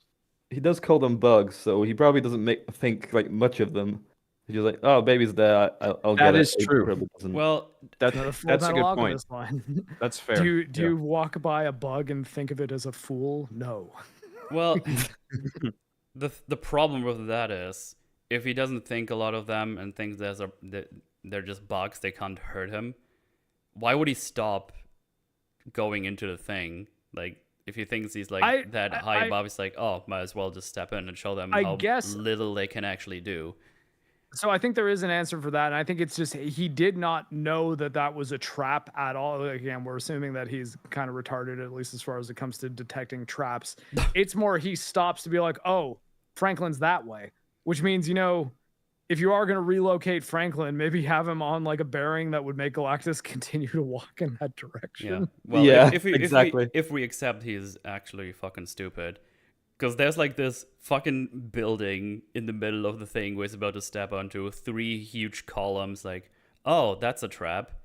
Well, I guess I'm just gonna ignore that and go away. I'm sure this is not gonna hurt me later or destroy my plans. Like, fucking destroy one of the columns. Okay, well, that's the thing. So, like, and because we've got to assume that he doesn't interpret that as a threat, because if he did, before walking towards the Baxter building, he would have destroyed it. Yeah, I think that's insane. I think it's just they changed his trajectory. Like, and that it was a coincidence that they brought Franklin to a safe place that was not even a little bit safe, by the way. Like, just lock down the shuttered windows, and it doesn't take Galactus any time at all to get through it. But No. I think that like the smarter plan would be just move Franklin a little bit further along if you're going to move him, so that Galactus has to move through that field. And it's Unless like, he figures out it's a trap, in which case, you know, you got to change the plan anyways. But instead of just leaving it in the spot, carry the baby around, keep him on the move. Galactus will follow, walk through the freaking trap, turn it on instead of having to push him all the way into it. It shouldn't be rocket science, but they somehow made it. Yeah. Anyway, he goes to the Baxter building. They close the shutter. It doesn't do anything, as Marc already said. And now they all have to use their powers a little bit to try to stop him, but it doesn't work at all. we finally get to see Mr. Fantastic stretch his arms a couple times to climb some things. That's pretty much it. I think the last time we saw this was in the opening when he kicked the monkey into the ocean. You see him stretch on the spaceship when he holds down Sue a little bit. Not to give Rise of Silver Surfer too much credit, but he's got a full-blown like dance sequence where he's like impressing people at a club by doing all sorts of like crazy like bendy moves. And I mean, as much as it's like not really that important, it's at least like, okay, they're having fun with the Mr. Fantastic powers in this scene. Yeah. So Ben throws like a fuel truck at him, and Johnny sets it ablaze, but it doesn't really do anything. He just ignores it and just keeps walking. Ben just gets straight up yeeted into space and has to be saved by Johnny, which is funny that he's getting thrown. It's kind of weird because the way he's getting thrown doesn't look that fast, but then he's all of a sudden in space. Okay. Yeah, I thought he was just going to land somewhere else. Yeah. And it's going to take him a while to get back. But no, he's thrown into space. Like, oh, okay, damn, you put some curve under that throw. Yeah. Rio mentions One Piece. Yeah, Well, we're not dealing with. Sorry, go ahead. I believe it was someone of the scale of Galactus that he could throw him just into orbit. Yeah. Mm-hmm. Like that, I think that's okay. I just feel, But yeah, there's like an editing issue there. Yeah, what I'm saying is where- the speed he was going at didn't look like he was going that far off, but then just kept going. It was like, oh, well, okay. Yeah. Bye. A lot of awkward force. I was just going to address Ryu there. Mentioned something about like Reed's lack of stretchy powers pissed him off as a One Piece fan. You're not getting anywhere close to like Luffy tier creativity with the stretchy powers. Like nowhere in that ballpark at all. Or Elastigirl for that matter. Right. She becomes a boat. A boat. Yeah, as you said, Reed does finally do some stretching stuff. He gets like a big pipe or something, and then just opens the goop valves on his back. Well, one of them. And it's like, no, not my goop. And then he grabs him and just stretches him really far. Painfully so. He's not supposed to stretch that far. Which, like, I mean, even then I was like, wait, okay, so even his stretch ability isn't like shouldn't this not really be something that bothers Reed at all? So like, hold on, you're gonna stretch me? But no, it seems to really be hurting him, which don't stretch me, anything but that. No. Yeah. Oh, I hate that. Yeah. Don't be distracted and keep doing that. Ow, ouchie. If you stretch a rubber band enough, I'm sure it'll Yeah. snaps. So it's just, I guess. I think most people have had experiences with that. Yeah. I mean, Well, I how guess much, the thing is, how like, if much can we're- you stretch him? I don't know. like, I thought he think- was gonna stretch him and then like fire him away. You know, like I was kind of Yeah. expecting. I was, on one hand, I was like, "Oh, don't do that." But on the other hand, I kind of want to see it. You're just like, Well, I mean, Yeah, I was and I like, think please that- do that. That'd be hilarious. That'd be Sorry, go pretty ahead. funny. Yeah. I was just gonna say that, like, when you're dealing with something like, oh, this person could stretch as like a superpower, the immediate instinct that I think most people would have would be that's a silly power that like isn't going to be very interesting or cool. And I think the creativity on display in things like The Incredibles and in a lot of One Piece is like, no, you actually can make this super cool. Like it's actually very powerful. And like we get none of Reed doing any of the things that show us how cool it is. And then the one time he seems to be in mortal danger is the thing happening to him that you're like, okay, well, like, I mean, you can't even resist being stretched. Like, come on, man. What good are you as a super? Is it only you're smart? Is that your big thing? Your powers are just kind of a bonus? Yeah. That was kind of my thought on it. I was like, well, yeah. you're not really making me feel like, oh man, Mr. Fantastic can fuck people up. But before he gets, there's- go ahead. There's a weird lack of his powers throughout the movie, yeah, and not just in fight scenes. Like, 'cause, like even in their downtime, there's little moments where like the characters are using their powers. We talked about this in Superman too, you know, where it's just like he doesn't use his powers for any kind of menial things, like heating his bread, like he did in Smallville with his laser pad, or zipping around, doing something while he's Clark Kent, like going really fast to do something and then going back to where he was. Like in this, there's like Sue Storm does have a moment where she just appears suddenly in a room and she scares Ben and it's a Johnny. And then like Johnny has a moment where he's just in the dark, but he's like the sole source of illumination, and he's illuminating like him and Yeah, it was like his hand to for light. Reed. Yeah. But we never see Reed like reaching for like a cup of coffee or something. I don't know. Could have done like that. But not even in the fight scenes do we even see him using his powers a lot. Yeah. It's Yeah. weird. There's He like lacks one the stretching scene. power of creativity.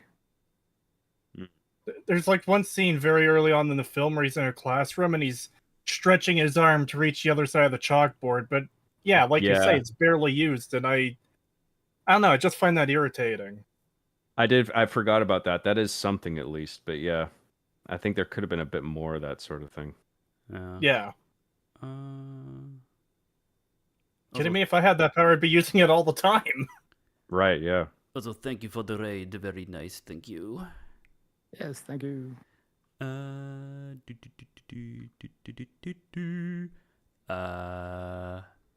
Oh yeah, right.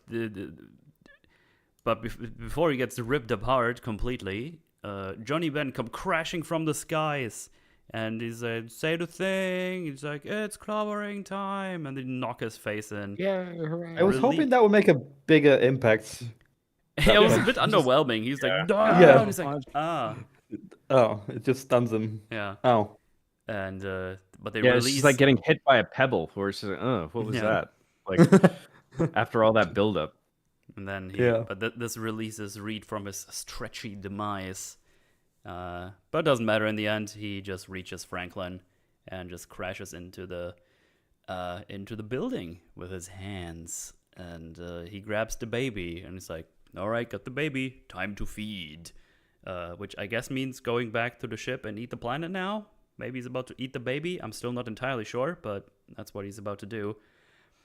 Sue, who has been knocked out earlier because the car has been yeeted into a building, gets up and then uses her immortal god powers that she, I guess, has. I did not know her powers are this incredibly crazy strong. Apparently they are in the comics, but I was surprised by that, for sure. They push him into the portal. She yells at them, save our son, you go hit the button. They activate, they save Franklin, and he gets trapped. But, oh no, he's still there. He's about to get out of the portal back onto Earth. Can we pause here for a moment? Of course. why did the thing not just destroy one of the fucking terminals? Cut his head off. He's half in the portal, half out of it. This can be the way you kill him and make it so that Right. it's not a problem for Yeah. the future. Yeah. I was like, wait, guys, just turn off the machine. Just like turn it off. It's the Doctor Strange half portal in, half problem out. again. That's true, yeah. It's a good point. Yeah. It's all I was thinking is that like at some point, like one of them is going to be like, hey, let's just destroy the machine, and then like it will kill him now and not have to ever worry about him ever again, or have any other planet worry about him ever again. But no, we don't do we're- that. He's about to come back through, and Johnny's like, tell Franklin his uncle loves him, and he's about to sacrifice him. Yeet Galactus in through the portal. Or I guess he hopes that works. I'm not sure how hard the Flame Man can punch a Galactus, but he gets punched in the face by Silver Surfer, who appears with a very, obvious thing that happened, because I expected that to happen the whole time, that Silver Surfer just arrives to save the date in some way. And she does arrive, and she yeets him into the thing and crashes into Galactus and yeets them both through the portal into space somewhere. Who knows where? But also, if only we'd establish her as being someone who had been destroying those machines and could have killed Galactus right there. Yeah. Also, like I was like, okay, she destroyed every single other one of those, and this couldn't be a time where we were just like, okay, he's half in the portal, his head's here, like let's chop his head off by destroying the machine. Regarding Sue's sheer power, I think what they're going for is like a mother's love knows no Mama bounds bear kind of thing. Yeah, probably. Yeah. And that I'm actually okay with that, but you need to set that up properly. I mean, there could have been a scene earlier on in the movie. She gets carried away with doing the force fields, and everyone around her is just like, whoa, dude. Like, you gotta, like, temper your powers a little bit, you know? And she's just like, oh. But and then that pays off at the end where she just goes all out. Yeah, I But, wasn't even aware she was able to, like, any of them were able to do any crazy shit like this. And then she just kind of pushes Galactus back. I was like, oh, okay. Yeah, it's just like, wow, you are really powerful, and this is a bit jarring to witness just now. Yeah. Like, it would have been nice to get a glimpse of this earlier on. It's like, You know? I think there's like real world examples, like parents seeing their child in danger, and the adrenaline rush makes them like pick up a car or what have you, in that specific moment. And I like the detail of like Reed looking at her like, no, this is too much. You have to stop. But she tells her to kind of save the baby, ignore me. Again, with the trolley problem, do I help her or do I get the baby? So I kind of like that putting Reed in that kind of dilemma, and he does go for the baby. Yeah, it's the only choice. She would kill him. And if I did have he a didn't. Yeah, I did have a question, like, because Johnny is about to sacrifice himself. He did just throw Ben at him, and that barely stumbled him. Yeah. If he dives, is he just gonna bounce off? Yeah, that's what I meant earlier. I was like, I guess he hopes that's gonna do something, because Yeah. And to your point, Mark, as well about the portal and possibly shutting off and cutting it off, we don't really know if the portal would do that. I mean, it's the same problem with the MCU one, with Doctor Strange portal, but that's like been shown to cut off limbs, so that's why that's like a huge problem. But we've not been really told like what happens to this egg if I shut it off like halfway through, kind of thing. Well, I assume if half of the egg is in one location and half of the egg is in the other location, and you turn off the machine, the egg gets split in half. Yeah, Right, I don't but know. it could just be like a black hole that sucks stuff in, not necessarily like a door that you can shut and close, kind of thing. Because the portal does seem to have We wherever see space on the other side of it, though. Like it's it still has boundaries. Wherever or however matter is located outside of the portal, the case is, like Mark was saying, like matter is on one side and on the other side, and if you shut the portal, it's going to cut the thing in half. I think that's a fairly safe assumption to make. Okay. Yeah. But hey, all this godlike power usage took everything out of her, and she dies. Except, of course, she isn't dead because we have a cosmic god baby, and she gets revived in 2 minutes, which was also very obvious to me. Well, still more medically sound than most of And what I'm happens just in like, Madame Web, God, I'll give it that. can we just stop just getting rid of the payoff of someone sacrificing themselves all the time? Like, really? We already reviving people? In this case, I guess they did set up that like the baby has insane powers. So like I don't know, I was kind of okay with this, and also like this being the first Fantastic Four movie, I like they're not killing off Sue Storm. Yeah, because they're fucking Granted, cowards. that's a bit of a meta thing, but like I think it's a bigger deal when it's like a character that's been in 6 movies already and they bait their death, because it's like, well, why did you do that then? Like why even bother with the fake out? We're Like, gonna do Guardians 3 with like 3 characters, and then none of them die, even though we never get another Guardians movie again. That's so fucking dumb, dude. I think sacrifice is one of those things that teeters on being a cliche, but it's always going to be a trope because it is the ultimate thing that you can do with your life, like to sacrifice it in service for something else or someone else. So, I mean, I can understand fatigue with it, but like at the same time, like I didn't mind that so much. I think that could have been set up better in regard to Silver Surfer in particular. Yeah, Like, because the last time we see her before that, she just kind of fucks off, and it seems like she's locked into her way of thinking. I guess you can sort of read into her face, like her emotion at the time, where she's sort of, on the fence about it, where like you're questioning whether she really believes the stuff that she's saying to Johnny when they're both in orbit there in that scene. Maybe they could have been benefited from a scene where she's just like, maybe I should go back and do something. I don't know, but then the surprise element of it, I also thought it benefited from that, where it's just like, oh, she's there. I guess that works. Like I didn't hate it, or like it kind of worked for me actually.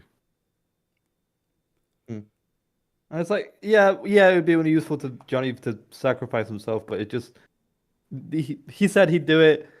He was about to do it. I didn't mind like the Silver Surfer stepping in, but I did think he was gonna go into like the portal there for a second. But yeah. Well. Yeah, the day is saved. So is everyone on the team, and now we have a cosmic god baby, which I'm sure won't do any problems in the future MCU in any case, because having a god baby with infinite power is never a problem. When they grow up. I've got to assume he can only revive the dead if they've like still got brain active, like more like a coma where she's just unresponsive, like so, but not like dead, like dead for years kind of thing. Because otherwise, that baby is just removing all stakes.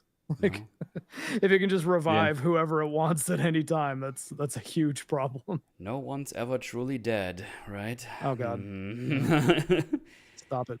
And this was pretty like obvious that something like this was going to happen, because like I mean we're talking about the Incredibles before, right? There's an obvious overlap with the family dynamic and the fucking Moleman guy, which that was a really weird similarity. Powers. I wasn't expecting that. I think but then Brad Bird was inspired by Fantastic to. He probably was, yeah. That wouldn't surprise me, yeah. But then, like, I was expecting from the beginning, like, the baby's gonna have secret Uber powers, isn't it? Mm-hmm. Like, and then lo and behold, what? Yeah. As soon as I heard it in the leaks, like Frank was gonna be in it, I'm like, oh, fuck's sake, not the whole baby. They had to go for the other baby, but whatever. Yeah, I'm pretty sure, like, in some comic stories, they go to Galactus's like big mothership that's as big as a planet, very futuristic.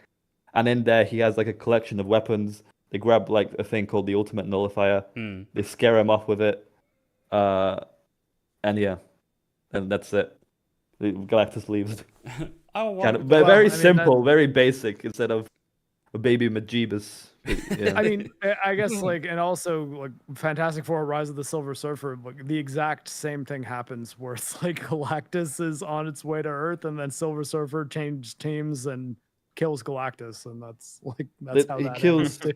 Yeah. Actually, yeah. By flying into it, and Galactus in this version is just a big cloud of bullshit. So I fly into it. Not the that, big like cloud I of wasn't bullshit. misspeaking. Well, Like I mean, seriously, it's just like CGI, like cosmic swirly shit, and like I think at one point its shadow kind of creates the silhouette of Galactus's helmet, but that's the most you get of like the form of Galactus. I guess in a way you could say this is only slightly better of a sacrifice because wait, Silver Surfer, you could just go to the space cloud and explode, kill Galactus and you. Why not just do that from the get-go? And in here they have the opportunity to push them into a Well, I portal. think that like at least in that movie, I mean, again, it's not a good movie, so I'm not. Yeah. I don't want to seem like I'm defending it, but the motivation that Norrin Rad has for switching teams and saving Earth is because Sue reminds him of his wife, and they have like a couple moments that they kind of connect. So his whole thing, I guess, was just like, well, I'm doing this, and therefore I'm at least alive and doing stuff. Whereas there, he's like, no, I'd rather die than have to lose my wife again, or someone who reminds me of my wife, And so there's something there, I guess. yeah. But it's still, again, it's not good. Just watch The Incredibles. The Incredibles is the best version of this type of movie. It's really like a good. family of Really, horror really good. superheroes with the But secret yeah, baby power. the day is That's like- saved. The Earth is saved. The Yeah. Incredibles does stakes better and it does humor better. Like it Oh, does yeah. like everything better across the board. It's great. a And it really does interesting action better, comparison. and that's the one that you'd figure Yeah. the big budget Hollywood action movie would have the edge on, but no, Pixar movie wins. Right, yeah.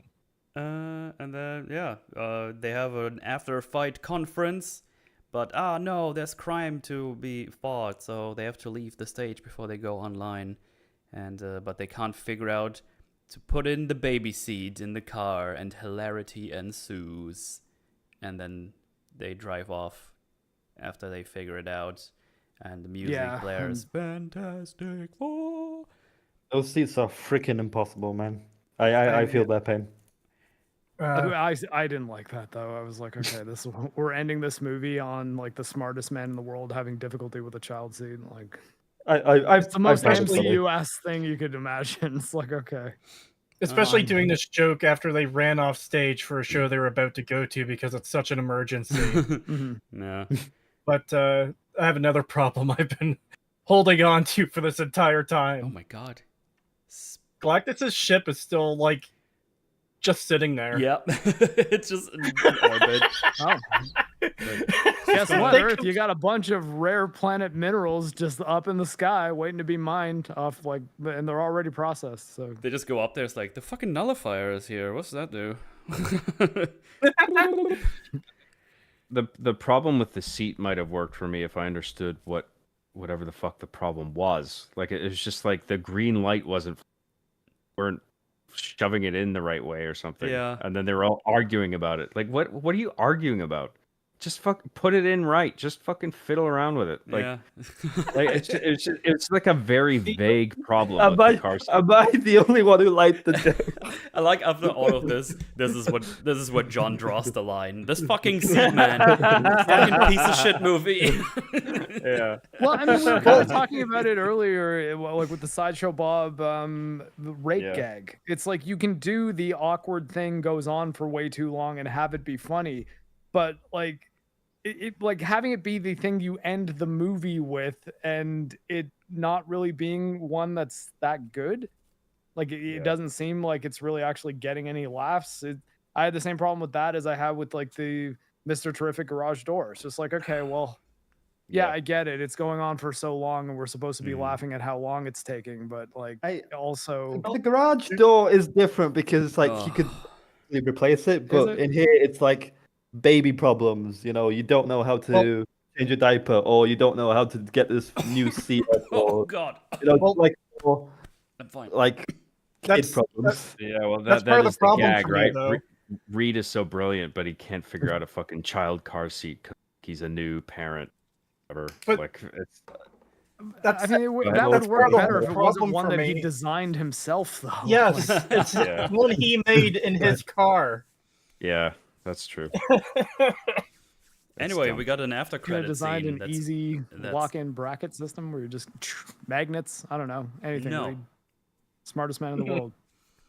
We got a Jojo. short after credit scene where they all just kind of hang out, and we see that Dr. Doom is looking at the child in the Baxter building, and the child is kind of touching the face. Touching his face and so that he can be Robert Downey Jr. Yeah, that's the scene pretty much. That's it. Yep.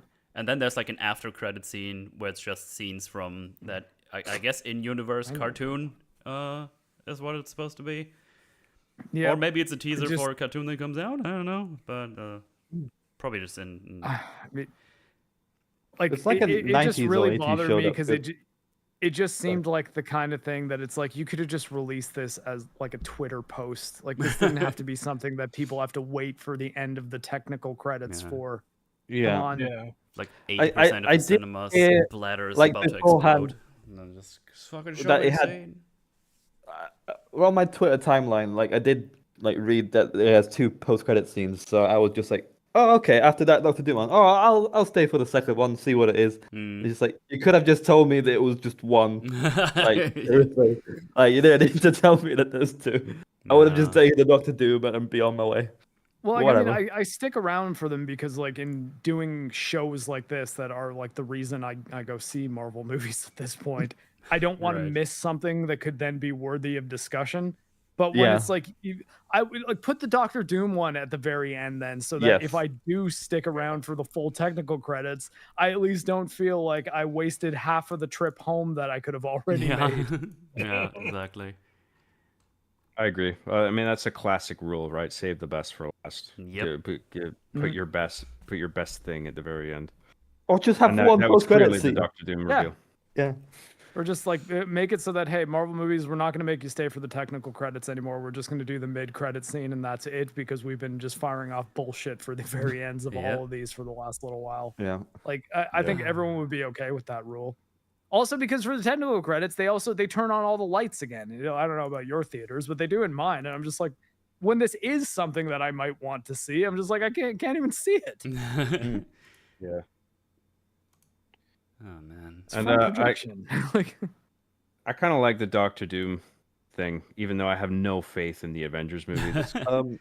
Now, So what I mean, I'm a little hopeful for with that, John, like his mask, it didn't look like an Iron Man mask. So I'm thinking, okay, they're going a little different design wise. So I'm happy that it's not like an Iron Man ripoff outfit that he's going to wear. So that's maybe some good news.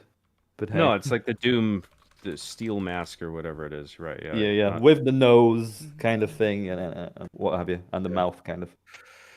It reminds me of this tweet I saw. I laughed. It was so dumb. Like it was so like an AI video, that mid-credit scene, and it was so on the nose and like with new camera angles and like a shot on Robert Downey Jr.'s face, like, "Hello, child. It is me, Victor Von Doom." And the AI slop. The tweet was like, "Believe it or not, this is AI," or something like that. I'm like, no shit. This is so fucking ass. This is obviously fake. And plus, we don't need information to be delivered on the nose. Like, it's like just seeing the mask. That's enough. It's like you get it immediately. We don't need, "Hello, child. I am Doom." It's so dumb.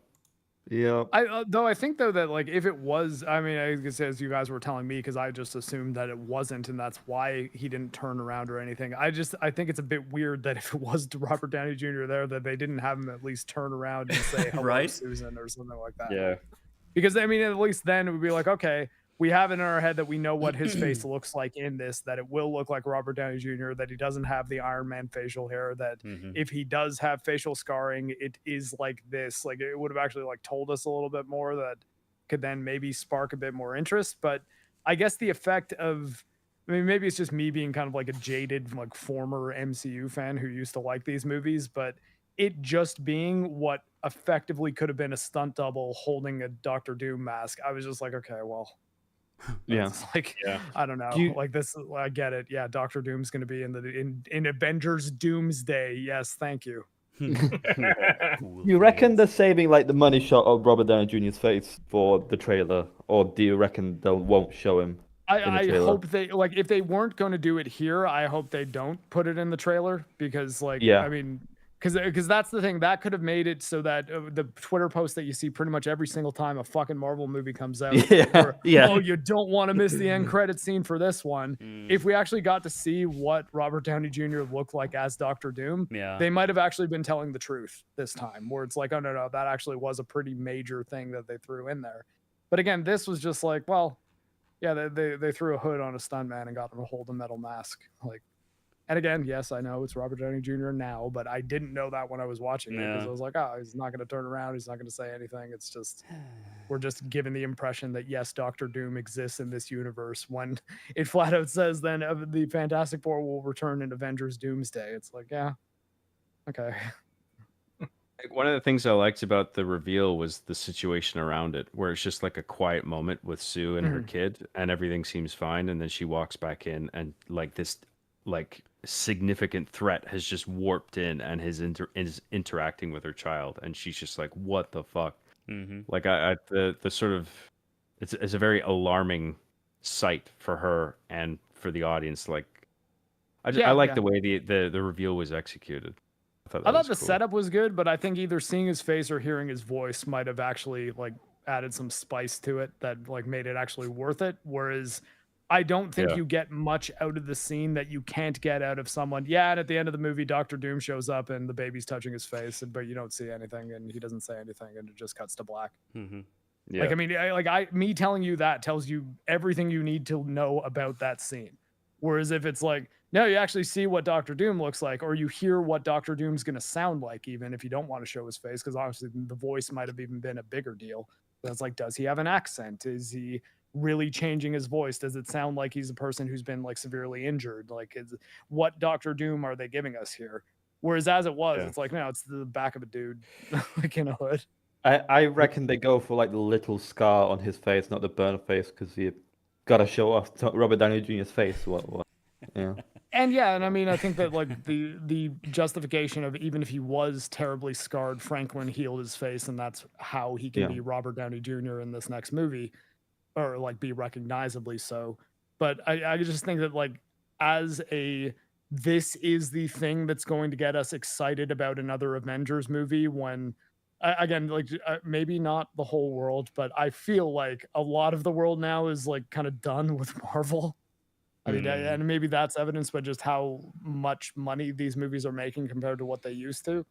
Like, I don't know. I just think adding something like that to have people saying, no, you should go see this because even the post-credit scene has something pretty major at the end of it that you probably don't want to just see shitty compression of on YouTube or something. Like, but now it's just like this is something that you don't really need to see that scene to get excited about Avengers. You're going to be as excited or not as you were before you see this end credit scene. Indeed. I Well, think there's a lot said with a single image with the reveal as well. Because like we know Doctor Doom is this like almost omnipotent, like terrible threat. But like he's just like interacting with this kid and like engaging with this kid and entertaining him. But then also another layer on that, he's obviously there because he wants to use the kid because he knows the kid has How these powerful he cosmic is. powers. Yeah, so there's just like there's a lot communicated there with a single shot, which I liked too. I thought it was one of my favorite like post, movie reveals that I've seen from one of these movies. Yeah, I mean, I can see that argument as well. I guess I just thought that like having that one extra step of like give us something to like maybe look forward to for this next Avengers movie might have been something they could have done a little bit more for. But I mean, again, like I said, I agree with you on I like the premise of the scene being just this quiet moment, and all of a sudden this incredible threat is just there being very sweet with the baby. And Yeah, I like that about it. Yeah. well. Speaking of baby, hi Jojo. Yeah. Big puppy. Well, there you have it. The movie that we watched and talked about. You can rewind and listen to it again because that's how that works. That's a good outro, right? That was awesome. Fantastic. Is the sequel going to be called Second Steps? Maybe, who Well, knows? no, I guess it's Avengers Doomsday. More steps, I think. is More the- steps, yes. Okay. And then the third one is called Full Sprint. But yeah, it's gonna be interesting to see what's gonna happen with Doomsday, because I feel like they have way too much shit to even set up before they can even go into the plot of Doomsday themselves. What's gonna be the Avengers? Who's gonna be in it, or who's gonna do what? Even are the Fantastic Four from this movie gonna be in this one? Is it gonna be a different one? What does any of anything mean? I don't know. I think it's gonna be a whole fucking mess, and it's gonna suck ass. Because there's not a single fucking character that I give a shit about in that movie that I want to see interact with anyone else, because they haven't set anything up. But I think we don't have another movie between now and Doomsday, right? This was the last one. I I think don't know, so. like- Yeah. So I guess we get a big break of Marvel, because I don't know when in Ironheart 2026. season 2 is going to set up Avengers Oh, Doomsday. No. good lord. That's gonna be another 2 weeks of wasted time. I'm God. The new Spider-Man, I think, shoots in August. They're going to start Okay. shooting. I don't know when they're going to put it out, though. It might Yeah. even be after Secret Wars. December 18th, 2026 is Doomsday. Okay. Damn. Okay. So maybe we get Spider-Man Year and a before half that. away. I don't know. That's interesting. Yeah, Only they one? might maybe they'll put it in between. Yeah, I don't know yeah. though. I think they might want to do the two-parter back to back. What is Yeah, it called? maybe. When Spider-Man? No. Brand new day, I think. Brand New Day. Yeah. I knew it was something day. These day titles are annoying the shit out of me. Doomsday started But, investigating Ironheart's death. Oh, so I kind of Brand New Day is July 31st, 2026. A little bit before. Yeah. Right. Well, I wonder though how much Sony is playing ball with Marvel right now though, and if they're like, because I mean they like, especially having the end of Homecoming sort of sideline Spider-Man into kind of his own little section of the MCU, and just being like, yeah, I'm just going to be the friendly neighborhood Spider-Man for a bit. Yeah, I wonder if he's going to have any role in like new. That's JoJo. She just did the dog shake thing, and her ears were hitting my microphone. So. But yeah, I wonder if Spider-Man's really going to play a role in these Avengers movies at all, or if they're just going to be like, no, we're just going to do some Spider-Man fighting Spider-Man villains in New York things. Mark Ruffalo is going to be in Brand New Day as Get Hulk. fucked. Yeah. That's what we need. More Hulk being injected into the story. Why does there more have shit to Hulk. be a mainline Avengers hero in every Spider-Man though? You know, we already had Punisher is enough. All right, I'll take Punisher. Mark Ruffalo, get out of here. Get out of my Spider-Man movie. Yeah. Well, it seems there's already like a cool dichotomy just with Spider-Man and Punisher, you know, in the way they approach dispatching bad guys. Mm-hmm. But like to just throw Hulk in there as well, it's like, okay, now what are we doing? Maybe It that's- feels like all of a sudden Hulks a are bit just messier. Is that part of Problems the 'cause contract? power scale. Like there has to be some sort of Iron Man, some sort of Hulk, some sort of whatever character in the Spider-Man film for us to consider this a collaboration. So I wouldn't I be just surprised. want a good movie, goddammit. Yeah. Yeah, that'd be nice. Yeah. Hi, Rocky. Well, there you have it. I think that's enough. I'm getting sleepy. So we get a couple of super chats. Let's go for those real quick. First one is $10 by Heavenly Jester saying Cree is gay. There you go. No. No. Got a 4-month membership by Not Kevin Feige of the Bearded Flame variety saying, no need to thank me for this fantastic movie. Just go watch it 10 times to cover for the losses of the Well, at least previous this one ones. didn't give me a headache. Please. Bob is really angry at me. I don't think I will. I'm sorry. Bob did it to himself. No. 5 gifted memberships by M8566. Thank you very much. Appreciate that. Thank you. A 20 Swedish shekels by Zotlander saying 5 out of 10. Mid. Stupid plot. Good acting. Looks great. There you go. Got $5 by Ida Code Tricky saying the Fart-tastic 4 and the Man of Shit Heel. SH star heel. Shit heel. Steel. That movie sounds like it stinks. Oh, got it. Yeah. I got $2 by Slumpy. Thank you very much. Saying Tropic Thunder was my favorite MCU movie. Hell yeah. It's a good fucking movie, man. Mootless Ubergate says in chat. Wow. Wow. That's so rude. $5 by TRKG. Asking, have you seen the new trailer for Primitive War? It came out the other day. It looks fun. I hope it's better than Rebirth. And the Jurassic World Monopoly on Dinos. I don't know. I'm not even aware Primitive of that. War? Need to No, check I've that never out. heard of it. Need to check that out. No, Thank you, though, for the super chat. Yeah, maybe I need to give it a look. I guess it's about dinosaurs. I would assume, yeah. But just because of the Jurassic Park comparisons. It could have been anything Yeah. prior to that. Got $5 by Emmet566. Thank you very much. Saying the Egg Teleporter had a bridge on each side. The Earth one didn't have a receiving bridge. Reed was going to teleport them into the void. Yeah, I was pointed that out earlier, later. Just earlier as well. It's a random teleport. Sorry, go ahead, Cree. So that's just one of the things I was thinking through the movie. You're clearly showing it has a place that it goes to, Yeah. the egg. It's like, what the fuck?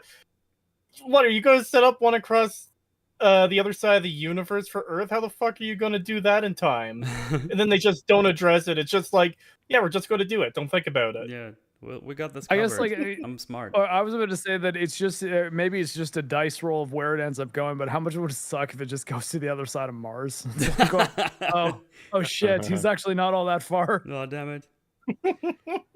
Oh, God. Hi, Jojo. That's Zyla with the membership. Thank you very much. Beautifully variety. Thank you. I guess everyone on Earth who had a thing for war were disappointed they were devoured by an intergalactic god. Oh, well. Well, I can't win them all. Another $5 by Emmet566. You guys are ridiculous. If Last of Us 2 can put pregos on the front lines, then Sue can go to space. And then in brackets, seriously though, why do they keep doing this? I don't know, man. Hollywood has a fetish for it. I mean, really, They fucking love that. Yeah, because that animated Spider-Man movie did that as well. Oh, don't remind me, Cree. Oh, she's such a good Oh, mother. Sorry. Wolfenstein: The New Colossus. That kind of started it all. Oh man, She was The topless new killing Avengers Nazis. should just be all pregnant. They're all pregnant.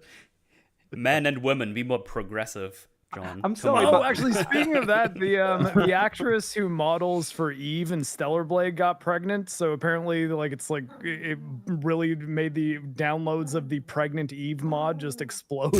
I found that funny. I was like, oh, it's actually kind of sweet. Jojo, empowering, like being pregnant and going on the front lines. Like, it's if anything, it's stupid. You're putting the baby in danger. But what do I know? No, it's brave. Shut up. In the case of the Stellar Blade mods, I think it's just a fetish, to be fair. Yeah, it definitely is. Yeah. Slumpy with another $5. Thank you very much. They all know what Johnny Storm did during World War II. He earned the name Human Torch. It's canon in Marvel that he took a they took a YouTube censored dictator with fire. Really? That's funny. Yeah, there was like an initial Human Torch with like Namor as well, and they operated. Cap knew them as well. Oh, okay. I think he has a cameo in the first Doctor Strange movie. Like he's in the background, and the Human Torch was like an android, I think, Okay. of some sort. I can't remember. Yeah. 14 Czar by Blank Face. Thank you very much. Does Ben have a fantastic foreskin? Yeah, boy. Yeah. You know, I saw that tweet multiple times, and I only got the joke on the fourth. Like, Does he have to sand it down every now and then, like he does with the beard? Oh no. Another 5 by Slumpy. Thank you very much. What if you turned on the global teleporter and it only teleported all the eggs on Earth? That would be a really funny gag. For My that movie, omelet, yeah. no. No. I was so hungry. No more chickens. No, wait, That's but when we still have Herbie the had chickens. mastered omelets. I got $10 by Rio Planeswalker. Thank you very much. So Reed Richards regularly gets transmissions from alien life, has FTL travel and scanners that can reach into deep space. How has first contact not happened? I don't know. We talked about this earlier. Exactly. They basically just stopped when they stopped. Like no other space program did the thing. I don't know. It's really odd that they haven't been going around doing shenanigans. Cosmic radiation's bad, okay? Oh, okay. We got $5 by Neubo Fahrzeug. Thank you very much. Thank you. With Galactus potentially predating the universe, what does it mean for the TVA to destroy his universe or an anchor being? Oh god, my head hurts now. Oh, damn it! I got through this whole MCU episode without a headache. Come on. What Just does him it trying to mean control for a the puppy. TVA to destroy his universe or an anchor being dying and collapsing it? Don't worry about it. That's what I'll tell you. That's funny. We The guy who wrote that is writing the next movie. yeah, you got the job. You got the job. I think he's probably doing like finishing touches though, not like there's probably a script of some sort. So Yeah, he's working on a draft or co-writing it or something. But yeah, yeah. Loki fixed everything. Oh yeah, that's right. He's in his throne stuff. Anchor beings is still one of the concepts I like hate the most. It's up there in probably the top 10 for fucking worst No, concepts. can we not? So stupid. I hate it so much. 50 Swedish shekels by Zotlander. Will Galactus return to get his world ship back? Which is still in orbit. Yeah, Marc, who pointed this out? Cree pointed that out. Why does Reed assume Galactus can't get back faster than a billion years? He did the calculations, alright? He put them somewhere different. He does at least say without a ship. So, Yeah. like, I don't know. I guess he's stranded there somehow. Whatever. We just have to believe him. I have no fucking clue. wouldn't be a question if they cut him in half. True. James with a 34 months of Pet the Charlie variety. Thank you very much. This isn't Robocop Rogue City, unfinished business. Robo needs his Oreo. God damn it, Metal. Get to work. Aw, man. I understood that reference. RoboCop eats baby food, okay? He loves it. I'll get to that game eventually. Leave me alone. God damn it. Yeah, I want to play that DLC. That game rules. It's good stuff. And then another $5 by James said it. You brought it up. Wolfenstein New Colossus is bad. So much flannerization of the characters. I hate it so. I don't think I. Yeah, it's Is that the one where his head gets cut pretty off? crazy. Yes. Okay, so I did play that one once. It like beyond having a really bizarre story that that has a lot of tone problems too, because there's some really like dark serious moments that play really straight, and then other like wacky things like BJ's head getting cut off and them transplanting it onto an Ubermensch body. And so but like part of me finds stuff like that fun, but it's really contrasted with things like the flashbacks to his really difficult childhood and stuff. So they were trying to do a lot of things in that game, and they definitely set up a way to end the story that they've just never really concluded. Like they had Young Bloods, which was the kind of co-op one that is supposed to be an alternate timeline, and that just makes the story even more weird. But yeah, I don't know if we'll ever get a new Wolfenstein 3 though. Yeah. Because apparently they're making a new Indiana Jones game next. So Fuck that. I know, Jojo, I know. And there we have it. We are caught up. Thank you very much for those. Thank Appreciate you. that. Before we get out of here, thank you to our lovely guests for joining. Fun times as always. Thank you very much. And yeah, before we leave you out of here, TruePop, you got anything going on? Anything coming up on the channel? Links down below, of course. Yeah, sure. I recently posted like a mini review on the Superman. Just my overall general thoughts on it. Mm-hmm. Why I was kind of disappointed by it. So yeah, go and check that out. Too much James Gunn and not enough Superman. So yeah, I don't know if I'll be doing I mean, my shorts out of theater reviews seem to be doing better than my actual videos.